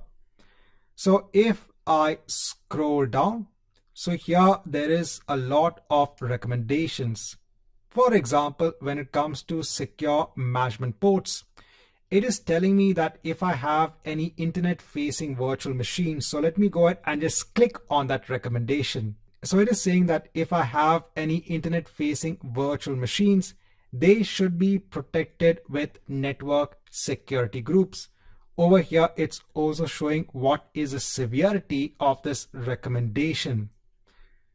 If I scroll down, so I can see that in the affected resources, I have one healthy resource because I do have one virtual machine and that is being protected by a network security group. I have the basic network security group in place.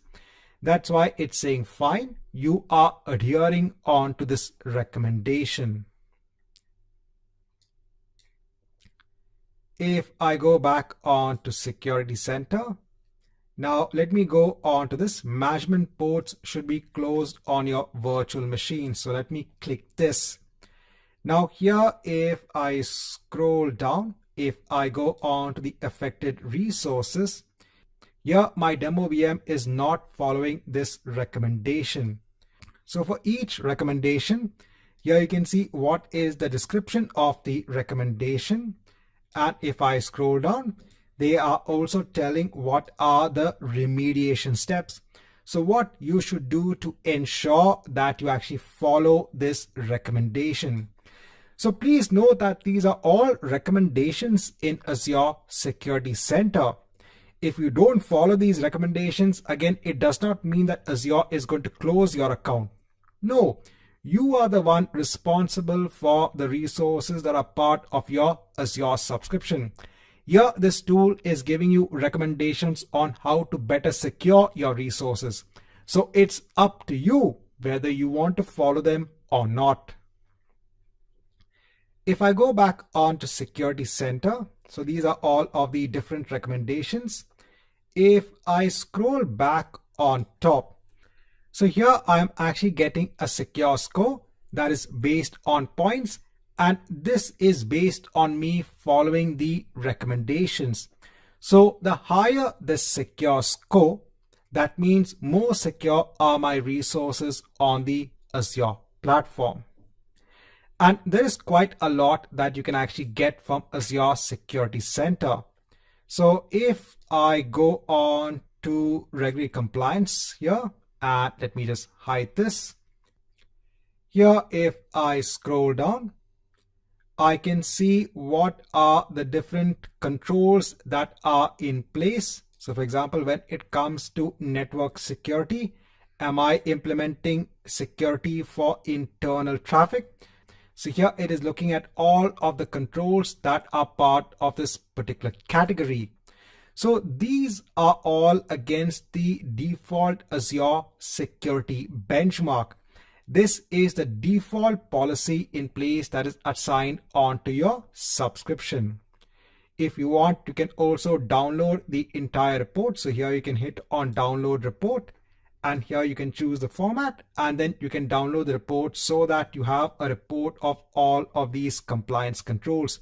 Are you following these compliance controls or not?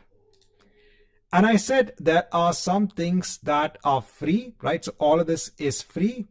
If you go on to the tool of Azure Defender, here is where you are going to pay for this particular service. So here it is saying that your subscriptions are not protected by Azure Defender. If I just go ahead and expand this for a moment again, and let me go on to pricing and settings. If I go on to my Azure subscription, here you can see the Azure Defender plans. If you actually scroll down, so with the basic, with the free tier, you get continuous assessment and security recommendations, but you don't get other security aspects such as just-in-time VM access, something known as adaptive application controls, etc. Whereas if you turn Azure Defender on, you get all of these security controls in place. If you scroll down, you can see what are all of the resources or services that can actually be protected by Azure Defender. So if you want advanced defense capabilities for these different types of services, then you have to subscribe onto Azure Defender. Right, so in this chapter, just want to go through the concept of Azure Security Center and how it can be used as a benchmark to see if the resources in your subscription are following the best practices, following recommendations, etc.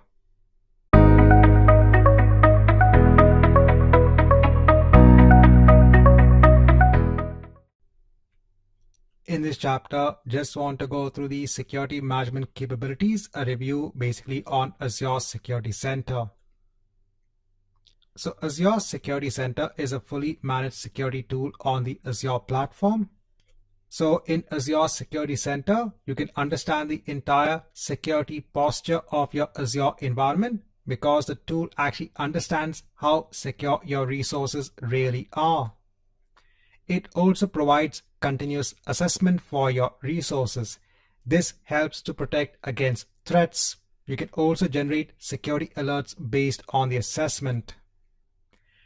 It also, from an infrastructure level, can be used against not only your Azure virtual machines, but against your Azure PaaS service, your platform as a service, and even your non-Azure service as well. So even from servers that are in your on-premise environment, it can be used. And it also provides regulatory compliance. So here you can see the various controls to see how compliant your resources really are. You also have the secure score. So the secure score is an aggregation of all the findings from Azure Security Center into a single score. The higher score you have, the lower the identified risk level.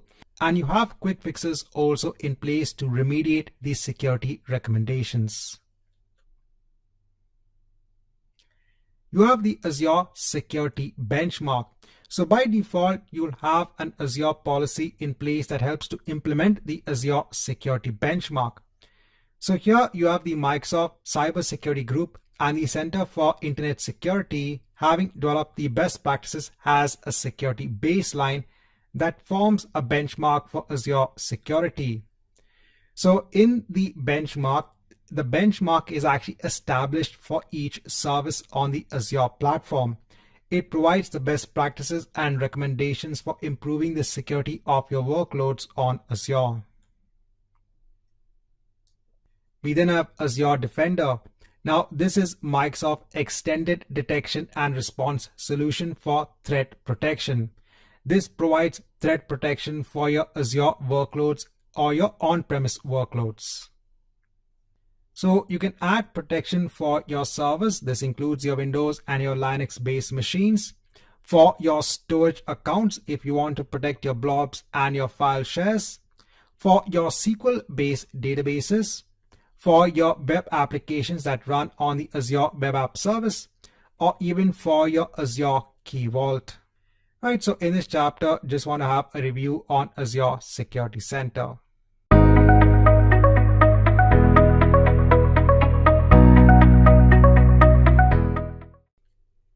Now, in this chapter, I want to go through quickly some security concepts or some security terms, and then we'll go through Azure Sentinel. So first is SIEM, that is Security Information and Event Management. This is used to collect data from your infrastructure, your software, your resources to look at any sort of anomalies and generate alerts and incidents accordingly. Then we have SOA, that's Security Orchestration and Automate Response. This is used to take alerts from a SIEM system and then trigger automated workflows to mitigate the issue. And then you have XDR, that's Extended Detection and Response. This helps to prevent, detect, and respond to threats across identities, endpoints, and applications. Now, Azure Sentinel is a tool. It's a cloud-based service that provides a solution for both security information event management and security orchestration automated response. Here, what happens is that in the Azure Sentinel tool, you have this facility of collecting data. You can collect data across your users, your devices, your applications, and your infrastructure. The infrastructure could be located in your on-premise or in the cloud environment. Then you have detection. It helps to detect any sort of undetected threats. It also helps to hunt for suspicious activities at scale. And then you have incidents. It helps to respond on to incidents in a rapid fashion. Now, when you're looking at a comparison of Azure Security Center versus Azure Sentinel, so when you're looking at the visibility of the security of your resources, this is something that is provided by Azure Security Center. When you're looking at analytics, so you get recommendations, remember, and this is all based on Azure Security Center analyzing your resources. So this is something, or these features is something that you already get with Azure Security Center. But when it comes on to Azure Sentinel, in addition to visibility and analytics, you get much more. You also get hunting for issues. So you can actually proactively hunt for any sort of threats or issues. You can actually have incidents in place. So if the tool detects a threat, it can actually convert that into an incident. And you also have automation. So you can automate some resolution or remediation onto the incident.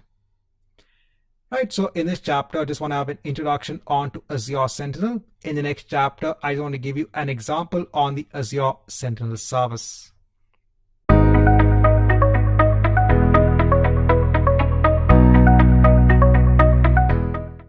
So now in order to start using the Azure Sentinel service, here I'll go on to Azure Sentinel, and here I have to create a new resource based on Azure Sentinel.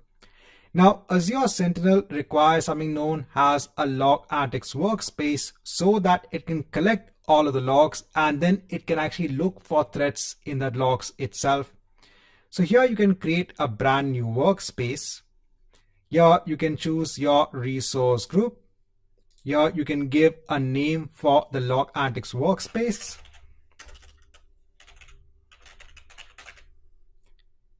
Here you can choose your location. You can go on to next for the pricing tier. So it's a pay as you go. Go on tags, go on to review and create. And let me go ahead and hit on create. This will just take a minute or two. Let me just wait till this is complete. Now, once this is complete, I'll basically choose this workspace and click on add. So now it's going to add this Azure Sentinel service on top of the Log Analytics workspace. Now, it might take a minute or two until Azure Sentinel is in place. And there is a lot that you can actually do with Azure Sentinel. Now, here the first thing that you would do is to start collecting your data. So for example, you can go on to data connectors, and here you can collect data not only from Azure based services, but from other services as well. So if I go on to Azure, so let's say you want to collect Azure Active Directory based data. Here I can scroll down. And here, let me go ahead and open up the connector page. So here I can choose the audit logs. When it comes to the sign-in data, I need to have either Azure AD P1 or P2 licenses in place. Let me go ahead and click on apply changes. So once you have this now in place, what you should do is that go on to Azure Active Directory and start performing some operations. So this is now an activity log on Azure Active Directory. For example, I can go on to my users and let me create a new user. So I'll just give the username. Here, let me auto generate the password and let me hit on create. Let me go on to my existing user. Here, let me go on to edit. And here, let me just give the first name and click on save. Now, I'm going to wait for around half an hour because it does take time for Azure Sentinel to start picking up the data. So I'll come back after a period of half an hour. Now, after I come back onto Azure Sentinel, if I actually hit on refresh, I can see I have two events in place.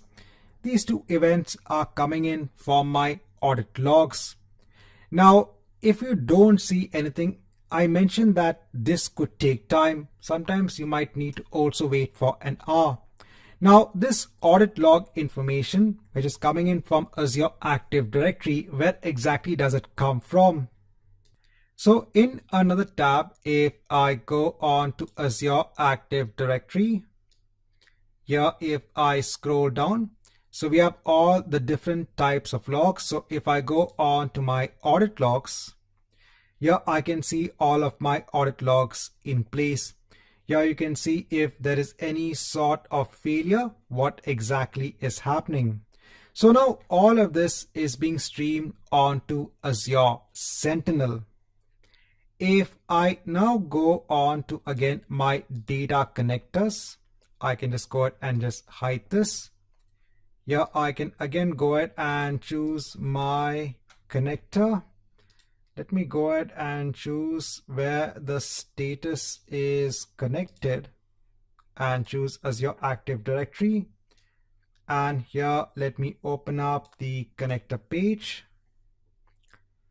Yeah, if I go on to next steps, so here there are some recommended workbooks. So if I go on to Azure AD Audit Logs, if I go on to Azure AD Audit Logs here, and let me just view the template.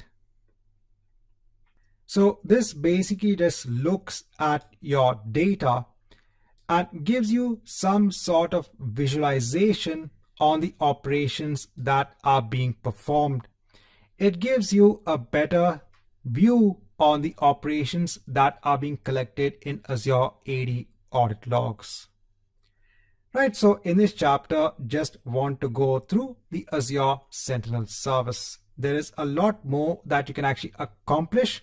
For the purpose of the exam, it's good enough to know what is the purpose of the Azure Sentinel service.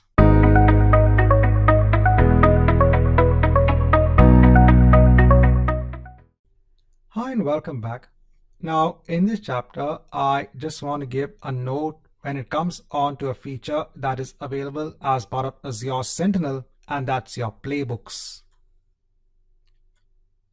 So with the help of playbooks, you can automate or orchestrate a response onto an alert or an incident.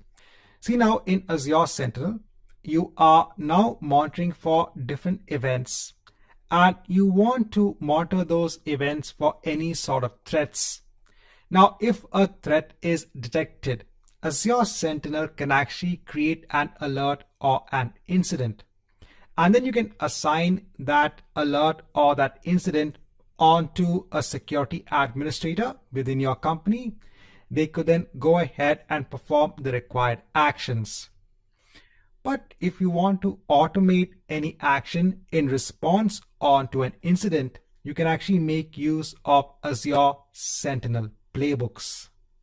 So these playbooks are based on another service that is known as Azure Logic Apps.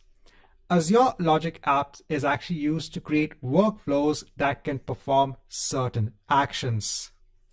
For example, you could have a logic app in place to send a message on Microsoft Teams onto a separate security channel on any security incident or alert that occurs. Now, again, trying to show you how to create a playbook, how do you work with a playbook is outside the scope of the exam. But then I just want to show you where you can actually configure a playbook in Azure Sentinel. So here in Azure, again, if I go on to my Sentinel service, Azure Sentinel, I'll go on to my workspace. Here, if you scroll down under automation, here you can create something known as a blank playbook. Now, when you create a blank playbook, so let me go ahead and again sign in with my account. It's going to open another tab. It is now redirecting onto a screen wherein you now need to create something known as an Azure Logic App. Here, let me choose my resource group. Here, let me give a name for the logic app. So it needs to be unique. I'll leave the region as it is. Here, I'll go on to next. I'll go on to review and create. And let me go ahead and hit on create. Now, once we have the logic app in place, I can go ahead on to the resource. It will then direct you on to the Logic Apps Designer. And here, this will allow you to actually design your workflow. So if you scroll down, there are some common triggers. So there'll be a trigger that will actually trigger this workflow. And if you just go ahead and create a blank logic app, here in terms of the triggers, so there are built-in triggers not only available for Azure-based applications, but also for other software as a service applications as well. Here, if I search for Sentinel, if I choose Azure Sentinel, here you can see you have different triggers in place. So if an alert or an incident actually gets generated in Azure Sentinel, then it can go ahead and basically perform an action. So the first step here is to actually detect a trigger from Azure Sentinel, and then you can create additional steps on what to do. So if you want to send an email on to an IT security administrator, you can go ahead and perform that sort of activity. So I said, I'm not going into depth on how do you configure this. From the perspective of the exam, it's enough to just understand what is the purpose of how you can automate tasks when it comes onto Azure Sentinel.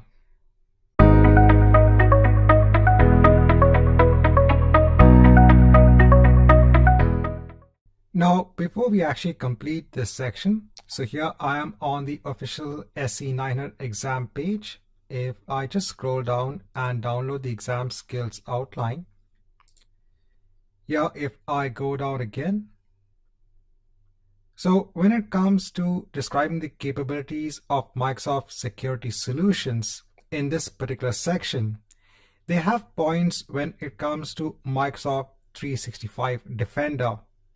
Now, we will not be covering these points at this point in time.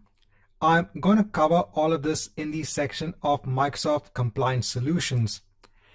The reason for this is I first want to explain what is Microsoft 365 and the capabilities of Microsoft 365 before we actually go into the security aspect of this product. As students will be familiar with my courses, I always want to have a logical flow for my content so that students get a better understanding. So that's why the first thing we'll do is to cover Microsoft 365, and then when going through the security aspects of Microsoft 365, at that point in time, we'll actually go to the Microsoft 365 Defender service. So that's why I'll be covering all of these points, including Intune, in the next section. I just want to ensure that I make it very clear at this point in time.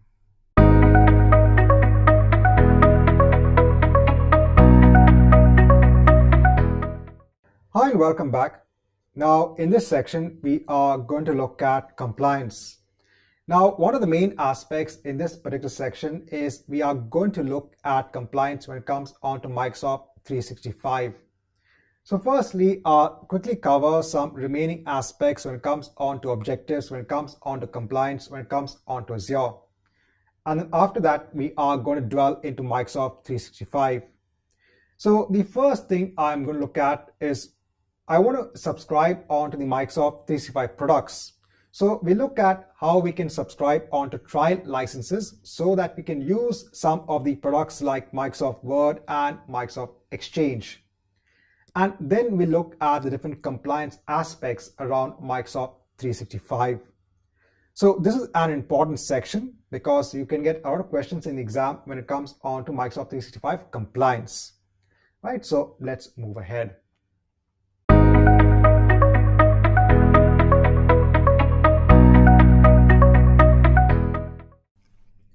Now, in this chapter, I want to go through Azure policies. So Azure policies is used from a governance perspective to help you govern the resources that are part of your Azure subscription.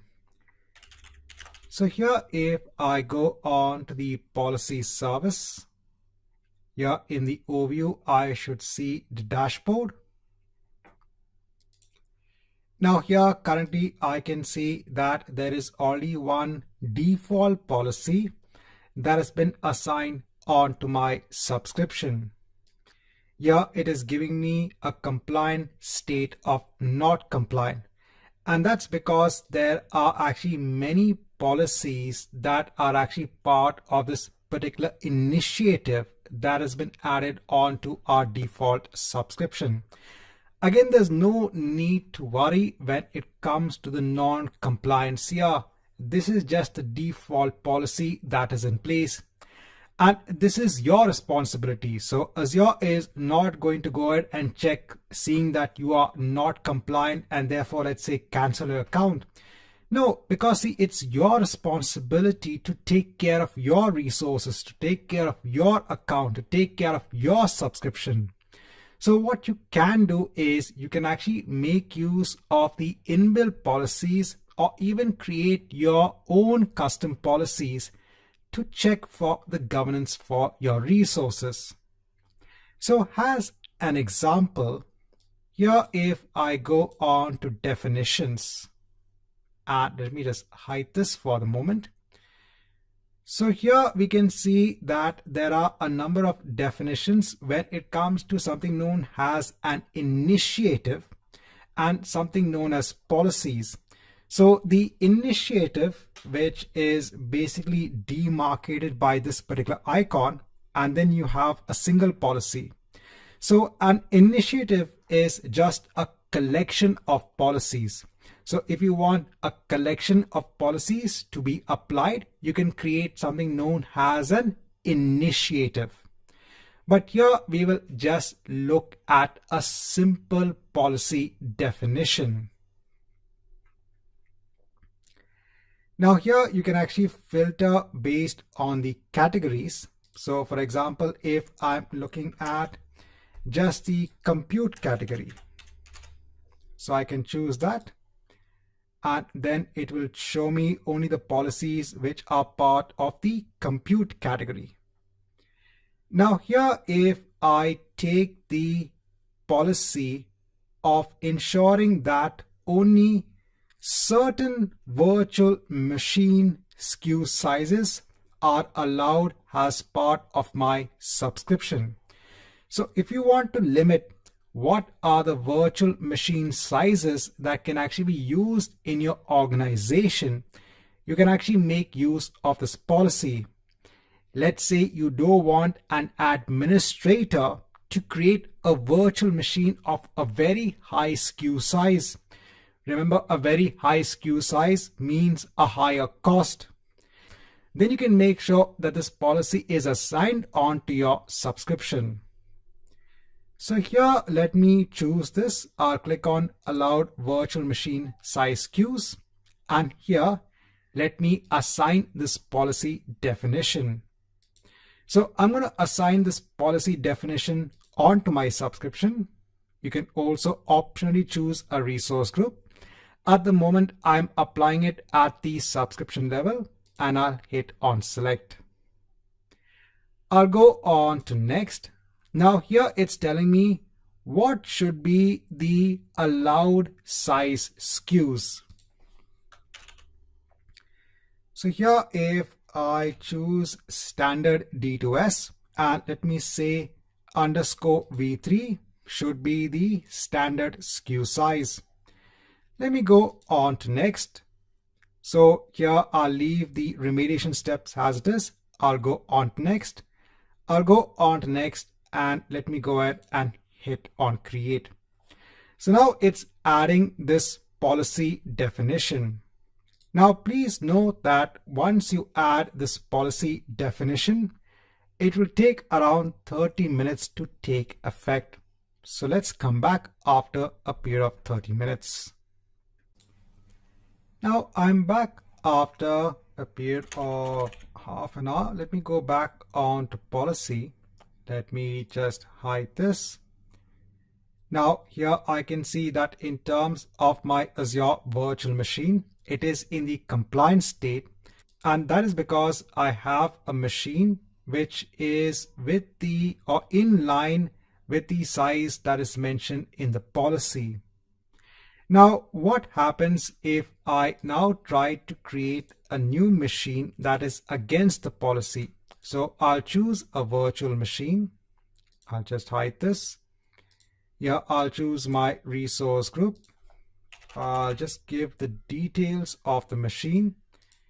Here I'm just choosing a different size altogether. I'll scroll down. I'll choose password. So here I'm creating a Linux machine. You can also create a Windows machine as well. Go on to next with this, networking, management, advanced, tags, review, and create.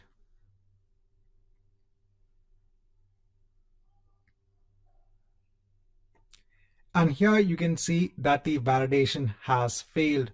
So if you click on this, you can see that this is being disallowed by the policy. Now please note that in case if you already have a machine, so we have our demo VM machine. So if this demo VM machine was non-compliant, means it had a different size, it does not mean that this policy is going to delete your virtual machine. No, that's not what it's going to do by default.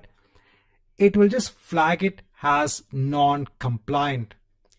There are some policies which have this remediation task also in place.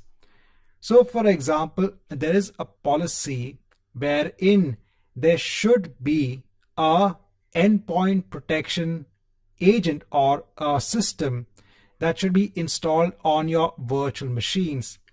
If not, then the policy can automatically install that agent. That is known as remediation. So this is available for a certain number of policies. Again, this depends on the policy itself. What does it actually do?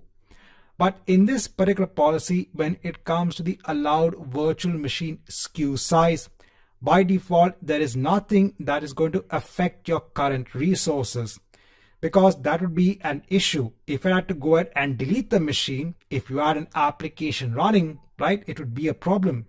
But the policy is not going to do that. It is only going to tell you that it is non-compliant. Now, once you're complete with the policy exercise, don't forget to go back onto your policy, go on to the overview. Let me just hide this and scroll down so I can go on to my allowed virtual machine policy. And here I can delete the assignment and I can click on yes. And again, this takes around 30 minutes to take effect.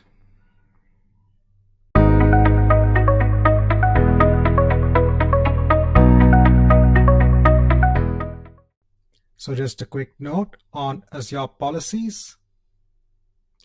So what is an Azure policy? It helps to enforce standards and to assess compliance of your Azure resources at scale. It can also help to make your resources compliant with the use of remediation. So when it comes to use cases, it is used for implementing governance across your organization when it comes to Azure resource deployment. So you could be doing this compliance from different perspectives, from a security perspective, from a cost perspective, from a management perspective. When it comes to the Azure policy, so first you have the definition. So here you have rules that actually define the policy. You can also create something known as an initiative. So here you can have different rules that are grouped together in the form of an initiative. And you can also have a scope. The policy can be applied at different levels. When you look at the evaluation, so a policy is evaluated when a resource is created, it is updated or deleted in the scope within the policy assignment, or when the policy or initiative is newly assigned onto the scope, or when the policy or initiative that's already assigned onto the scope is updated, or during the standard compliance evaluation cycle, which occurs once every 24 hours. So in this chapter, just want to have a quick review on Azure policy.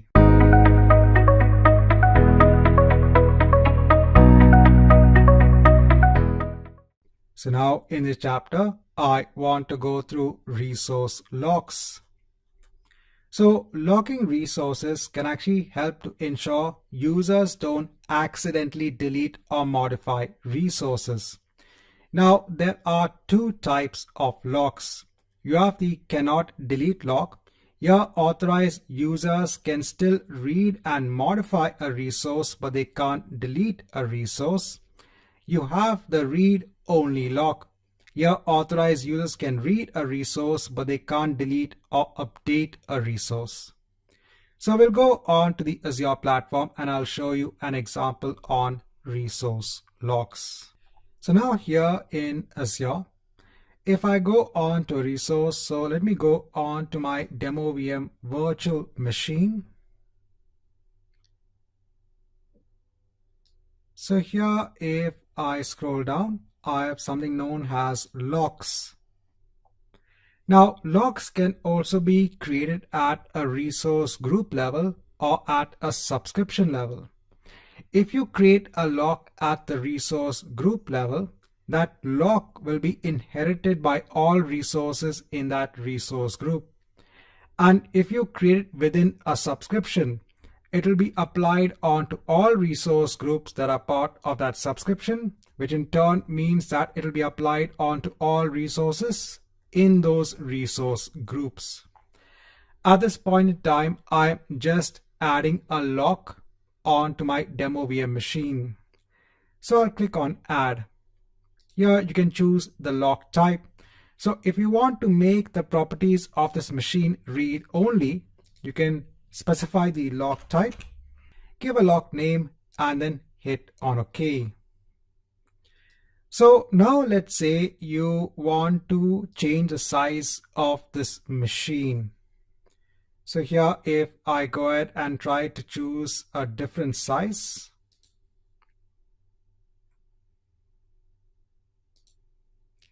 so I'll choose one with 4 virtual CPUs and let me hit on resize. So here it's clearly giving an error message, and the error message is because the resource is locked. So you can go ahead and ensure that you place lock on resources so that they can't be accidentally deleted or modified. Now please ensure that to remove the lock, otherwise you'll not be able to delete this virtual machine. So for that, go on to your locks. Here, if I just hide this, here I have the ability to delete the lock. Right, so in this chapter, just want to go through resource locks.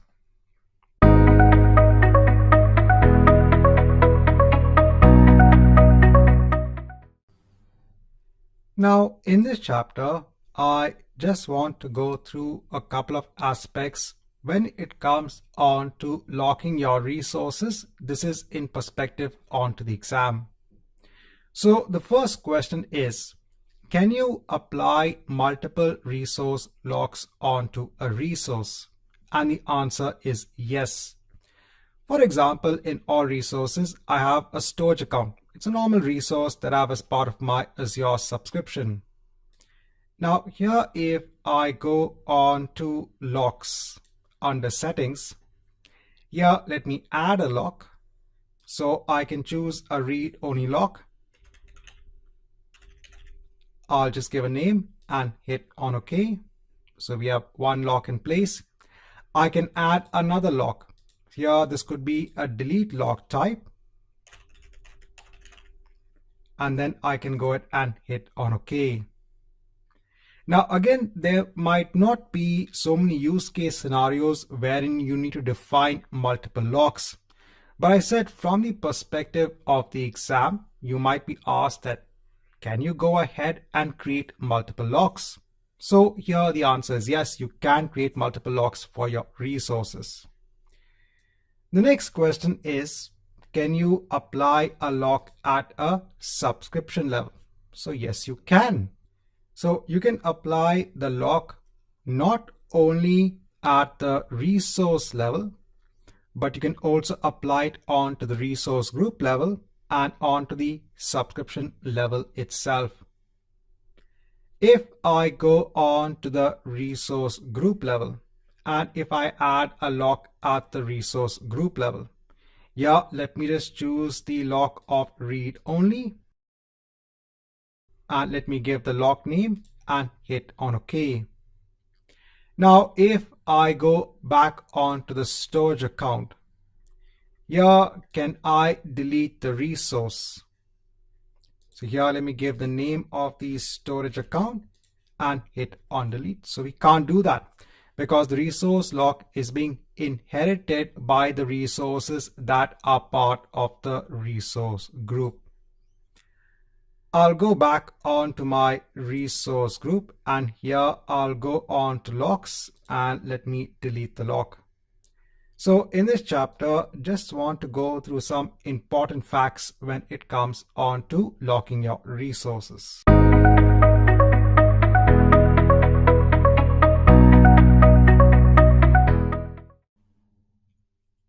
Hi and welcome back.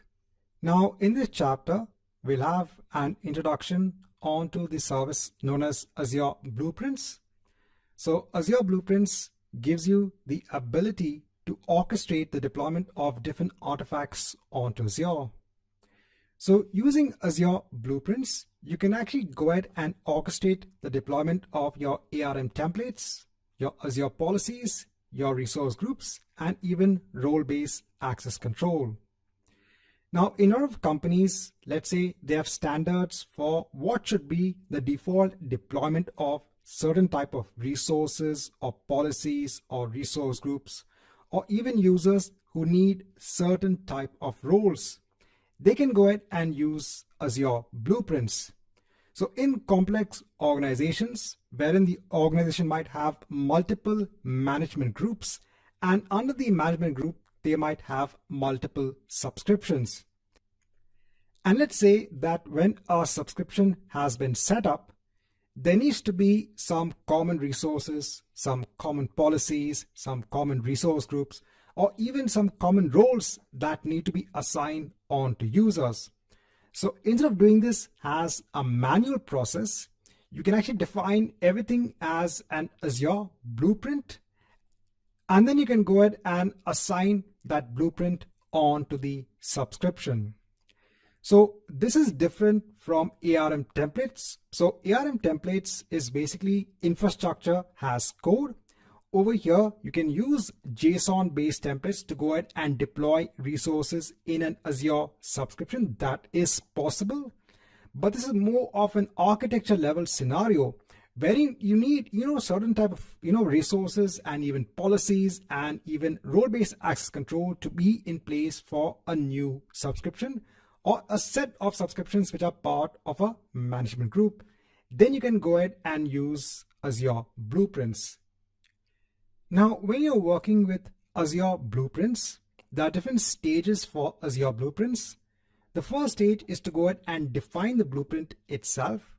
When you go ahead and define the blueprint, you can define or associate the blueprint with either a management group, or you can go ahead and associate with a subscription. Now, if you go ahead and link an Azure blueprint with a management group, then you can go ahead and assign the blueprint to subscriptions which fall under the management group. Remember, you can only go ahead and define the blueprint as either part of a management group or a subscription. It can't be defined as part of a resource group. So that's the first step, is the definition. The next step is to go ahead and publish the blueprint. You can actually have multiple versions of a blueprint. So you could have version number 1, then maybe you make changes onto the Azure blueprint, then you can have a second version for the blueprint, and so on and so forth. So first is the definition of the blueprint, next is publishing the blueprint, and the third thing is to go ahead and assign the blueprint. So when you go ahead and let's say assign the blueprint onto a subscription, whatever is the definition of that blueprint will then be assigned onto that subscription. So just having a review on Azure blueprints.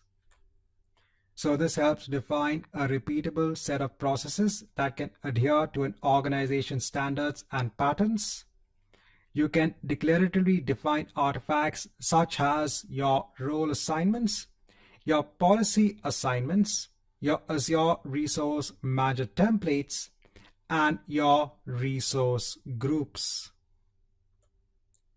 When you look at the stages when it comes to an Azure blueprint, so first you go ahead and define the blueprint itself. The blueprint needs to be saved onto either a management group or a subscription. After you define the blueprint, you then publish it so that it can be assigned, and then you can assign the blueprint onto a subscription.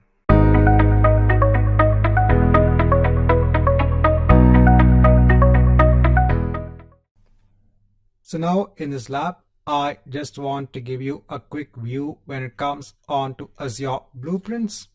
So you can first of all go on to the service of blueprints.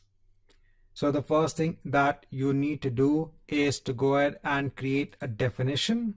So here you can create an Azure blueprint definition. When it comes to the scope, so currently the scope is my Azure subscription. So I can go ahead and hit on select. I can go ahead and create a blueprint. Now you could either start with a blank blueprint, or you could go ahead and make use of other templates that are also available. So here I can start with a blank blueprint. Here I can just give a name for the blueprint itself. Here in the definition location, I can go ahead and choose my subscription and hit on select. When I go on to next for the artifacts, here now I can start adding the artifacts. So you have different types of artifacts that you can choose. For example, I could ensure that I have a resource group in place. Here I can just give an artifact display name. Here I can go ahead and put what should be the name of the resource group. So I'm giving this at definition time itself. Here in the location also, I can go ahead and mention what is the location, or I could also choose the location when the blueprint is assigned. And then I can click on add. I could go ahead and add another artifact. This time I could go ahead and choose a role assignment. So here I could choose, let's say, the contributor role. Here I could go ahead and choose one of the users who I have. So I can go ahead and choose this user, and I can go ahead and click on add. So now with just these two artifacts in place, and we can go ahead and add multiple artifacts. We can add an artifact for an ARM template. That template could go ahead and deploy some resources. So once you now have this blueprint in place, currently I only have one subscription in place. But let's say a company goes ahead and creates 2 more subscriptions. So if they want to ensure that all of these subscriptions have the same resource group, have the same user who has been assigned, has the resources that need to be deployed, you can go ahead and create this universal kind of template, and this blueprint can then be assigned onto the other subscriptions. Once they are applied onto the other subscriptions, whatever artifacts are present in that template will actually be applied onto those subscriptions. So here I can first save it as a draft. Once this is done, you can go on to the blueprint, and now you can publish the blueprint first. So here you can give a version number, and you can go ahead and hit on publish. Once it is published, you can then go ahead and assign the blueprint. So if you had multiple other subscriptions, you could also go ahead and then deploy this blueprint onto those subscriptions. At the moment, I just have one subscription in place, so it doesn't make sense for me to apply this particular blueprint. But the entire idea was just to go ahead and explain to you what is the purpose of using the blueprint service. Now, once I am done with this lab, I'll go ahead and delete the blueprint. So I'll go ahead and hit on yes, so that I don't have any blueprint definitions in place.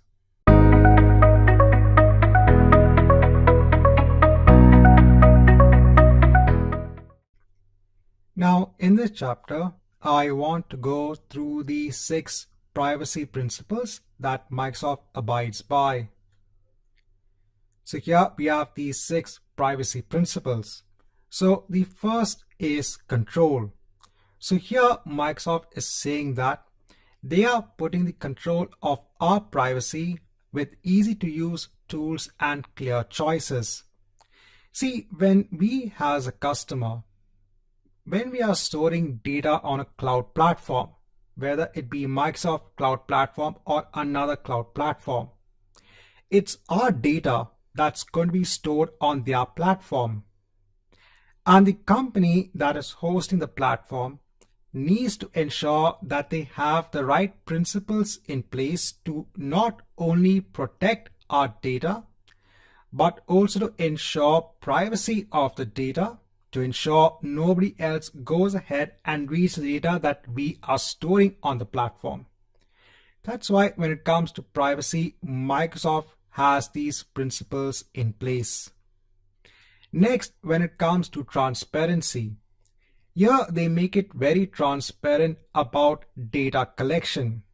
So sometimes in order to enhance the user experience, to enhance the customer experience, they might go ahead and collect some data.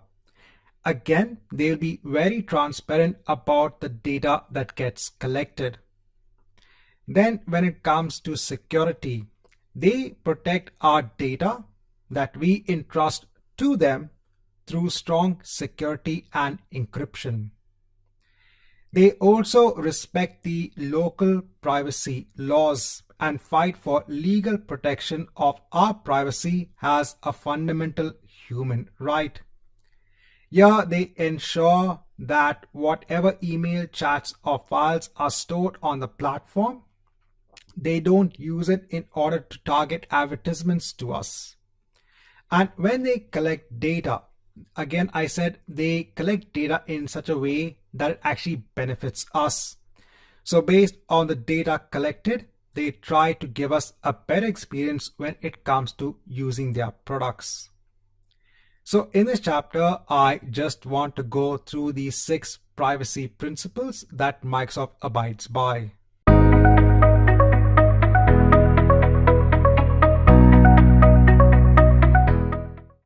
Now in this chapter, I quickly just want to go through the Service Trust Portal. So here you can actually see all of the independent audit reports that have been conducted for Microsoft Cloud Services. So let's say as part of the security compliance for your organization, when you start using Microsoft-based services on the cloud, whether it be Azure, whether it be Microsoft 365, you want to understand whether their services actually adhere on to organization standards or industry standards when it comes to security, when it comes to following standards itself. Here you can actually go ahead and view all of the audit reports. So there are a lot of documentation and reports available when it comes to the Service Trust Portal site. Here you can scroll down and you can take any document. So you can click on the compliance guide here. Now it is free, but it is a protected resource. So you just need to go ahead and sign in with your Azure account details if you have one. So you can click on sign in.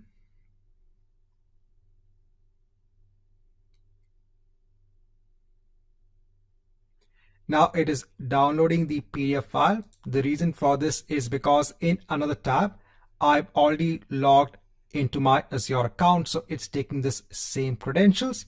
And here it has downloaded the document. So you can actually go through this document itself. So I said, if you want to see the various audit documents when it comes to Microsoft-based services, you can go ahead and look at the Service Trust Portal.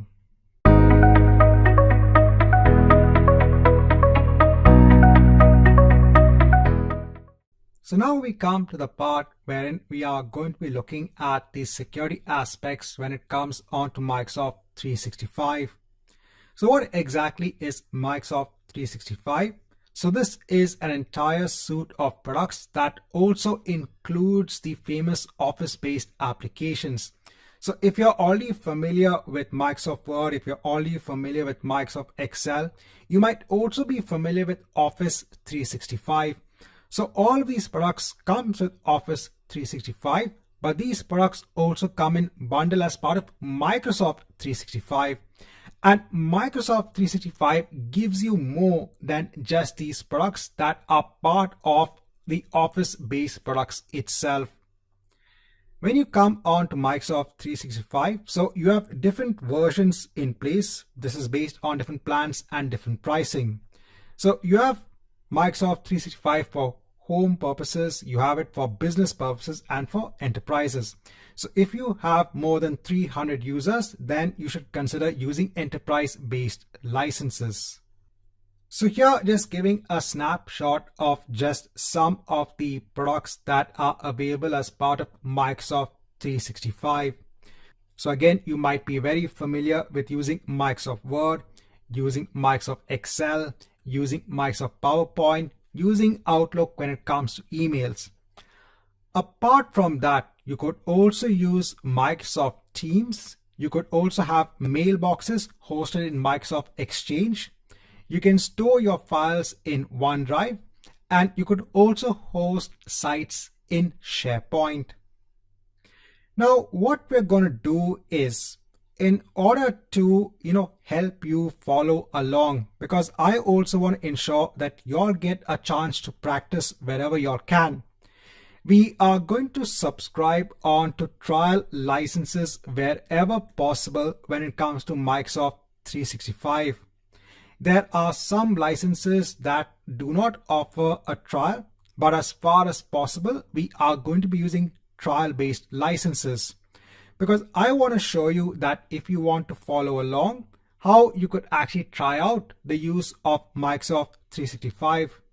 Because we are going to be looking at the use of products such as Exchange, such as Microsoft Word, such as Outlook, in order for storage of information. Because only once you have data in place, then you can actually see how to secure your data with the use of various Microsoft-based security products. Right, so in this chapter, just want to give an introduction onto Microsoft 365 and what we are going to be doing.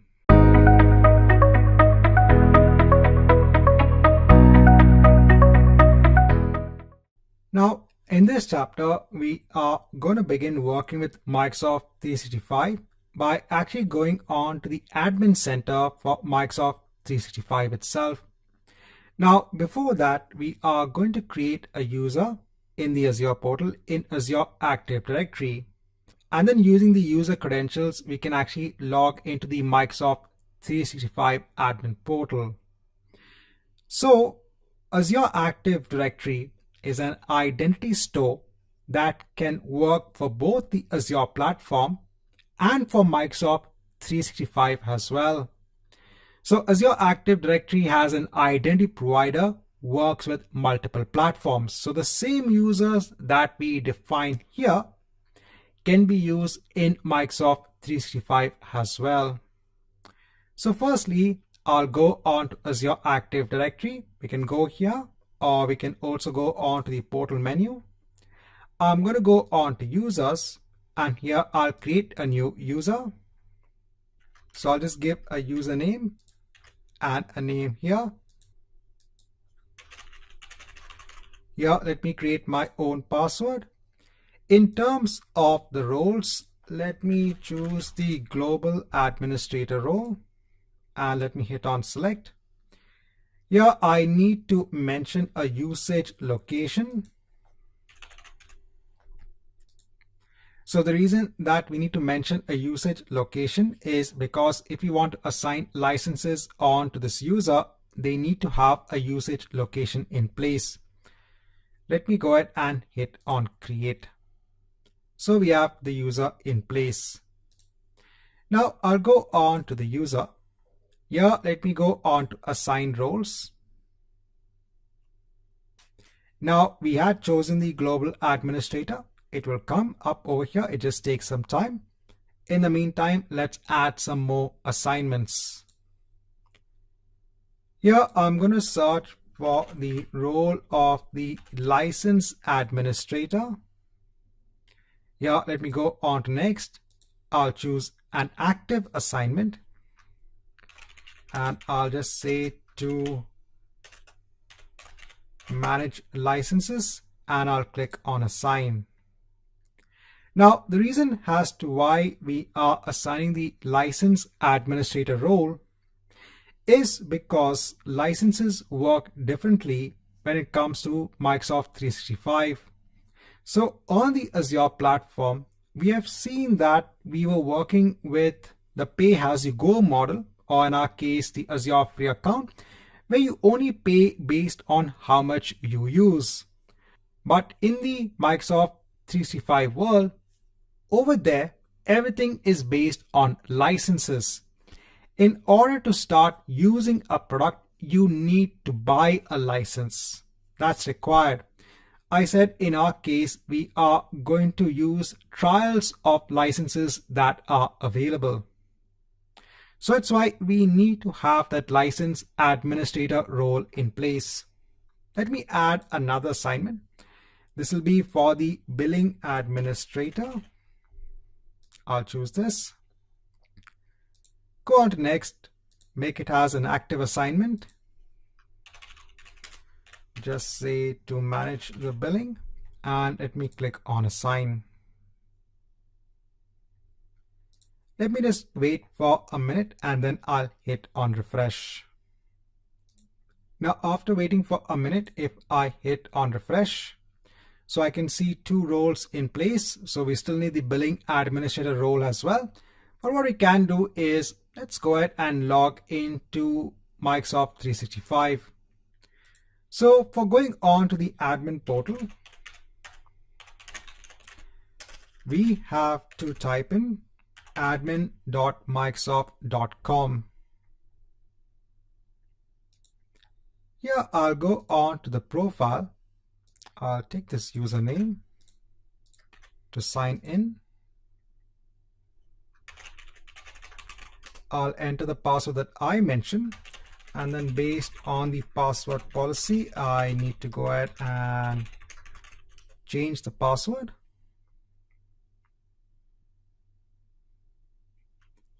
But once this is done, we are now in the MS365 Admin Center. Here, if you go on to your users, and if I go on to active users, here you can see all of the users that are also present in Azure Active Directory when you go on to the Azure portal. So I said the same users are available because our Azure Active Directory tenant or directory itself is being used for both Azure and for MS365. Here, if you click on Show All, you can see a lot of other settings in place.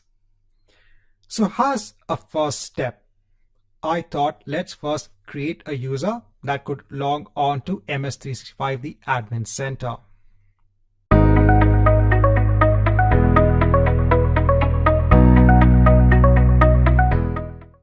So here we are in the MS365 Admin Center.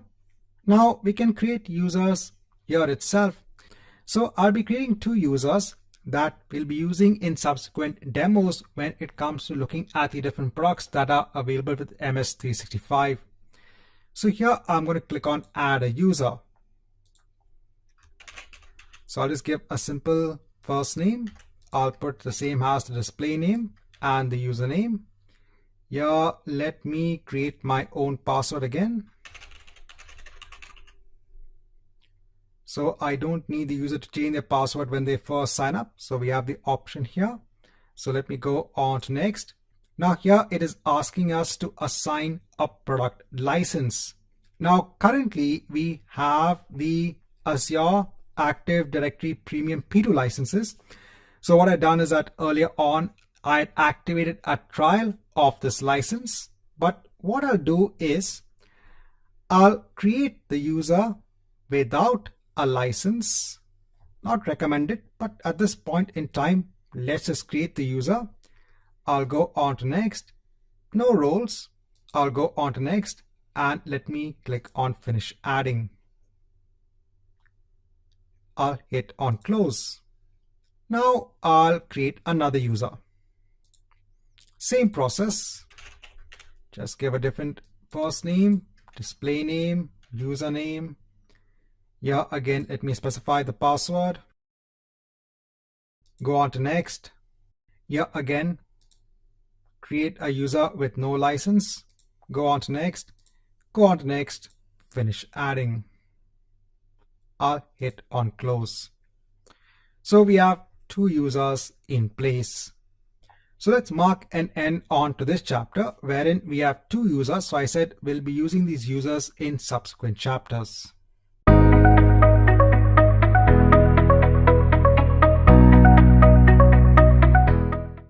Now in the last chapters, we had created two users. Now in this chapter, let's subscribe on to trial licenses for MS365. So if I go on to the billing section, here if I go on to purchase services, here is where you can actually purchase different services such as MS365, such as Office 365, separate services which come onto Power BI, Windows, etc. Now please note that when it comes to licensing, this can become very tricky at times. That's because there are different service tiers for each product, and there are different features that come as part of each service tier. For example, if I choose Microsoft 365 in terms of viewing by category, and if I scroll down, so you have business-based licenses. So you have Business Premium, you have Business Standard. Apart from that, you can see that you have a month-to-month, and here you don't have anything. And here you have what is the license cost per month. So if you were to buy this license, you basically pay $24 per month for each license. Whereas if you make an annual commitment, that means you buy the license for the entire year, then you basically get a discount wherein the licenses would only cost $20 per month. So you have this feature wherein you can either subscribe onto a month by month basis or you pay it for the entire year. One of the advantages of the month to month is you can unsubscribe at any point in time, whereas in the other you are making a commitment to actually buy the licenses upfront. Now, apart from that, you also have different flavors when it comes to MS365 licenses. So if I scroll down, if I see all of the MS365 products, here I have 365 E5. So these are enterprise-based licenses. Here you can see what is the estimated cost per month. Now, E5 licenses contains everything when it comes to security. In fact, when we are going to be looking at the various security services in MS365, at that point in time, when I'm talking about these services, I'll also talk about the licenses that will be required. And for most of them, you will see that the E5 license actually covers everything. It has all of these security-based licenses. Now, if I go on to the details for this particular license, here you can see what you pay month on month. So I'm waiting for the compare details to come up. Let me try to just hide this.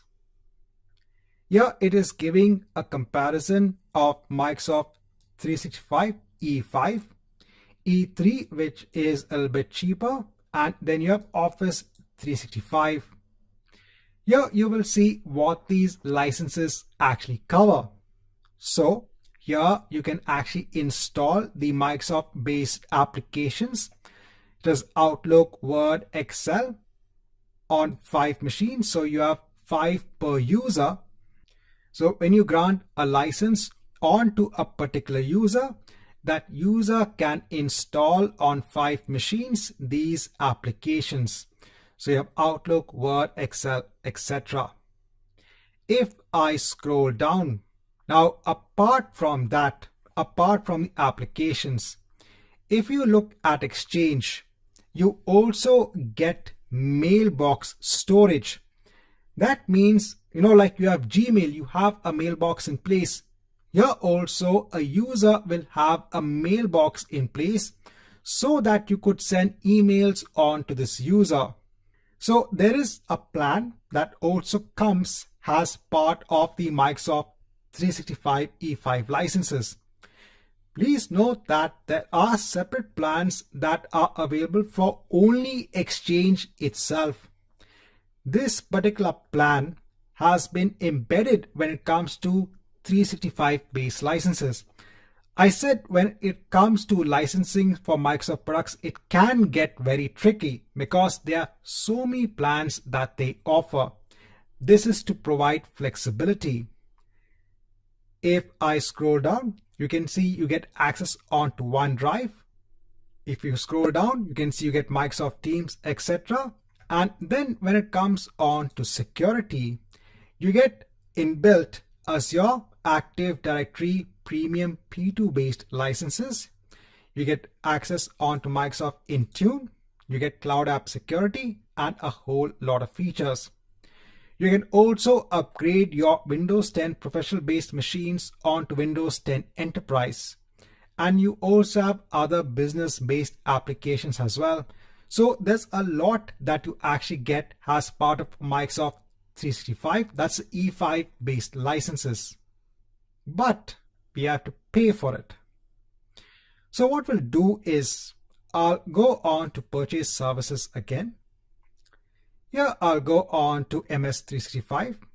Here let me go on to Business Premium and let me click on Details.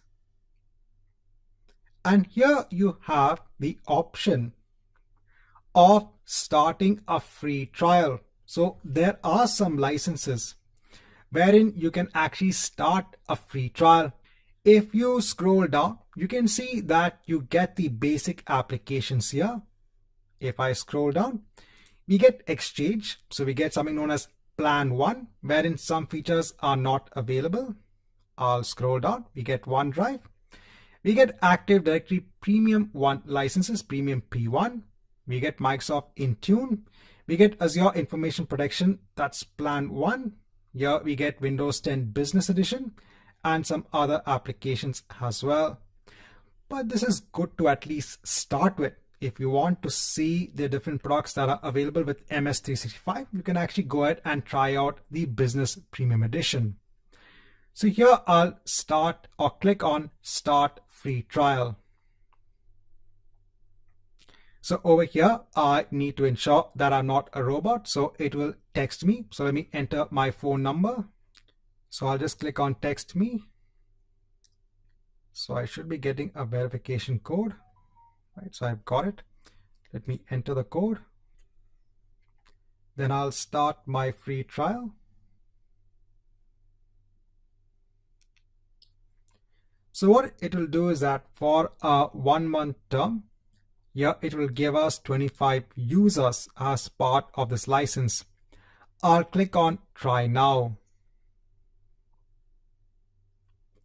Once this is done, we'll get a confirmation. Please note that there is no money which is going because on this platform, I have not added any sort of payment details. So if I hit on Continue,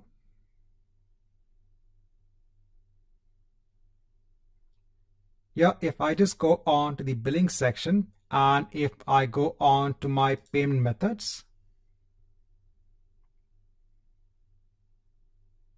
so here you can see the page is empty. I don't have any sort of payment methods.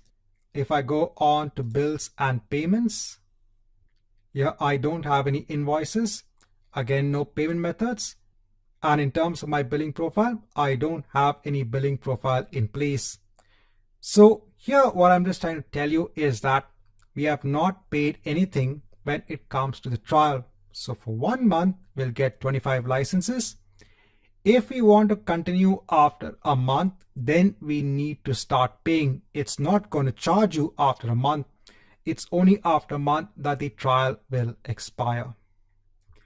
Right, so in this chapter, we want to start off with first, how can you actually subscribe onto these trial licenses?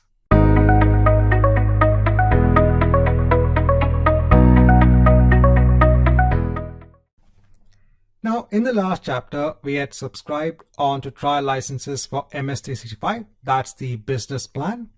Now, let's assign some of our licenses onto our users. Here, I can go on to my active users.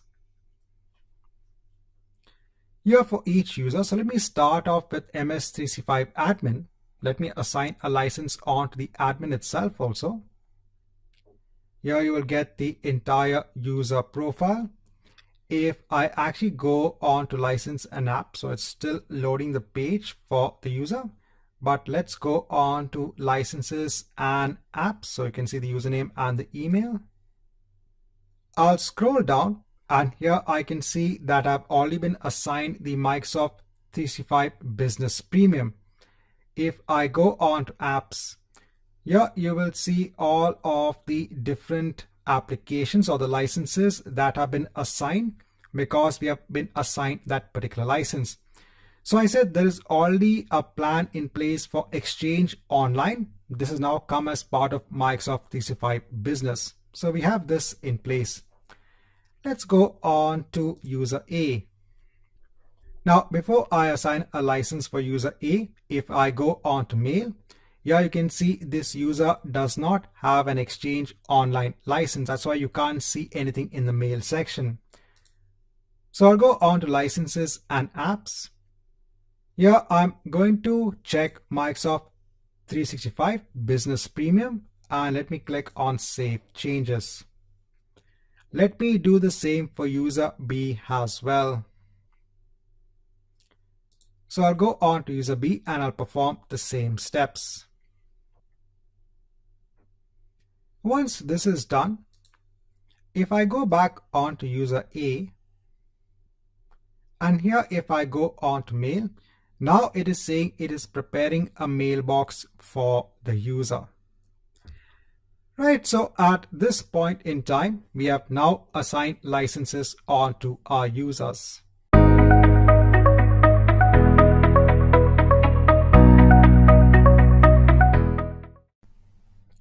Now, if you wait for around 5 minutes, and if you go on to any user again, so if I go on to mail, here I can see that we now have some aspects when it comes to the mail, and because now a mailbox has been created for this user. So if you go on to the admin center for MS365, here if you click on show all down below, I can see that I have an admin center for Exchange, that's Microsoft Exchange. So I'll click this. I'll be taken on to Microsoft 365, the Exchange Center. I'll choose to log in as MS365 admin. And here under mailboxes, I can see I have 3 mailboxes in place. One is for my admin, one is for user A, and the other is for user B. So this means that now we have mailboxes in place when it comes to these users. So if I go on to another browser, so here I have started the Microsoft Edge browser. If I now want to start using the Office 365 products that actually comes with the MS365 based licenses, I can search for Office 365 login. Yeah, let me do a login. Here I'll sign in. So in terms of the account, let me take this email address. This is the same as the username. Let me add it here. Go on to next. Let me log in.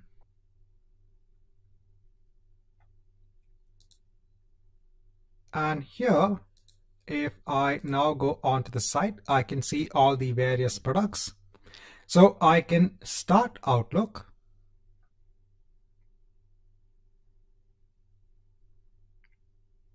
So it will go on to Outlook for web. Here then in the inbox, I can hit on a new message. Here, let me just hide this. I'll say don't show this again. Here I can now send an email on to the other user. So here I can actually go on to the other user. I can take the email address. I can put in the to here. I can put a subject. I'll just put a body for the message and let me click on send. So now we've sent an email message on to the other user. Before we can log in as the other user, I can also open up Word from here. I can create a new blank document.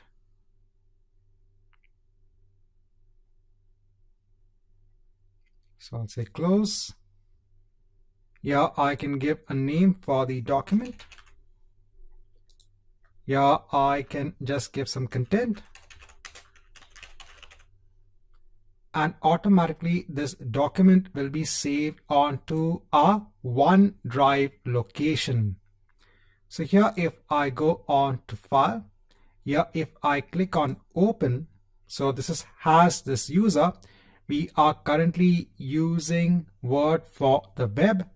Here if I click on view more files, so here I can log in as user A.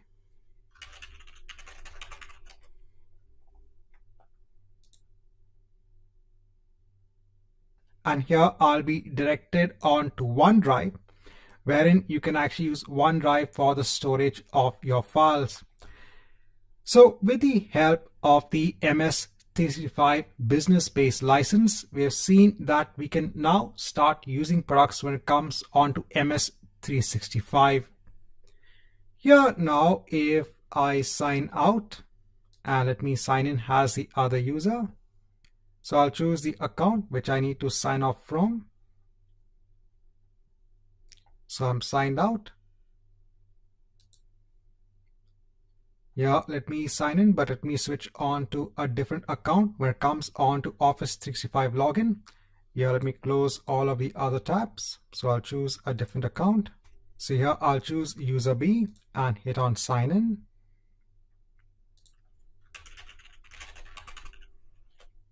I'll just enter the password as the user. Yeah, if I go ahead onto Outlook, here I can see the test message from user A. So at this point in time, I said that in order to look at the security features when it comes onto MS 365, the first thing is you need to start using the product itself.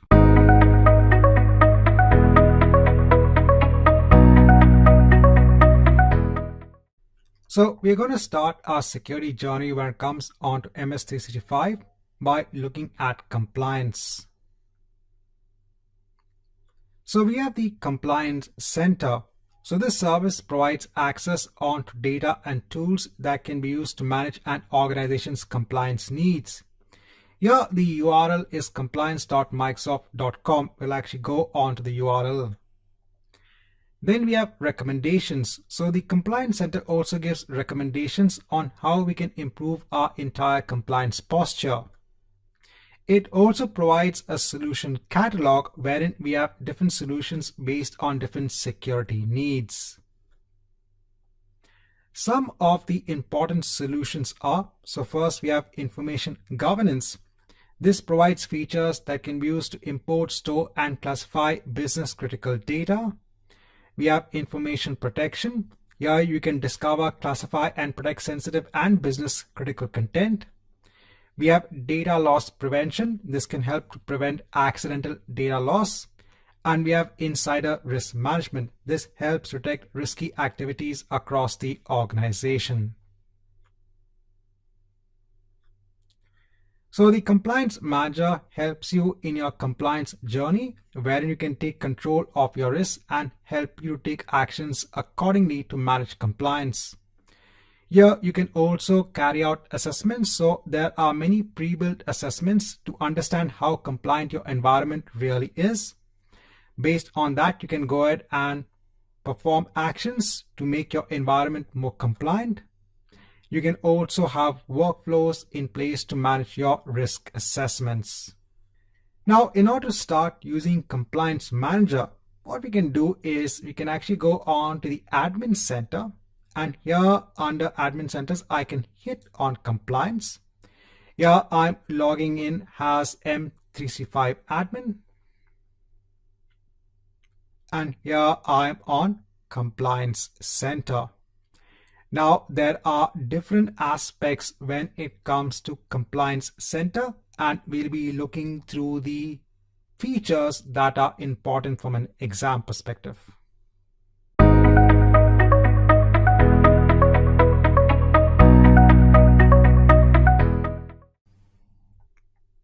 So in Compliance Center, the first thing that you can do is to go on to the Compliance Manager. Let me just collapse the navigation. Here in the Welcome to Compliance Manager screen, let me go ahead and just hit on close.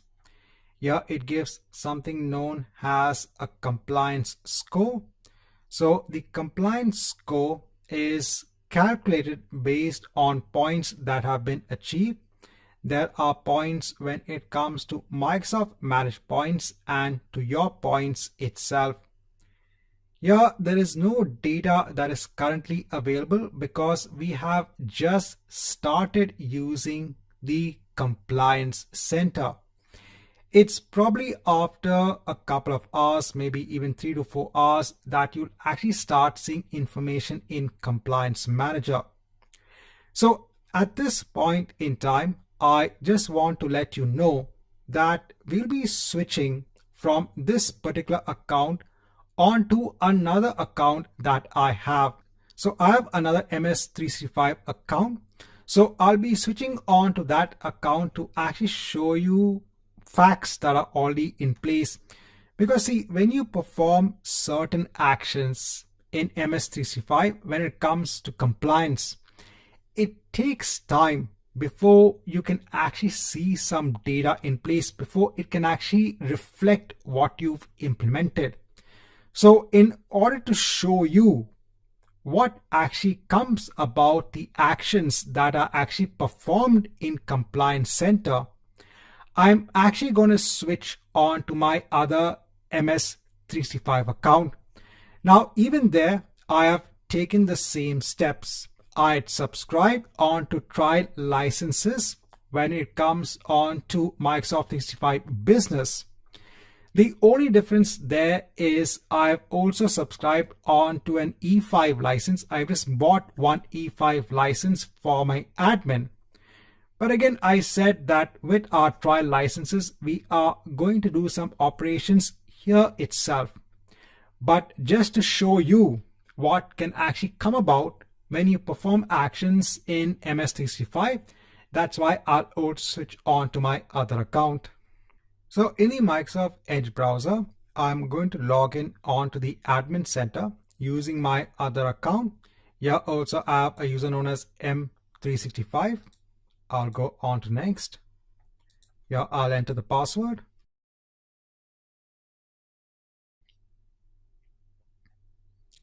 Here if I click on show all, here if I go on to compliance, here if I go on to compliance manager, and let me just again collapse the navigation. I'll again hit on the close screen. Here now I can see the compliance score. It's at 80%. And that's because all of the points that have been achieved is from Microsoft managed points. So when it comes to security, there are a lot of things that they are doing themselves to ensure that the environment is secure. But in terms of improvements on what we can do, they are giving some suggested actions. They are then telling us based on each action, what are the points that can be added onto our secure score. If I scroll on top and if I go on to improvement actions, here it will actually give us all of the actions that we can actually perform to make our environment much more secure. We can click on any action to get more information on what needs to be done. Here you can look at how to implement this, and here once you've implemented it, then you can change the implementation status, and here you can choose the date that it was implemented. So the compliance manager actually gives you a lot of ideas or improvement actions on how you can make your entire Microsoft 365 environment much more secure. There are also many assessment templates that are available. So by default, the Microsoft based assessment has been carried out, and based on that, it is actually giving us those improvement actions. But there are other assessment templates as well. Right, so in this chapter, want to give first a feel when it comes on to the compliance manager.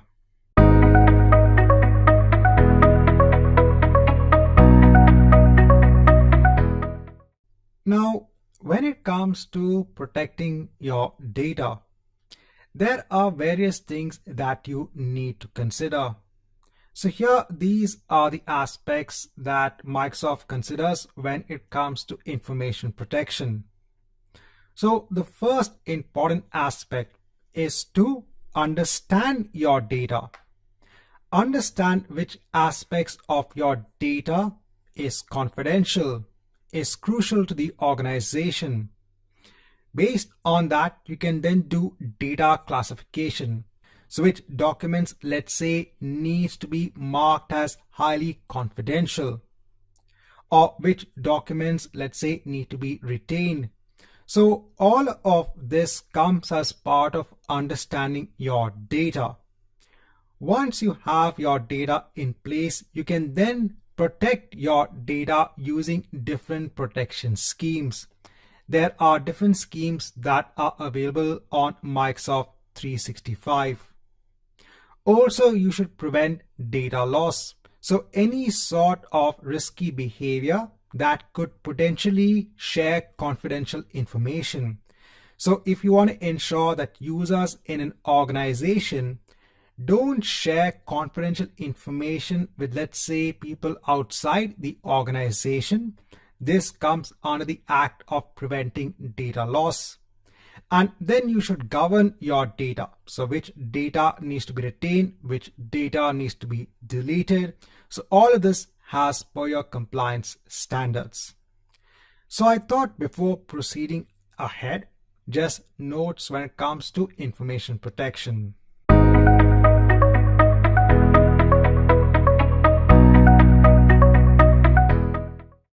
Hi and welcome back. Now, the first thing that we are going to look at when it comes on to security is information protection. And the first thing we are going to look at is sensitive information types and sensitivity labels. Now, in MS 365, the first step is to classify your data. And this is based on the different types of sensitive information that you are storing. For example, if you're storing credit card numbers in a document or an Excel sheet, that needs to be marked as having sensitive information because you want to ensure that that information doesn't get in the wrong hands. So the first step is to always go ahead and start classifying your data. Which data falls into which sensitive information type? Now, you can use these sensitive information types. These are based on pattern-based classifiers. This can actually automatically detect sensitive information such as social security numbers, credit card information, or even bank account numbers. We're actually going to look at an example on this at a later on time. So where can these be used? So these can be used in something known as your sensitivity labels and your retention labels. We will be looking at sensitivity labels and retention labels. Apart from the built-in sensitive information types, you can also create your own types. Next, we have a sensitivity label. Now, this allows you from a protection perspective to classify and protect your data. So how does this work? So you can apply a very simple label onto your files and emails. This label is actually stored as additional data or metadata in your files and emails. With the help of even marking a label on a document, you can also have the option of encrypting emails and documents if they contain sensitive information. This helps to prevent unauthorized users from accessing the data. If you want, you could also mark the content. So you can add watermarks, headers, and footers to your emails and documents. Now, there are different steps when it comes to using sensitivity labels. The first thing is to go ahead and create a label. Now, when you create a label, you have to define what is the scope. Does it apply to files, to emails, to groups and sites? Next is the protection. Do you want to encrypt the files and the emails that this label is attached to? Do you want to mark the content down on the files when the label is assigned to it? How do you want to label your content? Do you want users to manually apply the label, or do you want the label to be automatically applied? Also, do you want to define the protection settings for your groups and your sites? So when it comes to groups, it means Microsoft 365 groups that you can define, and sites means SharePoint sites. Also, Azure Purview, which is used as a data catalog, is currently in preview. You can also enable auto labeling for this service as well. Once you create a label, then you have to publish your label. When you publish your label, here you decide for which users and groups you want to apply the label to. Then you have policy settings. Here you can decide on what should be the case if users decide to reduce the order of the labels or if users need to apply a label. Again, I'll go through these aspects when we go into the creation and publishing of labels. And also you can apply a default label. Right, so in this chapter, I want to start with information protection. Let's go on to the next chapter and start creating a label.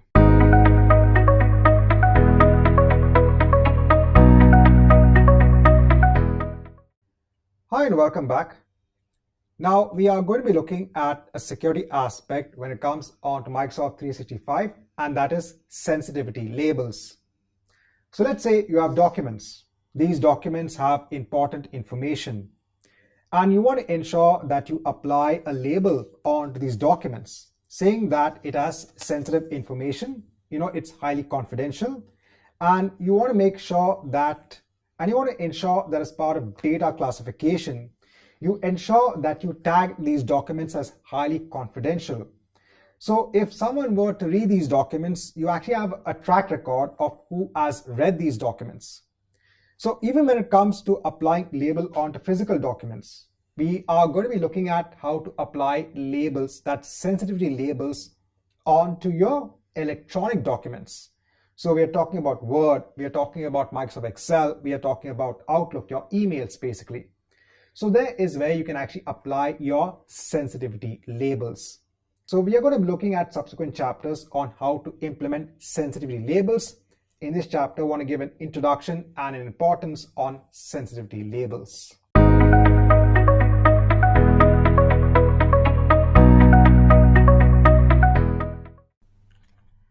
So now in this chapter, I want to show you how you can create a sensitivity label. So first we have to go on to information protection. If you don't see information protection, you can actually go on to the solutions for the catalog, and even here you should be able to see the option of information protection. Here if I scroll down, I have the option to create a label. Yeah, if I just collapse the navigation, yeah, I can now create a sensitivity label. Here I can give a name. So let's say I want to have a label with the name of confidential.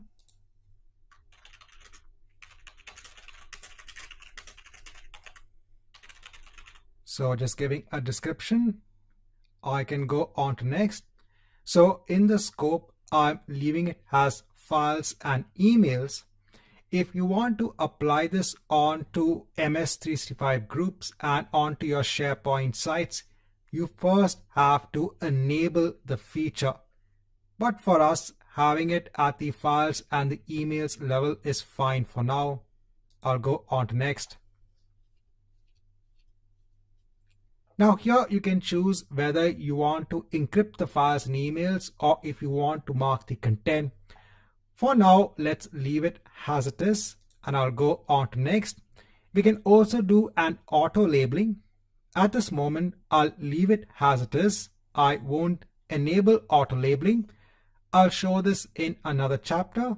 I'll go on to next. Again, there are no settings we are going to be using here when it comes on to groups and sites because we've not enabled that particular feature. I'll go on to next, and here let me create the label. Now, once we create the label, we need to go ahead and publish the label to make it available. So I can click on publish this label. This will take me on to the create policy screen. Within sensitivity labels, here I can choose the label to publish. So I only have one label in place. I'll click on add. Then I'll go on to next. So here my scope is currently all users and groups. if you want, you can publish this labels only specific users and groups, but I'm marking it onto all users and groups. Now in the policy setting page, I'll choose that require users to apply a label onto the emails and documents. I'm not specifically saying that they should apply this particular label, but I'm just having a policy in place to ensure that they do apply some sort of label. I'll go on to next. Here I am not applying this default label on a document, so I'm marking it as none. Now when it comes to applying the default label to emails, again I'll just put as same as document, that is none, but again require users to apply a label onto their emails. I'll go on to next. If you want, you can also apply a default label onto Power BI. That is another tool when it comes on to data visualization. Again, I'm leaving it as it is. I'm going on to next, and let me give a policy. And let me go on to next, and let me hit on submit. Now here it says that it takes or it can take up to 24 hours for the labels to be in place. So it does take some time, but what we'll do is that we can actually come back after 10 minutes to see if we have this label in place. Normally, if you have a large organization wherein you have a lot of users and applications, at that point in time, it could take time for this label to be in place. But because we just have a couple of users in our account, basically in our tenant, it should not take that much time for the label to be in place. So first of all, let me click on done. Here, let me click on done here, and let me expand this. Now, if I go on to label, so I can see my label here, that's the confidential label. Here you can see that the order is the highest order. I'll explain the order a little bit later on. Here, if you click on the label, you can also edit the label and publish the label again at any point in time. And if you go on to the label policies here, we can see the policy in place. If you click on the policy, you should be able to edit the policy as well.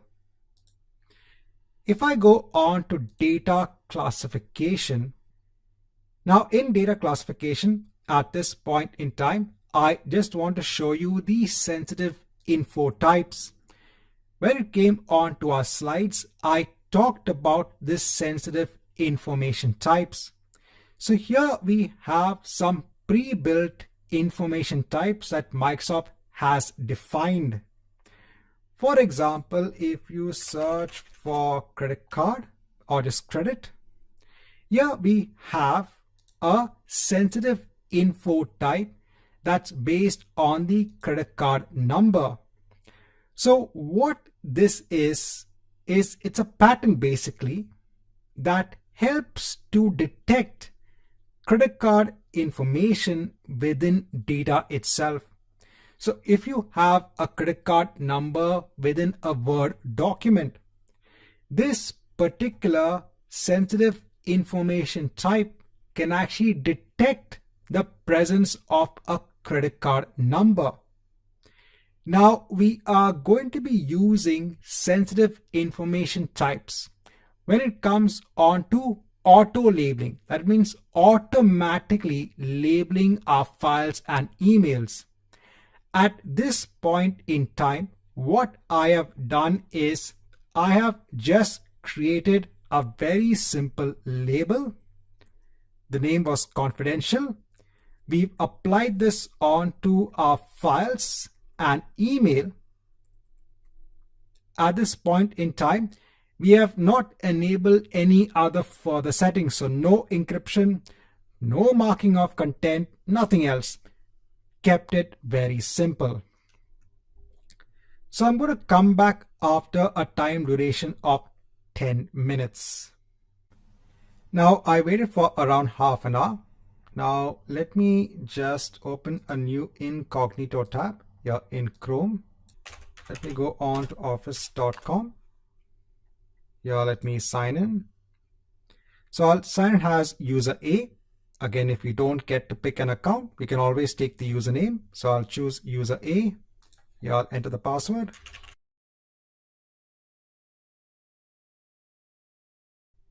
Let me go on to Outlook. Here, let me create a new message. Now, in this message, you will see that you have now the option to add a sensitivity label. So, for example, here, let me choose to send the message on to user B. And here I can put the sensitivity label as confidential. So this label is now tagged onto this email, and I can click on send. So now we have the option to also add labels onto our emails. Right, so in this chapter, we have gone through the process of how we could now create a label, we could publish a label, and how we could apply it onto an email.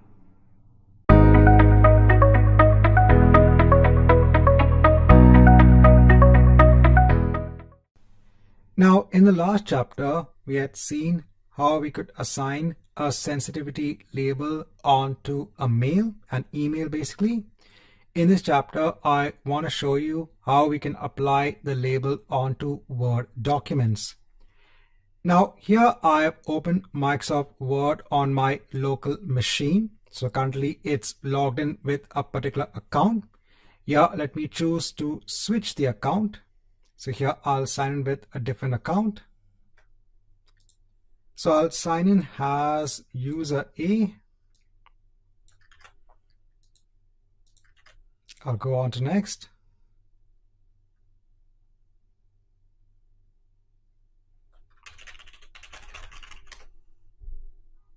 Yeah, I'll ensure to uncheck allow my organization to manage my device. And here I'll just sign in on to this app only.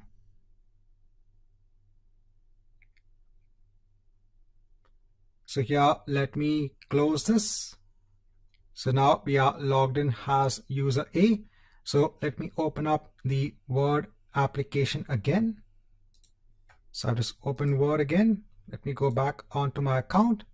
Here I can see my subscription information. Now let me create a new Word document. So it's a simple blank document. Here we can see that we do have the ability to assign a sensitivity label. Here you can see that the label has been marked here. So apart from the ability of also having labels in place for your emails, you can also do it for your Word documents as well. Now, if I were to open up an existing Word document, here you can see that it is asking me to apply a sensitivity label. So because we had a policy in place which says that you need to have a label in place, here we need to select a label. Here I'm going to choose the confidential label and I'll hit on apply. And then we can go ahead and edit the document. So in this chapter, just want to go through labels that can also be applied onto your Word document.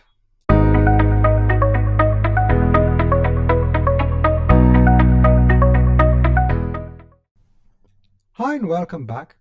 Now in this chapter, I want to go ahead and create another sensitivity label. So I'm going to go on to information protection. Here in the labels, so I should be seeing the label that we currently have, that is the confidential label.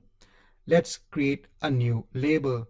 And by the way, notice that there is an order here wherein this is being attached or applied as the highest order when it comes to the current sensitivity label that we have. So let me create a new label. Here I'll enter the details.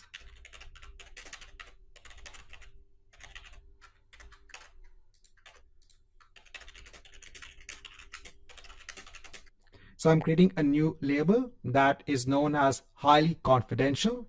I'll go on to next. So again, the scope is files and emails. I'll go on to next.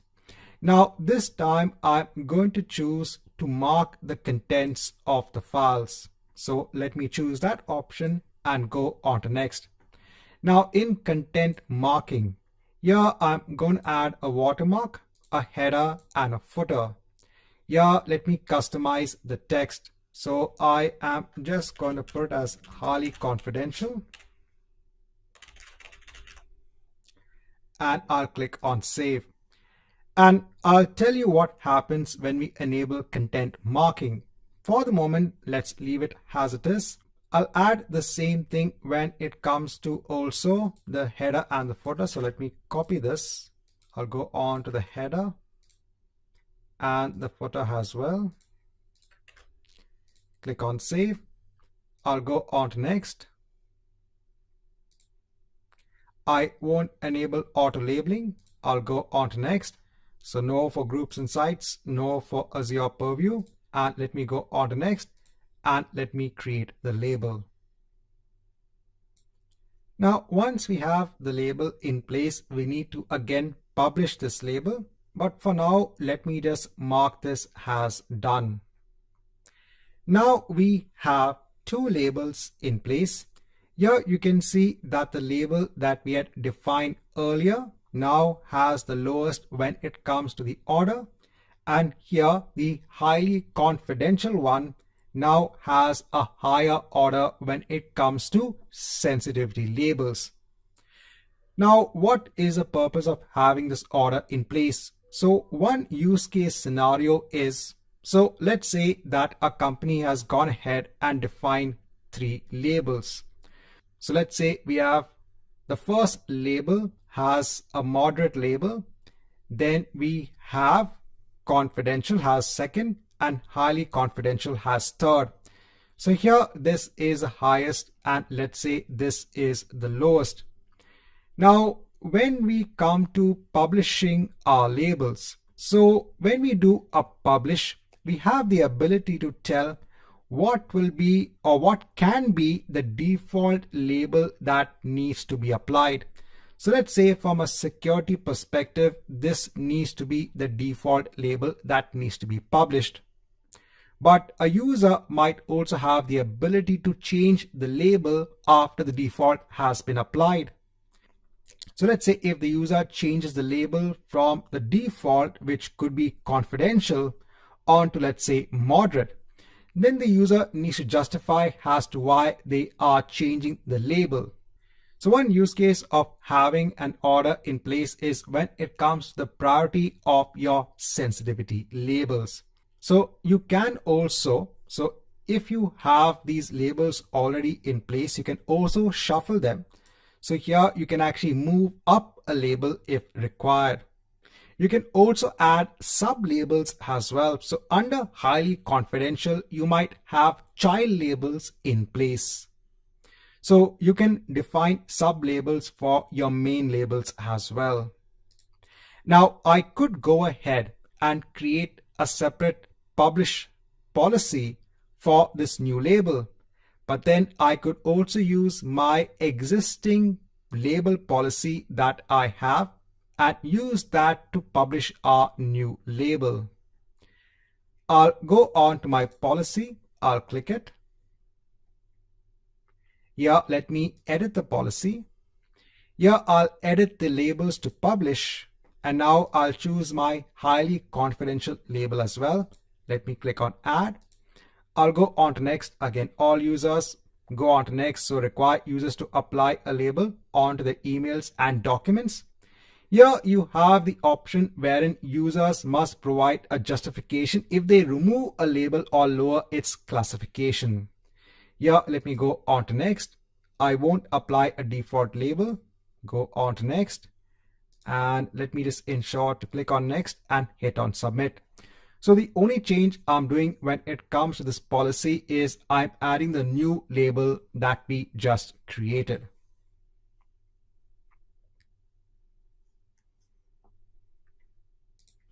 Once this is done, Now I'm going to wait for 15 minutes to ensure that the policy actually gets applied. And then after 15 minutes, I'll actually start up Microsoft.Word and see whether I can choose my new label. Now, after waiting for some time, so I'll just start up Microsoft Word on my local machine. I'll choose a blank document. So here I'm logged in as user B. So I'll choose the blank document. Here, let me just enter some text. So here I'm just taking some text from the Microsoft documentation. I'm copying it onto the clipboard and let me paste it here. I'll just close this. Now, if I go on to sensitivity, I can see my new label in place. Let me choose that label. Now, as soon as you choose the label, you can see you have a header in place. Also, you'll see a very small watermark here. So this is configurable. When you actually create the label, even when you edit the label, you can change what is the font size of the watermark. And if you scroll down, you can see a footer as well. So this is what is meant by content marking. So with the help of choosing that label and having content marking in place, it's put a mark when it comes to this particular document. Right, so in this chapter, I just want to actually show you how to create a new label, how to attach it onto an existing policy, and how to enable content marking for your data.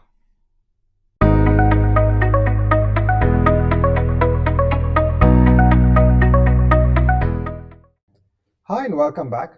Now, in the next chapter, I want to go through retention labels. So retention labels can actually be applied onto your documents, trying to cite what documents are required to be retained for how long.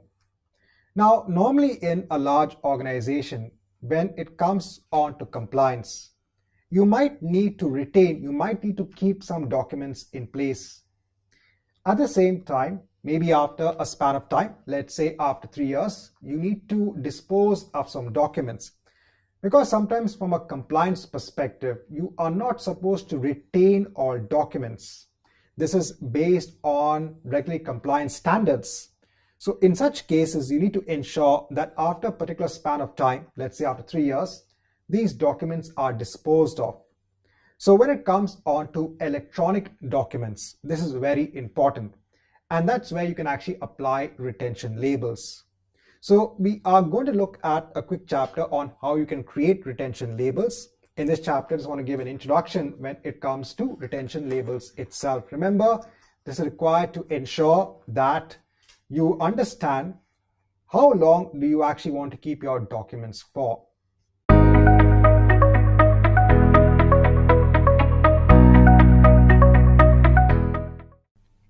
Now, the next thing I want to go through is retention. So this comes as part of information governance. So information governance is that fact wherein you decide for how long do you want to retain your data, or whether after a specific period of time you want to delete the data. So again, from a compliance perspective, this helps to comply with industry standards, regulations, and your internal policies. So you can avoid security breaches by ensuring that older content that is not required is deleted. Also, you can ensure that users only get current data that is relevant to them. Now, in retention settings, you have multiple retention settings. So you have retain only. Here you can retain the content forever or over a specific period of time. Then you have delete only. Here you can permanently delete content after a specific period.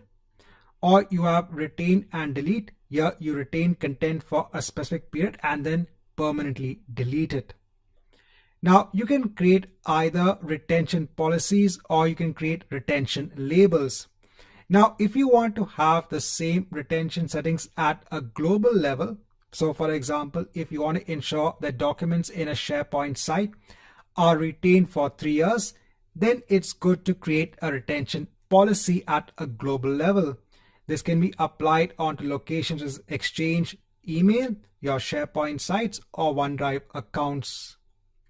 And then you have retention labels. This can be used to apply retention onto certain items, such as certain documents in a SharePoint site. So here the retention label, like a sensitivity label, can be applied manually or automatically onto the content. So here in Compliance Manager, let me go ahead onto Information Governance.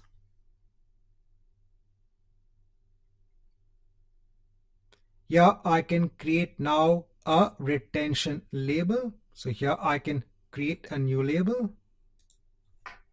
Here I can give a name.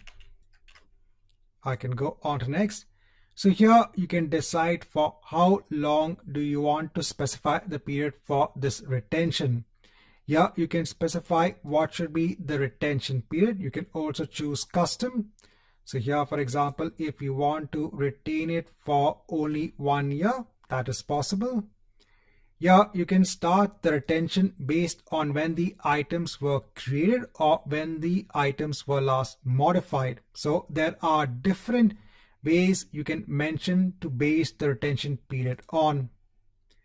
If you scroll down, so you can say at the end of the retention period, delete the items or trigger a disposition. This is when a person will review whether the item needs to be deleted. Or you can just say do nothing. You can also retain the items forever, or you could delete the items when they reach a certain age, or just don't retain or delete items. I'll go on to next, and here I can create the label. Now, once you have the label in place, here you can publish the label onto 365 locations such as Exchange and OneDrive, or you could auto apply this label onto a specific type of content. So here I'll just click on done to publish the label. So now we are going with these steps of publishing our retention label. So this is kind of similar to a sensitivity label. There also we had to create the label and then we publish. Here also we are creating a retention label and then we are publishing the retention label. Here I'll go on to next. So I'll choose all locations. I'll go on to next. Here I can give a name for the policy. I'll go on to next. And here I can hit on submit. Now please note here it is telling you that it will take up to 1 day for labels to appear to your users. And labels will only appear in Outlook and the Outlook web app only for mailboxes that have at least 10 MB of data. So again, we're not going to go through the application of the retention label because this does take time. But this becomes same as the sensitivity label. So even over there for your emails, you will have the ability to set the retention label. For now, I'll just hit on submit. Right, so it has gone ahead and created the policy. So in this chapter, just want to go through retention labels.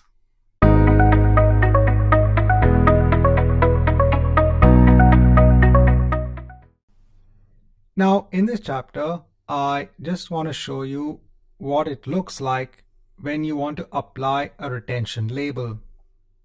So what I've done is I've actually sent some emails from one user on to another just to ensure that we reach the first point of wherein a user needs to have 10 MB when it comes to their mailbox so that they can apply retention labels. At the same time, I've also waited for more than a day in order to see retention labels in place. Now I'm going to be using the Outlook application that I have on my system. So let me go on to Outlook app. Now here I already have one of my mailboxes already configured. So this is the Outlook client that you can use to connect onto mailboxes. Here what I can do is I can go on to file. Here I can go ahead and add an additional account. Just go on to advanced options and let me set up my account manually. And what I'll do is I'll go in as user B. So I'll take the details of user B. I'll put in the email address which comes up here, and let me hit on connect. I'll choose Microsoft 365. I'll go on to next. I'll hit on done. So it's asked me to go ahead and restart Outlook. I'll go ahead and do that. So I'll close Outlook. So just starting Outlook again. Now here, if I just expand the folder pane, here I can see user B. Let me go on to my inbox. And if I go on to any email, here I can go on to retention policy, and here I can see my policy in place to retain the information. Now please note that there are some other default retention policies that also come as part of Microsoft Exchange. Here, when it comes on to compliance, we are creating a different retention policy when it comes to these emails itself. So in this chapter, just wanted to actually give you an idea on how retention policies look like once you've defined them.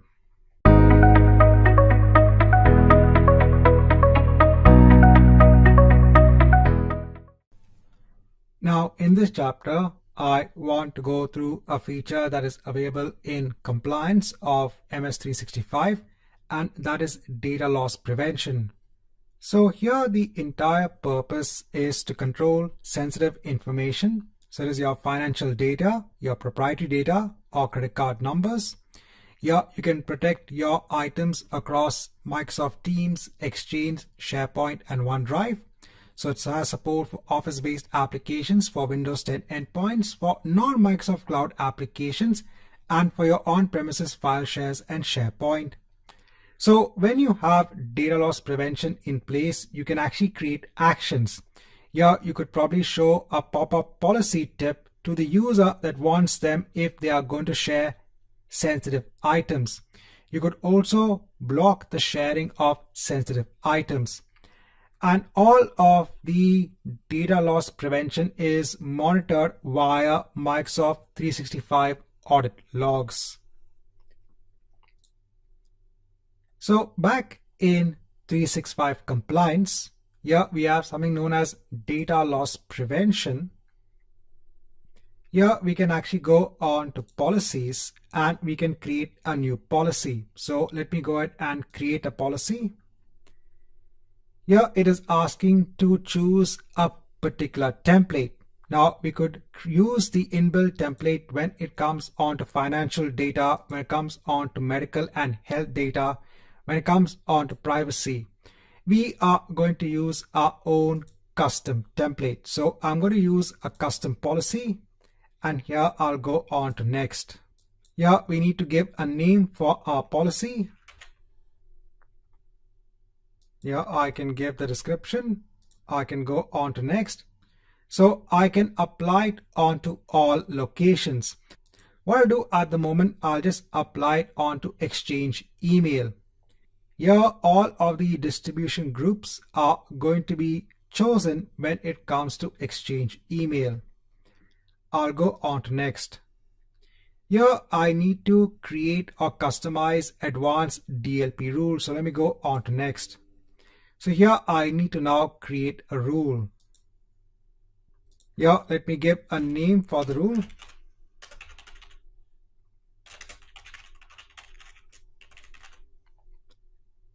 Then I'll add a condition.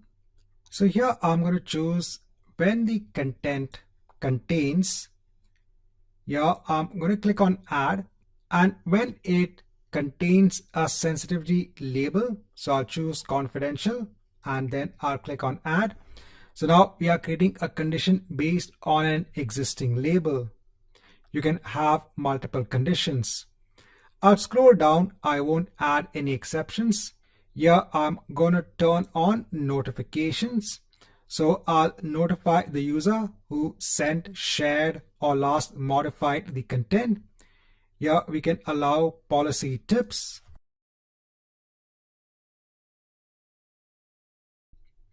Then I'll scroll down. Here I won't add any options for creating any sort of incident reports. There's one more thing. I'll just add another condition. So I'll also add a condition if the content is shared from Microsoft 365.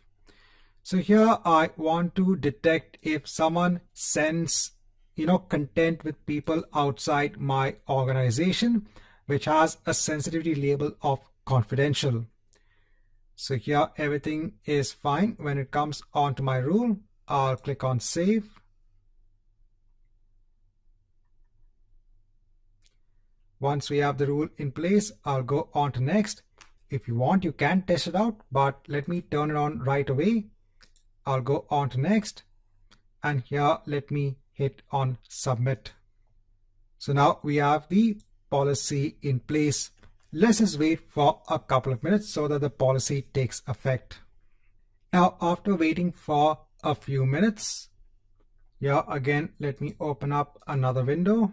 So it's always good that, if you want to test things out, once you create policies, once you make any changes in MS 365, always open up a new browser and log in with the user details again. So I'll go on to office.com. Let me sign out.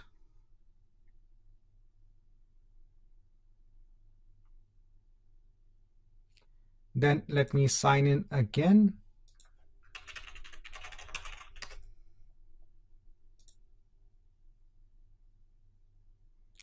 Here I'll open up Outlook. Let me create a new message. Now here let me add just a quick subject and some message. Now here I'll put the sensitivity as confidential.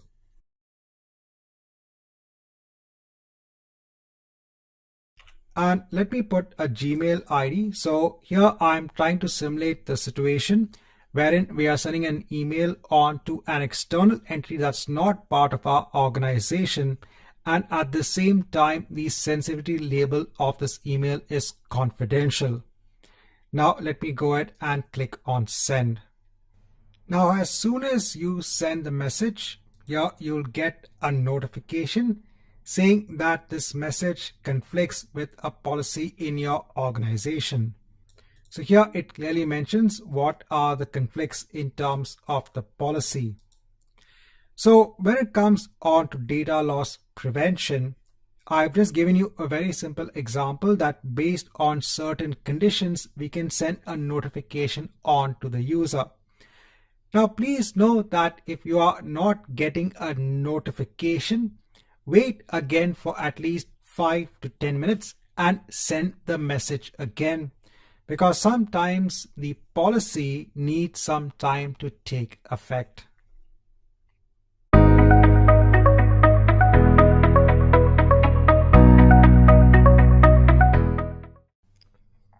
Hi and welcome back.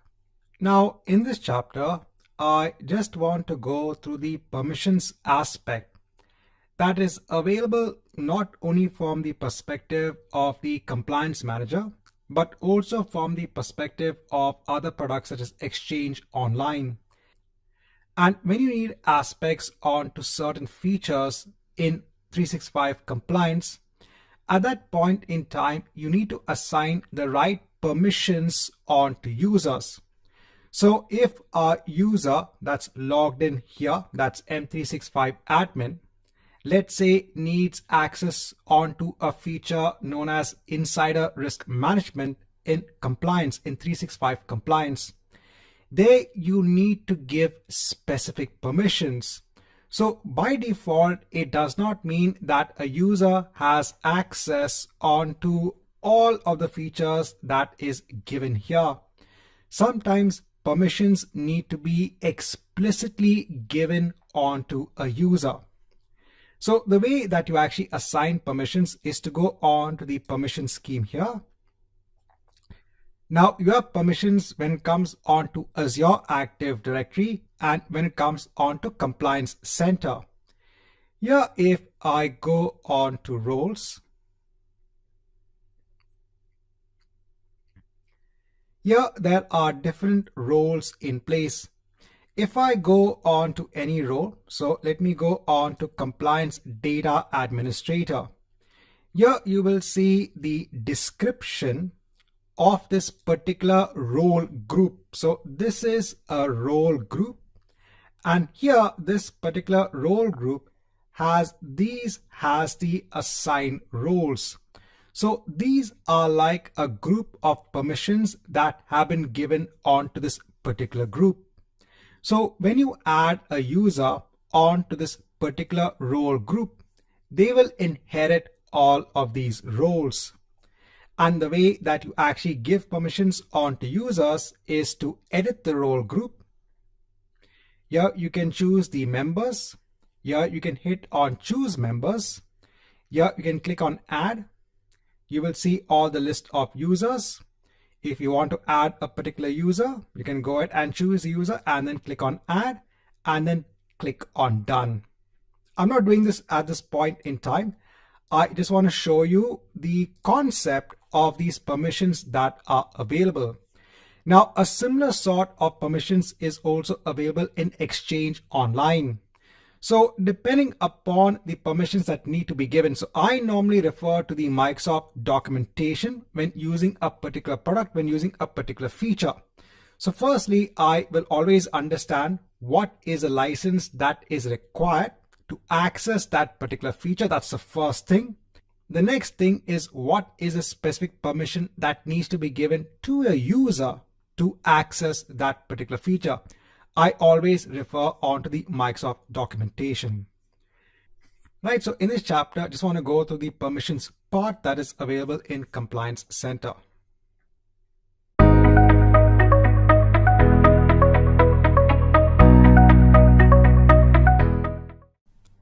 Now, in this chapter, I want to go through the auditing feature that is available as part of MS365. So we have basic auditing. So here you can see the audit records for activities that are performed in different MS365 services by users and admins. Here in terms of the licensing, some of the licensing which can be used for basic auditing are, so a 365 E3 license, a business premium subscription, which we do have, or an Office 365 E3 subscription. Here in terms of the permissions, if you want to be able to work with audit logs, you need to be assigned the view only audit and the audit logs role in Exchange Online. You then need to enable auditing in MS365. Now we also have advanced auditing as well. In basic auditing, the logs are retained for 90 days. Whereas in advanced auditing, the logs are available for a year or even 10 years. So this can help companies conduct forensic and compliance investigations because the logs are retained for more time. So some of the licenses that can help you achieve advanced auditing are, so 365 E5 when it comes on to either Microsoft or Office subscriptions. Here there are crucial log events that also get recorded. Now, in order to enable auditing, so we first need to give the required permissions in Exchange Online. So in Exchange Admin Center, if you don't know how to go on to Exchange Admin Center, go on to your MS365 Admin Center, your Show All, and ensure to click on Exchange. This will open up Exchange Admin Center. In Exchange Admin Center, go on to Roles, go on to Admin Roles. Here I'll go on to the Organization Management role. Now this Organization Management roles has the required permissions in order to enable auditing. So here let me go on to Assign. Here let me click on Add. Here let me choose the M365 admin and let me click on Add. If you go on to permissions, you will see all of the permissions which are assigned on to this particular role. So the main permissions are the audit logs and the view only audit logs. So we have this in place. Now I'm going to wait for around 5 to 10 minutes and then I'll go ahead and log out and log back in onto M365 compliance so that we can ensure that the role is applied. So I'm going to go ahead and sign out, and then after 5 minutes I'll sign back in. So let's come back. Now I wait for around 5 minutes and I've gone ahead and logged back in.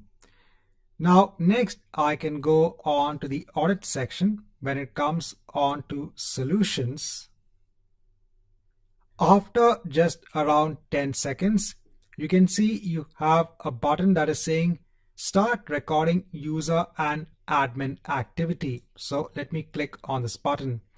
It's saying some settings need to be updated. I'll click on yes. So now it is going ahead and updating the organization settings. Now here it is giving me an error saying it can't update the organization settings. Please try again. So I've seen this error coming before when I was trying to enable auditing in one of my earlier accounts. So for this, what I had done is that simply I just waited for some time. So I waited for half an hour and I tried this activity again to start recording. Now again, this could be because of the amount of requests that are coming in for the audit feature, or it could be based on the time taken for the policy to take effect in Exchange Online. Whatever is the case, I got this similar error before. So now again, I'm going to wait for some time and then come back. Now I've come back on to the audit section again after some time. Let me try this again to start recording user and admin activity. And here it seems to be done. So I don't have that issue anymore. So if you have that issue, if you're following along, then what you do is just wait for some time and then enable the audit again. Now you can actually search all of the audit data. Now, because you've just enabled auditing, if you click on search, you will not see any sort of audit data. And that's because this audit data needs to be collected over time. Here you can actually select the date and time range. So now based on the activities that are now happening in 365 compliance, after some time, you will be able to search the audit data. So if I just give you an example, here I've logged in into my other tenant, which I have, and I've already enabled audit log some time ago. So if I go on to the audit section, here if I change the date so that I get more data, I'll click on search. And here I can see a lot of audit data. So for example, at this point in time, I can see this particular user logged in. So now all of the audit activities are being recorded. Here you can see that for some of the accounts, the user login has failed. It could be because of an incorrect password, or it could be because of other activities as well. So this looks at various security aspects because now you can see an entire audit trail of what's happening.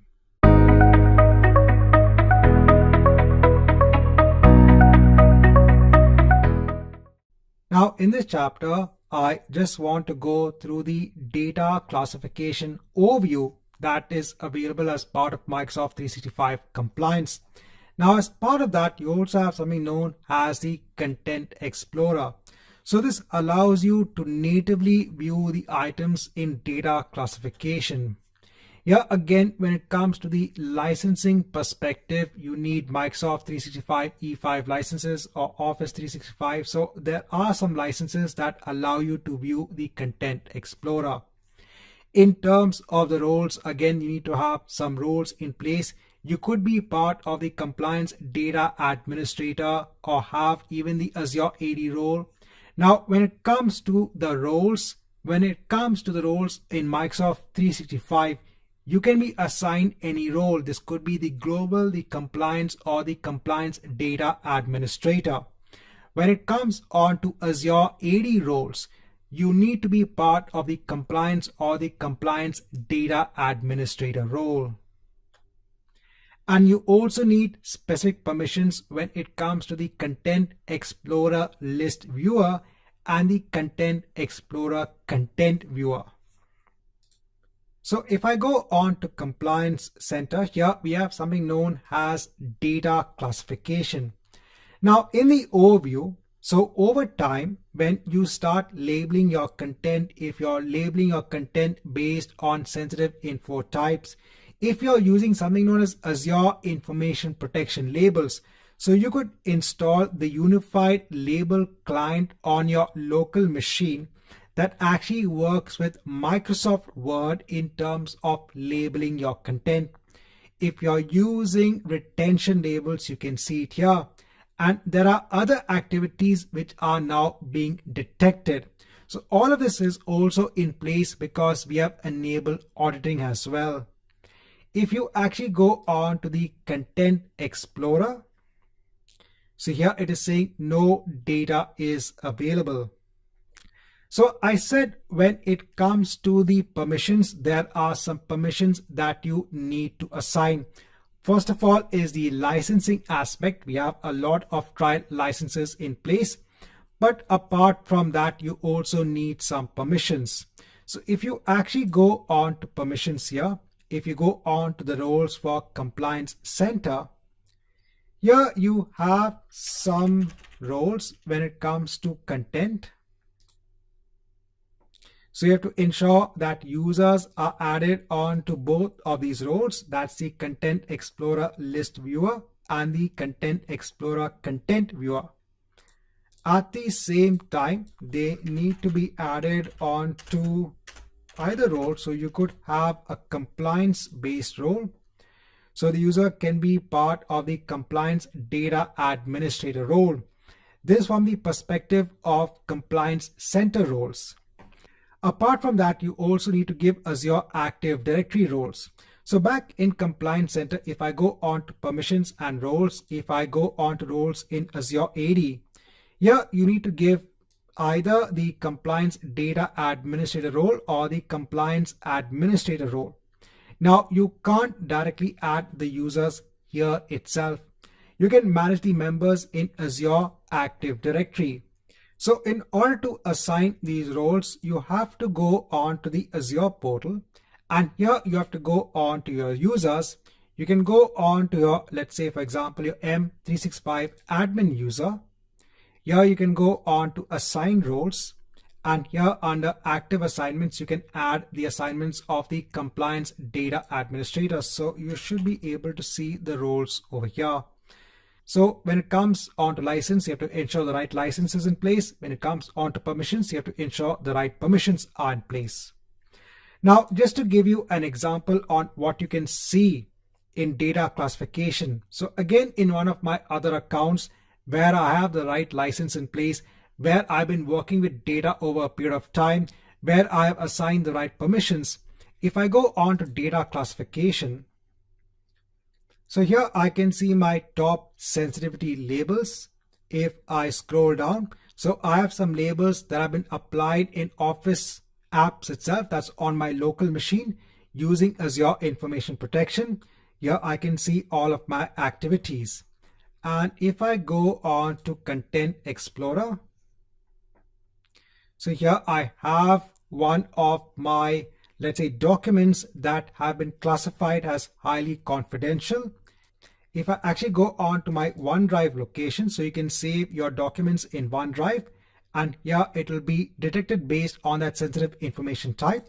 You can actually drill down onto the document itself. So this is a document which has the sensitivity label.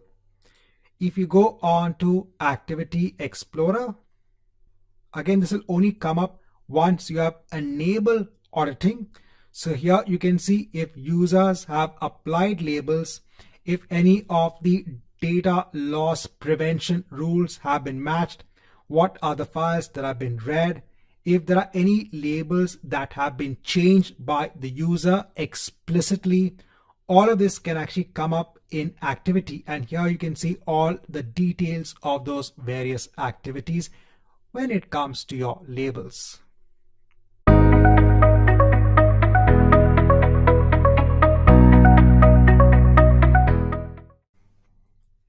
Now, in this chapter, I want to go through the e-discovery solutions that is available as part of compliance. So this allows you to actually search for content. So here in the normal content search, you can search for content, you can export search results, you can have role-based permissions, and you could also have queries based on keywords. And then you also have a feature known as co-e-discovery. Here also you can do a search and export, but you can also create cases that can hold data based on certain keywords. So if you want to have a hold on, let's say, legal data based on a search, you can actually use co-e-discovery. And then you have advanced e-discovery, wherein you can have further legal hold notifications. You have advanced indexing, you have analytics, and a whole lot of features when it comes on to advanced e-discovery. Now, when it comes on to co-e-discovery, here you can search for content in MS 365 and Office 365. Here you can also place a hold on content locations such as your Exchange mailboxes, your SharePoint sites, your OneDrive accounts, and Microsoft Teams. Here in terms of the license, you need Microsoft E3 or Office E3 or higher. And when it comes on to permissions, you need to assign permissions of eDiscovery Manager or the eDiscovery Administrator. When it comes on to co-advanced eDiscovery, so here you specifically can also identify persons of interest and their data sources. Here also you can apply holds to preserve data and then manage legal hold communication process. Here in terms of the license, you need either Microsoft E5 or Office E5 or higher. And when it comes on to search capabilities, it provides native search when it comes on to data in Teams, in Yammer, in SharePoint Online, and OneDrive for Business. So let's go over and see how we can work with these search features that are available in MS 365.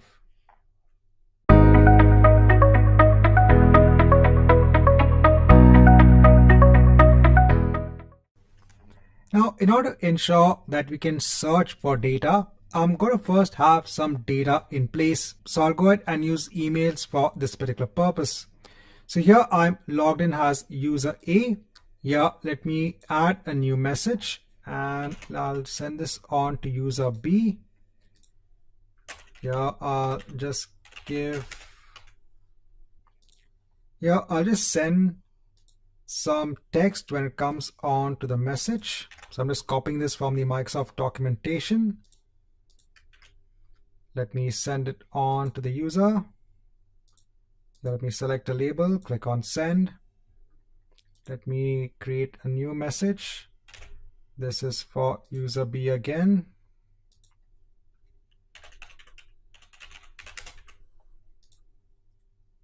Let me take some other text now.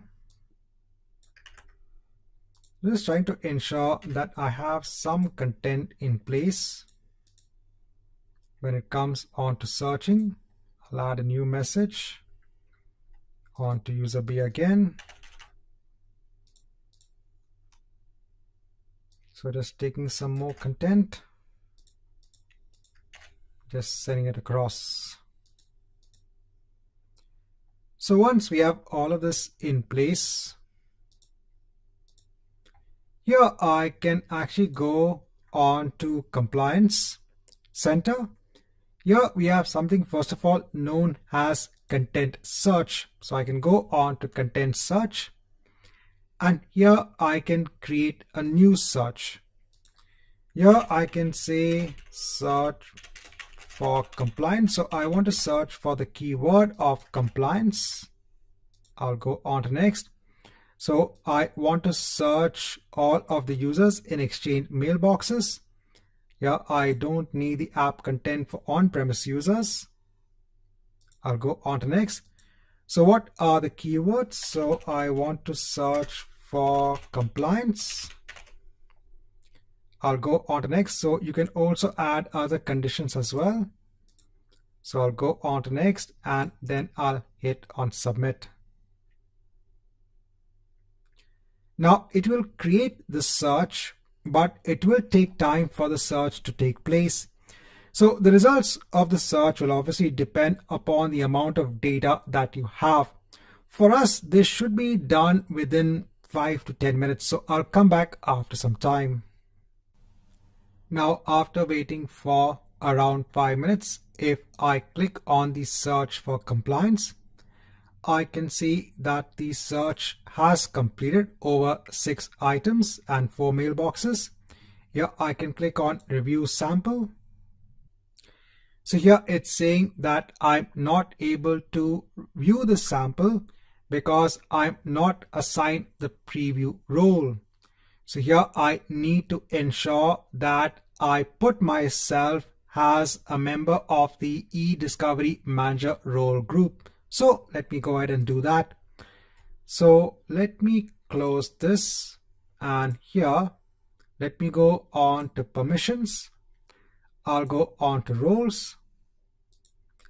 Here I can search for discovery.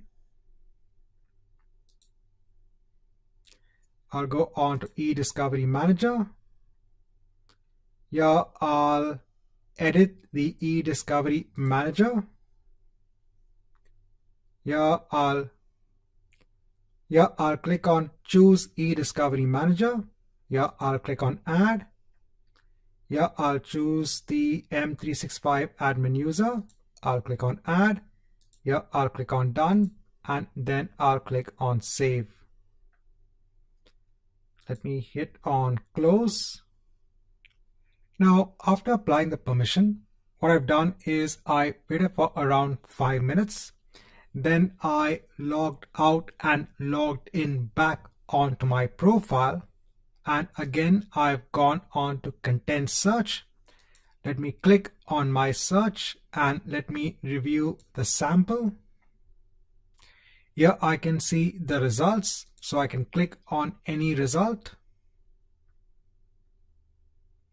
And here it will tell me all of the keywords in the email itself. So here we can go ahead and do a content search based on keywords.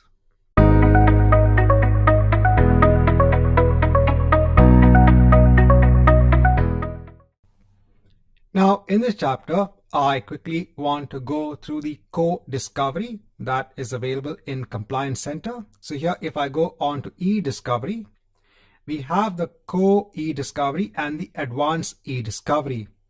So in the co-eDiscovery, you can actually perform a search of data. At the same time, you could also perform a hold of data based on certain conditions. Now for this, the first thing that we need to do is to create something known as a case. So here we can give a case name and I can click on save.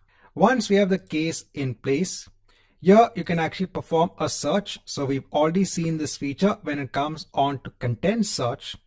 We can also perform a hold on certain items. So here if I go ahead and hit on create, here I can give a name for the hold. I'll click on next.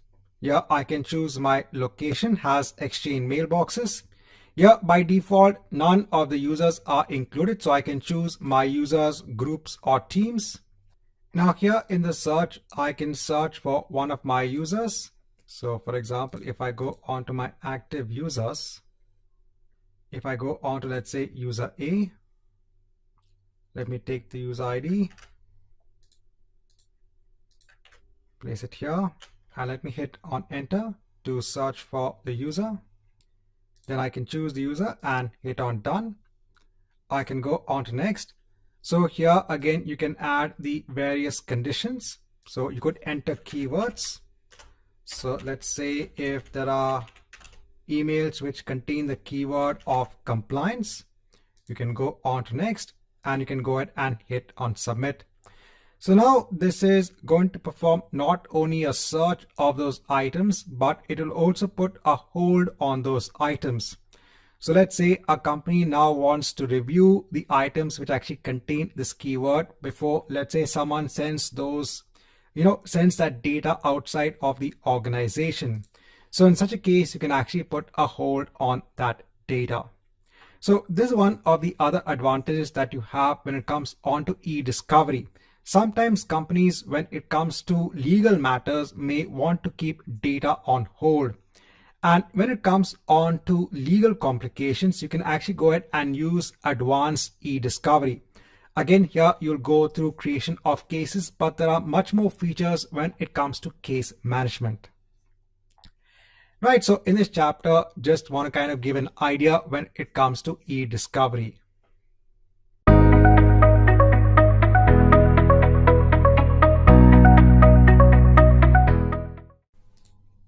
Now in this chapter, I want to go through communication compliance. So this helps to detect, capture, and act on inappropriate messages within the organization. This can be done across multiple communication channels that includes Microsoft Teams, Exchange Online, Yammer, Skype for Business Online, or even third-party sources. Again, when it comes on to licenses, you can use either Microsoft E5, E3 licenses with E5 compliance add-on. So here you can use the predefined policies, or you could also create your own custom policies to scan for internal and external communications. This helps to ensure that users actually comply with acceptable use and other corporate compliance policies.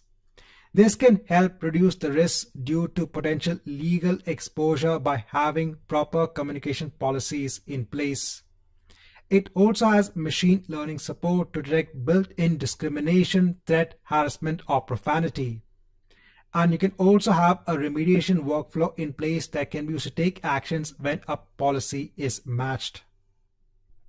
Now, if you just want to go ahead and have a look at the communication compliance, the first thing you have to do is to assign the right permissions. So if I go on to roles, here if I choose communication compliance, here I'll click on edit for the members. I'll choose the members.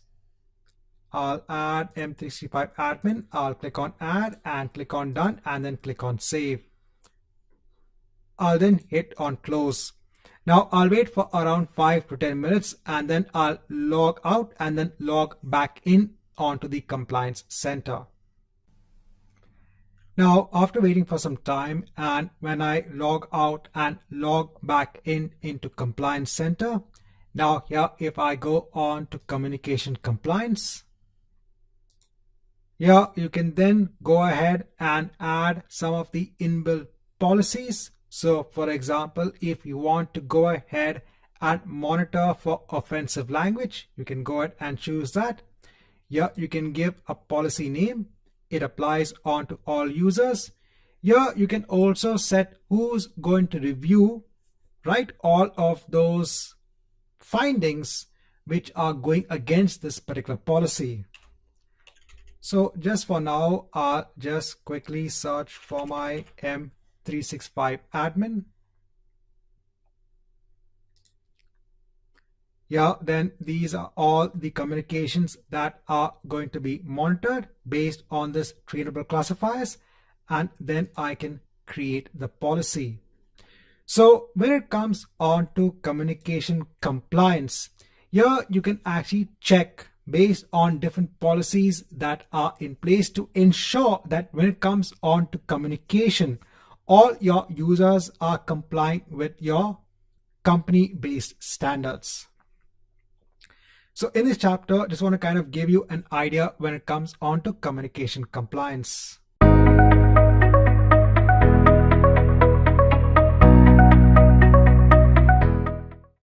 Hi and welcome back. Now, in this chapter, I just want to give a quick note when it comes on to a feature known as privilege access management. See, normally we've seen when it comes on to permissions, if a user requires a certain permission, they need to be assigned that permission.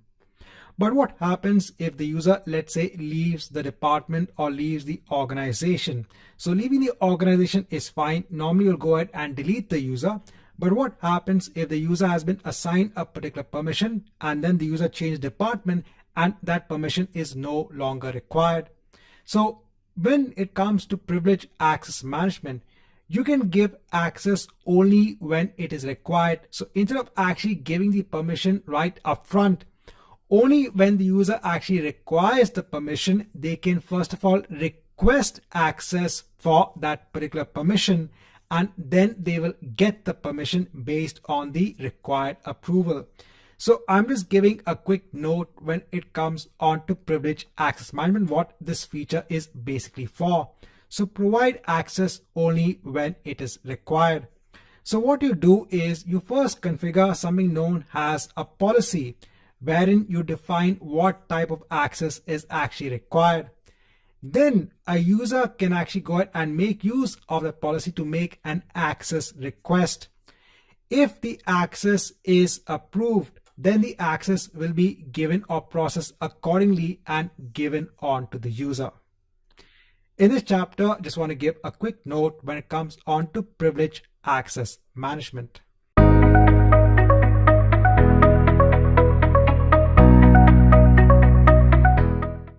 Now in this chapter, I want to go through insider risk management. So this helps you to detect, investigate, and act on malicious and inadvertent activities within the organization. Here, in terms of the risk, some of the risks that can be detected are leaks in terms of sensitive data, intellectual property theft, fraud, or insider trading. You can create policies that are based on templates and policy conditions.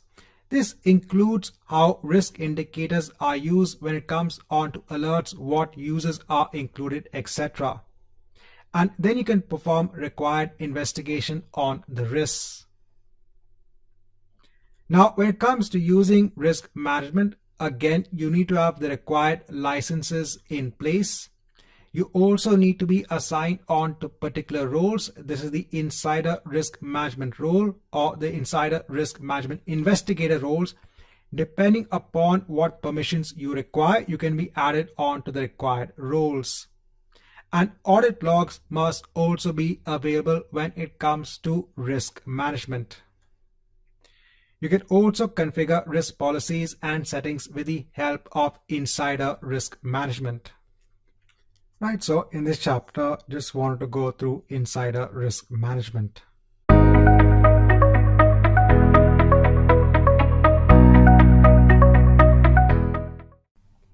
So now I just want to go through records management. So here you can label content as a record. Here retention labels can then be used to mark content as a record. This can be applied onto users or information. You can also have a file plan in place. This is if you want to bring an existing retention plan onto Microsoft 365. You can also review a disposition. So when a content reaches the end of its retention period, you might want to review if the content needs to be permanently deleted. And you can also configure retention for records based on retention labels. So again, what is a record? So when a content is declared as a record, there are restrictions placed on items on what actions are allowed or blocked. So actions such as who can edit the contents of the record or who can delete the record. You also have markings in place. Retention labels can be used to mark content as a record or a regular record. Now, if a record is actually marked as a regular record, then nobody, not even the global administrator, can even remove the label. Now, in Microsoft 365 compliance, here you have something known as records management. There's nothing that you can see over here. So in the overview, you will see any sort of pending dispositions. So this is for records that are at the end of their retention period. So you'll have someone who will actually do a review on whether a document that has been marked as a record needs to be deleted. And then you can have your own file plans in place. Here we had actually created this policy when it came on to information governance. If I click on edit label here, if I go on to next, if I go on to next. So remember all of these retention settings. Here there is only over here in this particular screen to mark an item as a record. So when you create a retention label, you can also mark them as records. But for that, you also have to do an additional setting, which needs to be done via PowerShell. So I'm not going to show that because from the perspective of the exam, you just need to understand what is the purpose of records management.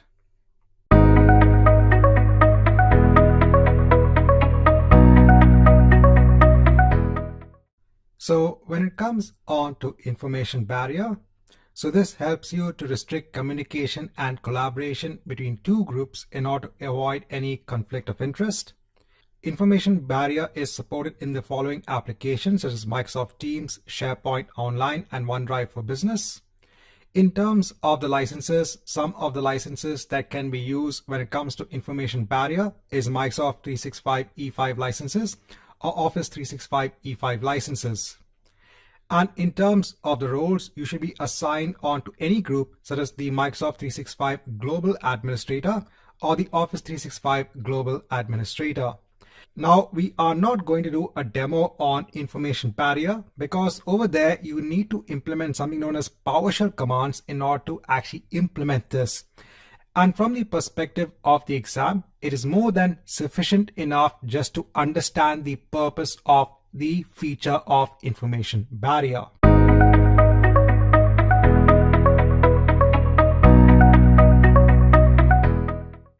Now in this chapter, I want to go through customer logbox. So here is when Microsoft actually requests access for data in Exchange Online, SharePoint Online, or OneDrive for Business. Now, why would Microsoft actually request access? This is basically for your data in Exchange Online, in SharePoint Online, or OneDrive for Business. So this is when actually Microsoft engineers need that data to troubleshoot issues that you might be having. So for example, let's say you're having a problem with your mailbox, any sort of data in the mailbox, and you want the Microsoft engineers to investigate the issue. Now, in such a case, you can ensure that the Microsoft engineers first request access onto your data. So here explicit approval is required so that the engineers can actually access your data. And all of the actions that are conducted by the Microsoft engineers are logged. So if we look at the workflow, let's say a person faces an issue with a Microsoft 365 mailbox. There then the user opens a request with Microsoft support to troubleshoot the issue. Here then the Microsoft engineer determines that they need access onto the tenant to actually repair the issue. Then the Microsoft support engineer makes a data access request via the customer logbox request. Here approvals are sought both from the Microsoft managers and managers from your organization. Now, if you want to enable customer logbox, what you need to do is you have to go under settings. Here you have to go under organization settings. Here you need to go under security and privacy. You have to go on to customer logbox. And here you can put the setting of require approval for all data access requests. Right, so in this chapter, just want to go through the concept of customer logbox.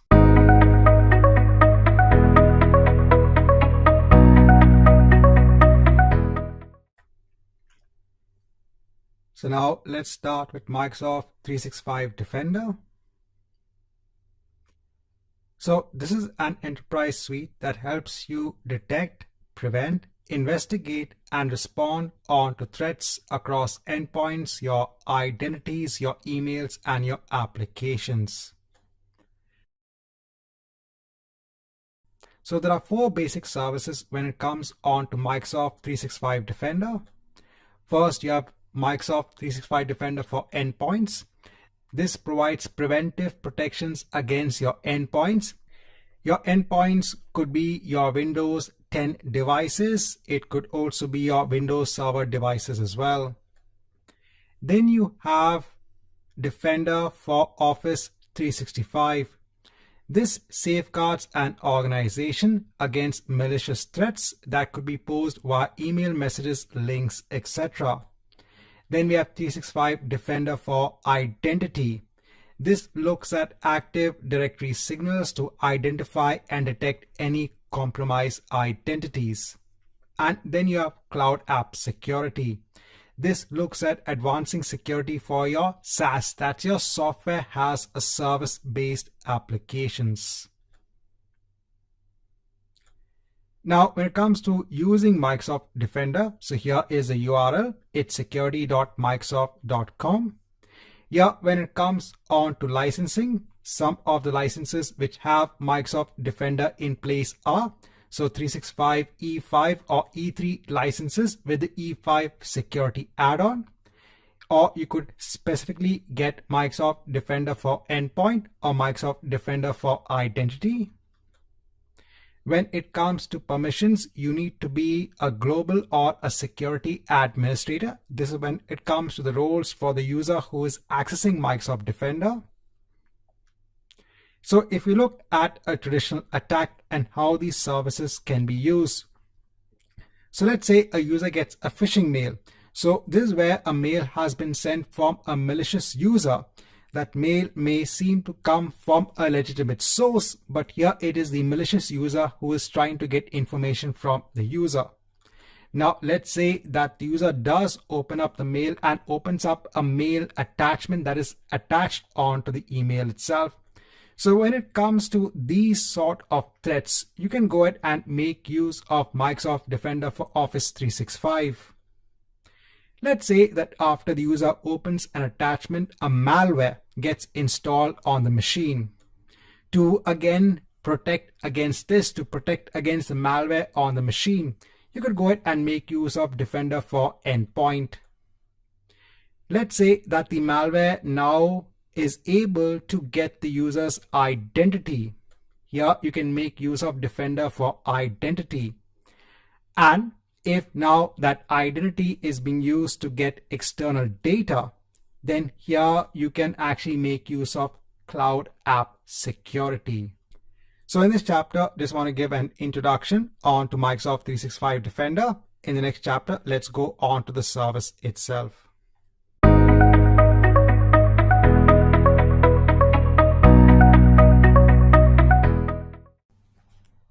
So now in this chapter, let's log in to Microsoft 365 Defender.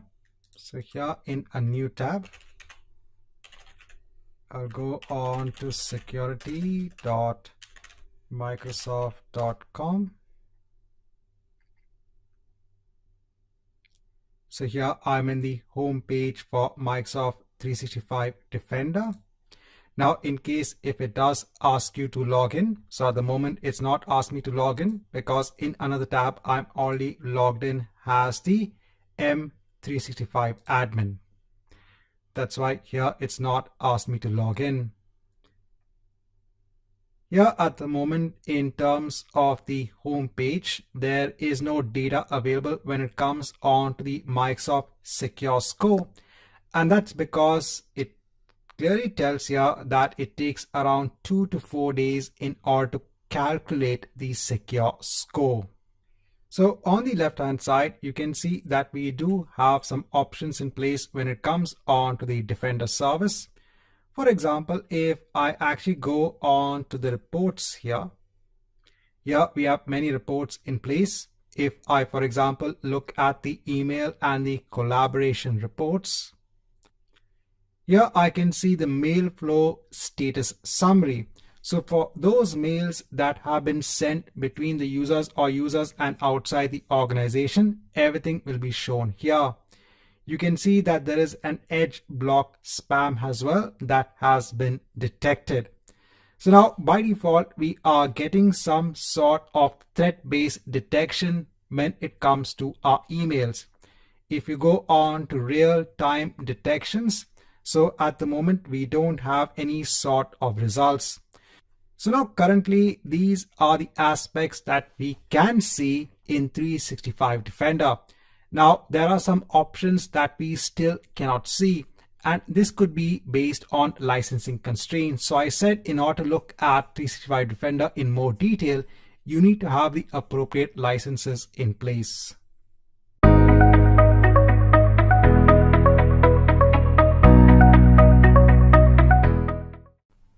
Now in this chapter, just want to quickly go through Defender for Office 365.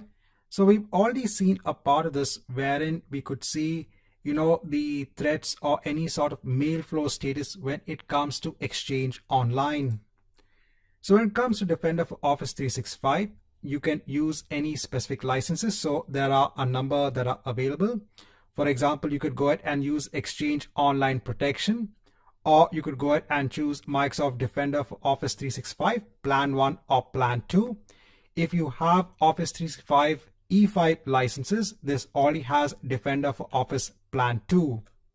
So in Exchange Online Protection, this is the basic license. Here it has the ability to detect spam emails, phish emails, and malware. It also has an audit log search, and you also have message traces. So currently, because we have the 365 business trial licenses, by default, we get Exchange Online Protection. That's why when we log in onto 365 Defender, we can see options when it comes to Defender for Office 365. So we've already seen this. So just as a refresher, if you go on to reports in Defender, if you go on to email and collaboration reports, here we can see the mail flow status summary, any threat protection status. So all of this is coming in because we have the basic business licenses when it comes to 365. We also have this Exchange message trace. So this will actually go on to Exchange Online. And here you can look at the default queries when it comes to the different messages. For example, if you want to look at the messages that was sent from my primary domain in the last day, here you can actually click on search. So I can see I have only one message in place. So this is coming in because we have that basic protection for Exchange Online. Again, if you want to confirm, if you go on to the admin center for MS365, here if you go on to your products, so here you should be able to see the Microsoft 365 Business Premium Trial. I'll click on this.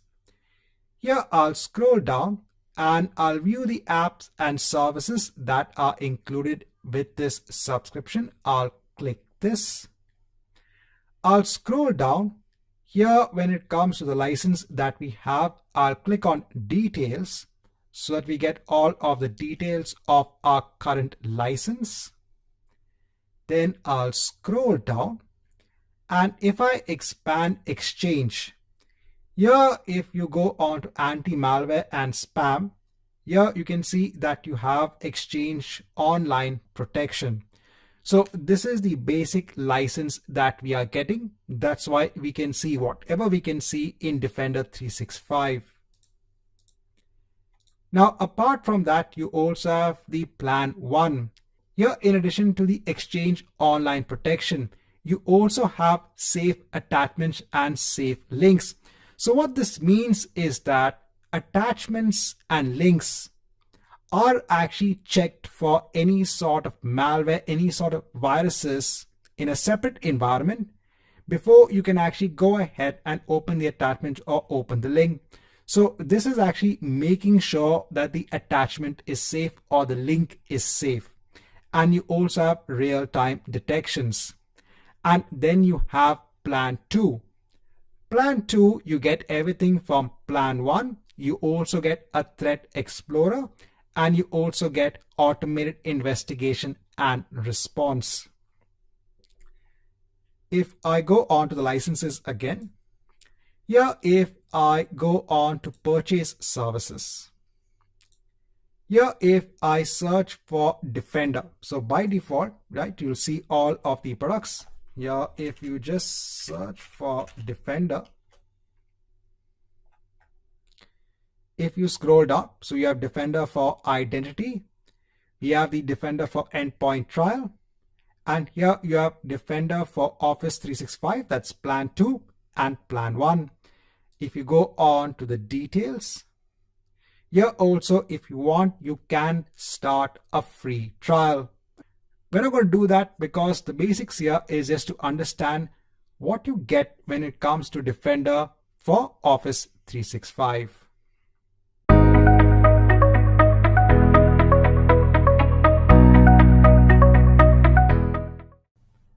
Now, in this chapter, I just want to go through Defender for Identity. We are not going to be looking at an example on this because I just want to explain what you'll actually do in Defender for Identity.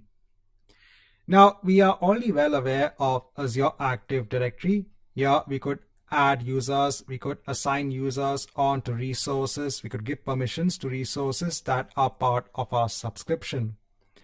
But we also have Microsoft Active Directory as well.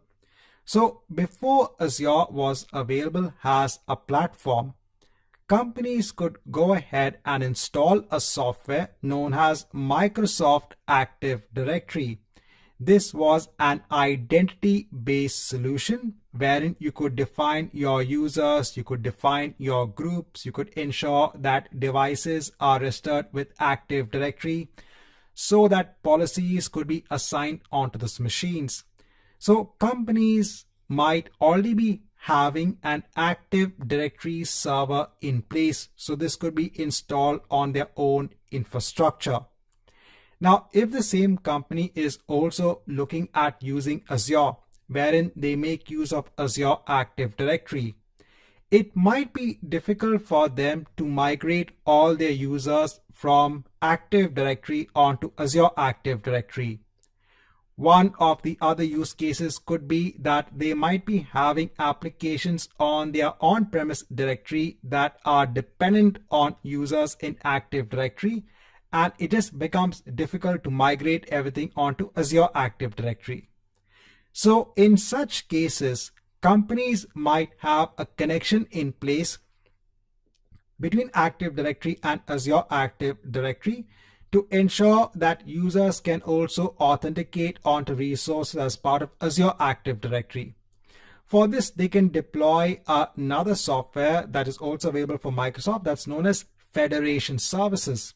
This ensures that users in Active Directory can be trusted here as well to access resources that are part of a subscription. And that's where we have Defender for Identity. So simply putting it, Defender for Identity can actually monitor signals that are generated from within the organization when it comes to Active Directory and when it comes to Federation services. These signals can then be used to detect for any sort of suspicious or malicious activity. So as a sense, Defender for Identity is very simple to understand what is its entire purpose. But for students who are not aware when it comes on to Active Directory itself, I want to ensure that I first give this explanation before telling what can be done for Defender for Identity.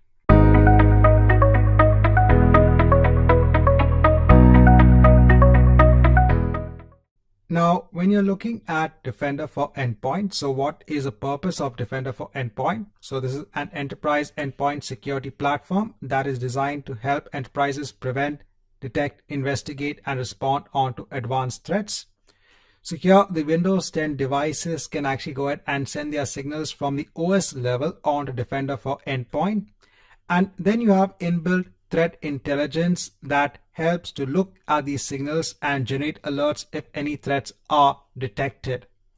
Now, when it comes on to licensing, we need Defender for Endpoint, or you could also go ahead and use Windows 10 Enterprise E5 licenses. So again, there are some licenses that you can actually use when it comes on to Defender for Endpoint. Now let's see if we can use a trial when it comes on to Defender for Endpoint. So let me go on to Purchase Services in admin.microsoft.com. Here I again search for Defender when it comes on to Purchase Services. And I can see that we do have a trial when it comes on to Defender for Endpoint. So let me go on to Details. Again, the number of users allowed is 25. So let me start the free trial. I'll hit on Try Now. So the order is confirmed. I'll hit on Continue.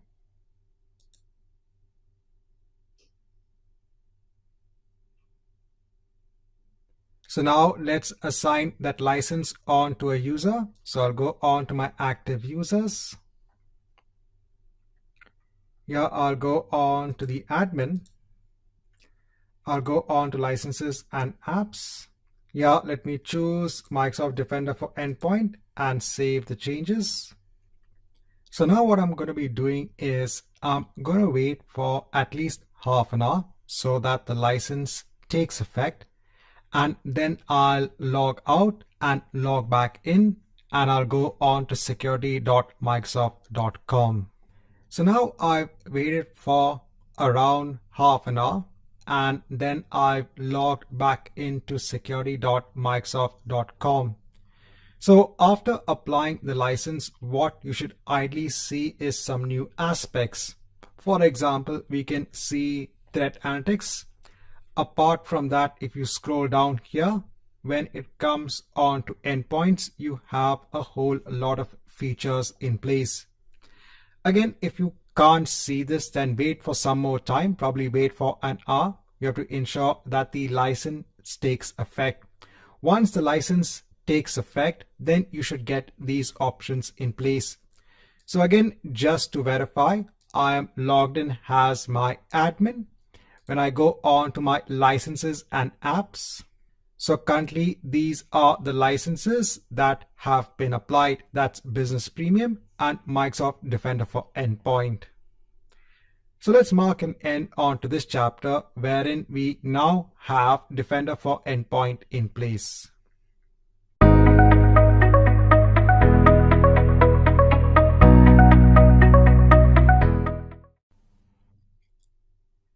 Now, in this chapter, I want to show you how you can do an evaluation when it comes to threats onto your machines with Microsoft 365 Defender. Now, normally you might need to ensure that your machine gets registered so that it can start detecting threats when it comes to 365 Defender. But the cool thing at the moment when it comes to the evaluation for 365 Defender, when it comes to endpoints, here under evaluation and tutorials, you can actually create an evaluation lab.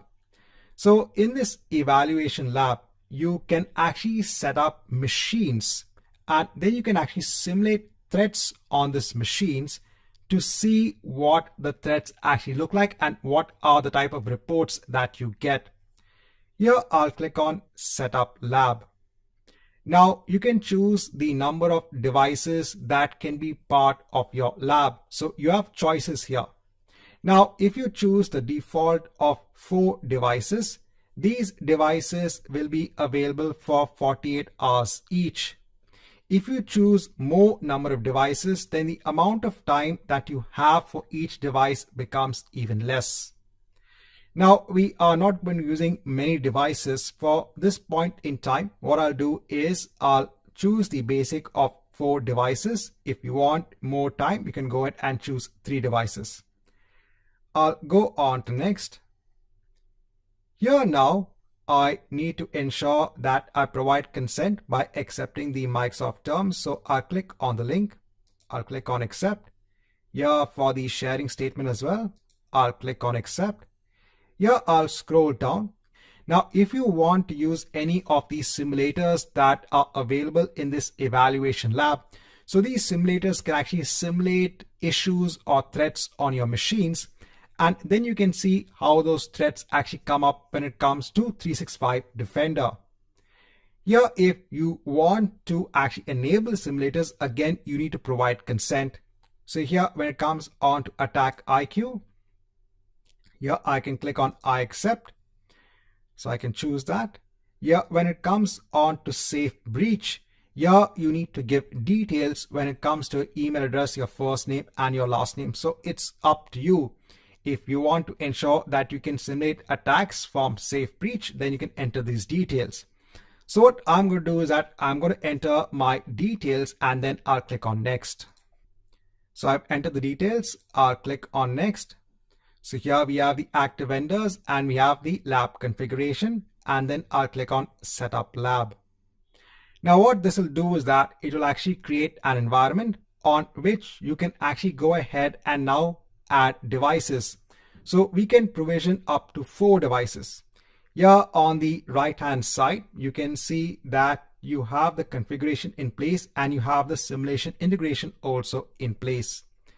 The first thing we need to do is to add a device. So I'll click on add a device. Here in the device type, you can choose between Windows 10 and Windows Server 2019. So I'll choose Windows 10. All of these tools will actually be installed on the Windows 10 device. And then I'll click on add device. So this is now going to create a Windows 10 machine in the background for you to actually work with. Now you can also log into this machine. Here, note that this password is only going to be displayed right now. So please copy this onto the clipboard and copy this onto a file stored on your local machine so that whenever you want to log into the machine, you can actually use the password.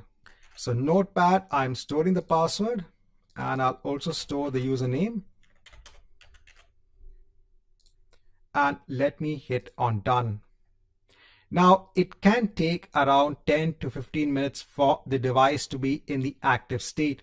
Here you can see there's kind of a progress indicator from 0/20. So this will actually, show you the progress of the provision of the device. Again, this will take time. It might take around 15 minutes. So let's come back once we have the device in place. Now, after we have our device in place, I can actually scroll down and under add simulations, I can now create a simulation. Here I can choose the simulator. So we had chosen 2. So let me go ahead and choose safe breach. Here in the simulation, let me go ahead and choose a simulation of a known ransomware infection. Here I can choose my device and I can create the simulation. So what this is going to do is it's going to go ahead and deploy a ransomware onto this machine. And then after the simulation is complete, any sort of threats that are now present on that machine should actually come up in 365 Defender. In terms of the simulation, you can actually perform any sort of simulation. So we can log into the machine itself, and then we could simulate any sort of vulnerability on that machine and see if it comes up here in the list in 365 Defender.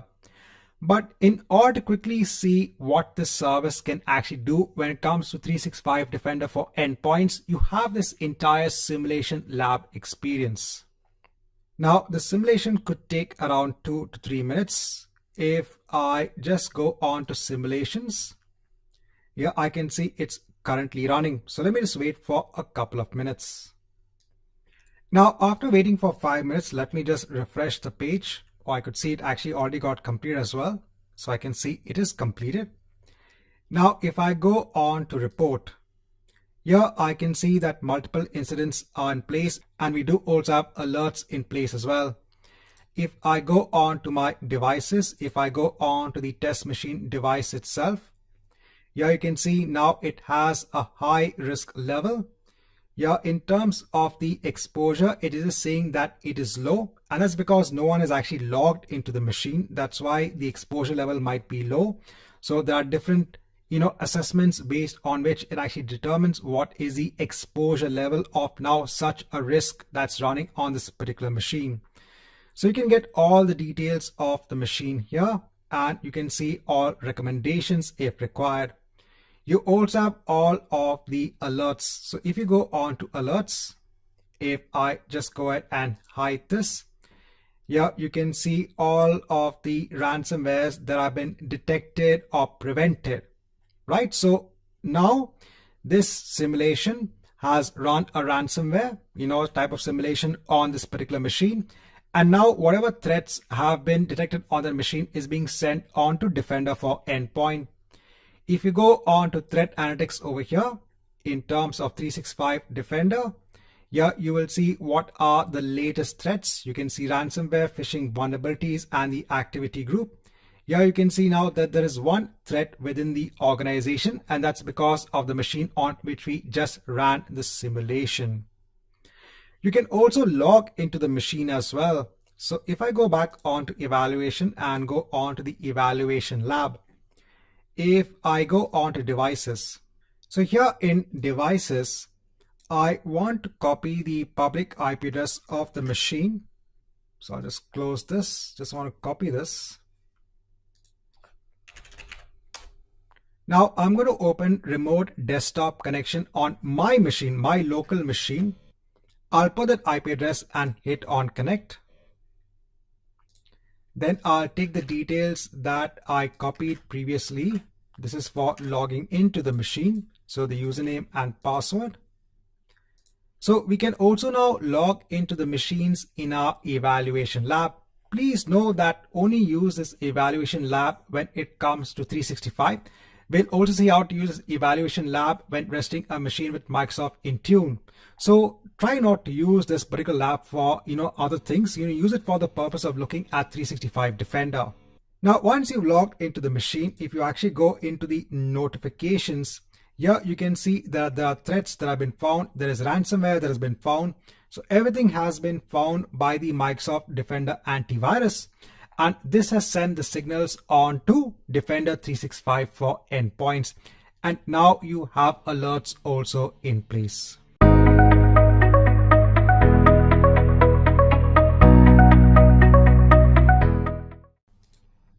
Hi and welcome back. Now in this chapter, I want to go through Microsoft Intune. So this is a software that is used for device and application management. This actually helps an organization to control organization-based devices that includes mobile phones, laptops, and other devices. You can also have policies in place that can help to protect accessing data at an application level. It has device support, so it has support for devices such as iOS, Android, Windows, and Mac OS. Here you can have policies in Intune that can be applied onto both corporate-based devices and personal devices.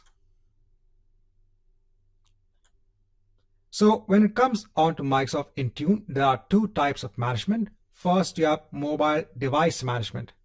Here, an organization can get an inventory if devices get enrolled in Microsoft Intune. You can ensure mobile devices meet standards. For example, if you want to ensure that devices that are used by employees, if they are bringing their own devices, is not jailbroken. That means it has not been tampered with. Then you can ensure that such a policy is in place. So if that device is going to be joined onto Microsoft Intune, then it needs to meet the standard. Or if you want to ensure that corporate-based certificates are installed on devices that can actually access the Wi-Fi network, again, you can deploy this with the help of Microsoft Intune. So this is like a complete management suite for your devices. Apart from that, you also have mobile application management. Here, an organization can assign mobile apps onto users, groups, and devices. You can configure applications to run with specific settings, and you can also have reports on application usage. Now, along with Microsoft Intune, you also have endpoint security. So this helps you to secure your endpoints. Here you can configure device security and manage security tasks for your devices. You can also deploy security baselines onto your devices. So if you want to ensure that the right security measures are present as a baseline on a device, you can use endpoint security. So in addition to joining now your devices onto Microsoft Intune, you can also ensure that they are secure. You can also enforce requirements. So for example, if you need to ensure that only certain OS versions actually run on those devices, you can enforce them. And you can also integrate with Microsoft Defender for endpoint. This can help to ensure that if devices at risk have been identified, it can send that information onto Microsoft Defender for endpoint. Right, so just want to give an introduction onto Microsoft Intune. In the next chapter, let's see how we can join a device onto Microsoft Intune itself.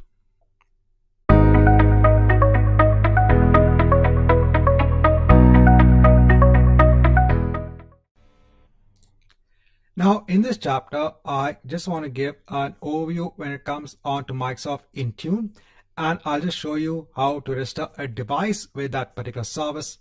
Now, I'm going to make use of the same evaluation lab that we have seen in 365 Defender. Now, we only have one machine in place, but because we have a ransomware on that machine, I'm not going to join that onto Microsoft Intune. Instead, I'll just go ahead and add a new device. So again, a Windows 10 device with all of the available tools, and let me click on Add Device. So here again, we have the password. If you want, you can copy the password.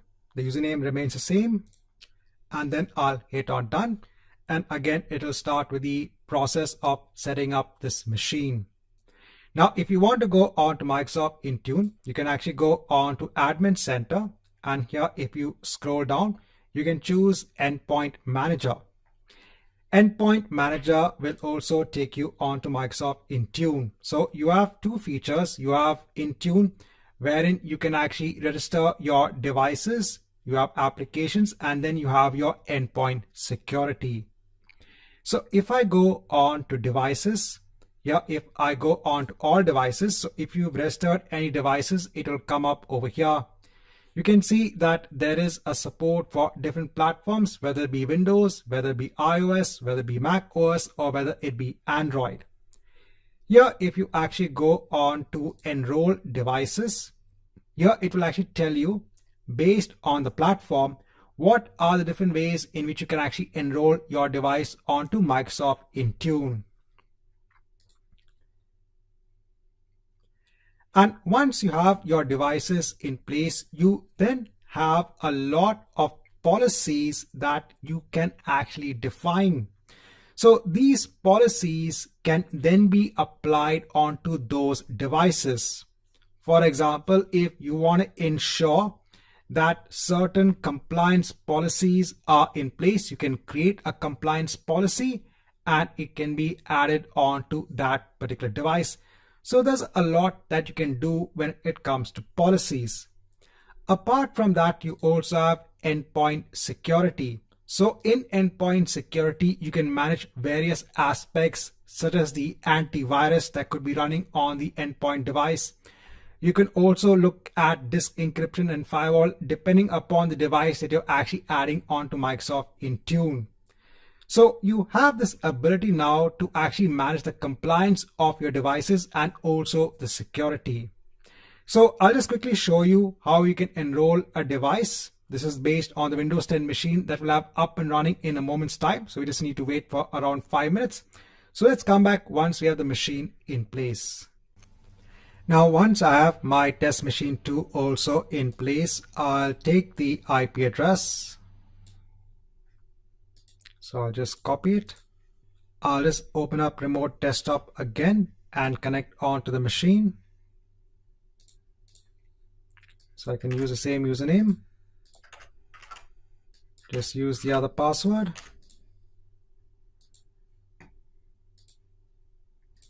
Now, once I'm connected, one way to enroll a Windows 10 device is to first download. So if I go on to Microsoft Store,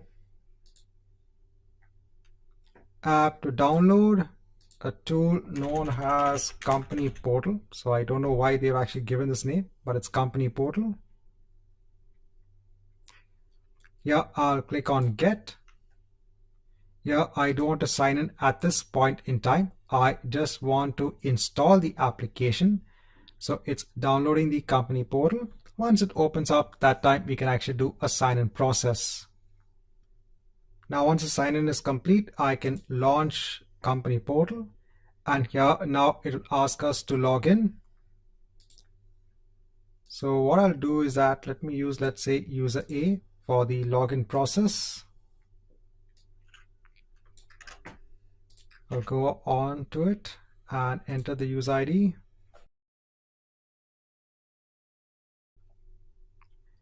Here, just uncheck allow my organization to manage my device, and here let me just hit on OK. Once this is done, I'll click on done over here. Now, this is only step number 1. We need to actually perform a sign-in again. So here it's saying this device hasn't been set up for corporate use. So just select this particular message. Here you can go on to next. Here you can hit on connect. And then we just need to log in again. So again, user A, I'll go on to next. Just enter the password.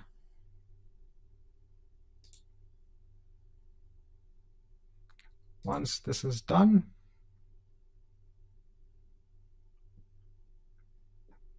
our device is now connected.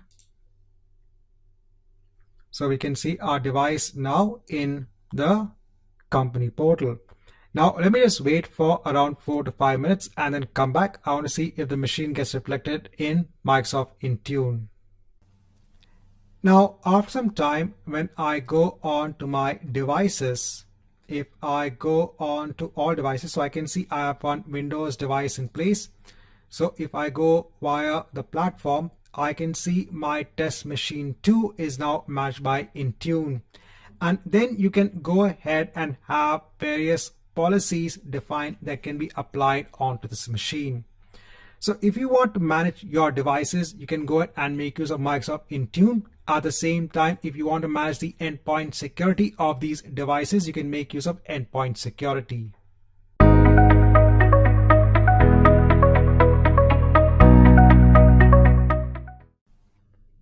Hi and welcome back. Now in this chapter, I just want to go through a few notes again on conditional access policies. So the reason I'm visiting this again is because I just want to give a very important point when it comes on to conditional access policies. So again, I'll go on to Azure Active Directory. Here I can actually go on to security. Here I can go on to conditional access. Let me just create a new policy. And here, let me just go on to the grant section. Now, first of all, when you're granting access based on permissions, so here you can choose from a variety of options that the user needs to go through in order to be granted access. Now, it's not required that you need to choose or require the use of multi-factor authentication. Yes, this is a control which is in place if you want to grant access. Note that you could also block access based on the conditions that you actually give in this policy. But you can grant access based on certain conditions. Now, one of the other reasons why I'm revisiting conditional access policies here is one of the conditions which is available when it comes on to granting access is the requirement of the device to be marked as compliant. If you actually look at what this means, so here it clearly states that the device must be compliant with Intune.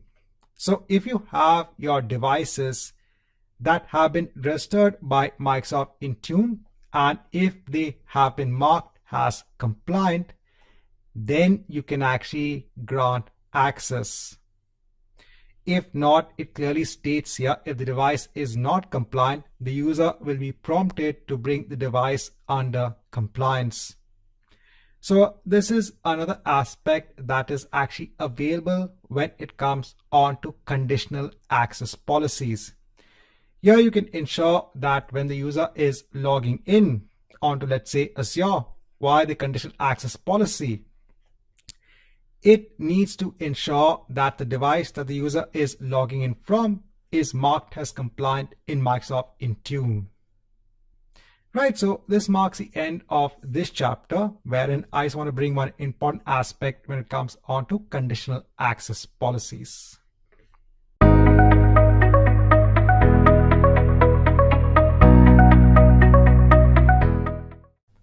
Hi and welcome back. Now in this chapter, I just want to give a quick note when it comes on to another feature that is known as Cloud App Security. So this makes use of the Cloud App Security Broker. This acts as a gatekeeper in real time between enterprise users and cloud resources that they use. So this helps to provide visibility into shadow IT and the applications that are being used. So what exactly is shadow IT? Now, when you work for an organization, so the organization will actually give you applications that they approve that you should work with. But in today's world, you have so many applications and you have so many services that can make your job much more easier. So maybe an IT professional that's working with a company might be using another application that might not be approved by the company, but still is commonly used by IT professionals in today's world to make a job much more simpler. Now, from a company perspective, yes, they are probably getting the job done because the person is using an additional application. But even then, the company needs to ensure that that application is being monitored. So it needs to monitor user activities for any sort of anomalous behavior. So it could be an application that could be used by other companies as well, but then your organization still needs to ensure that it approves that application and monitors all of the use on that application itself. So for that, they can actually make use of Cloud App Security. Here you can use various connectors to provide visibility and governance into SaaS, that is software as a service applications. And again, when it comes on to licenses, so if you're just using Cloud App Security as a native license, this allows you to discover other applications, other SaaS-based applications. But if you want the full power of Cloud App Security, then you can consider using Microsoft 365 E5-based licenses. Now to access Cloud App Security, we can go on to portal.cloudappsecurity.com. So here I'm logged in as my same user, that's M365 admin. So normally what you'll do here is first you'll discover your cloud-based applications. So here if you actually go on to the Cloud App Catalog, here you have a lot of applications in place. If you want to connect on to an application, if you go on to the dashboard, here when it comes to get started with Cloud App Security, you can hit on Connect to Apps.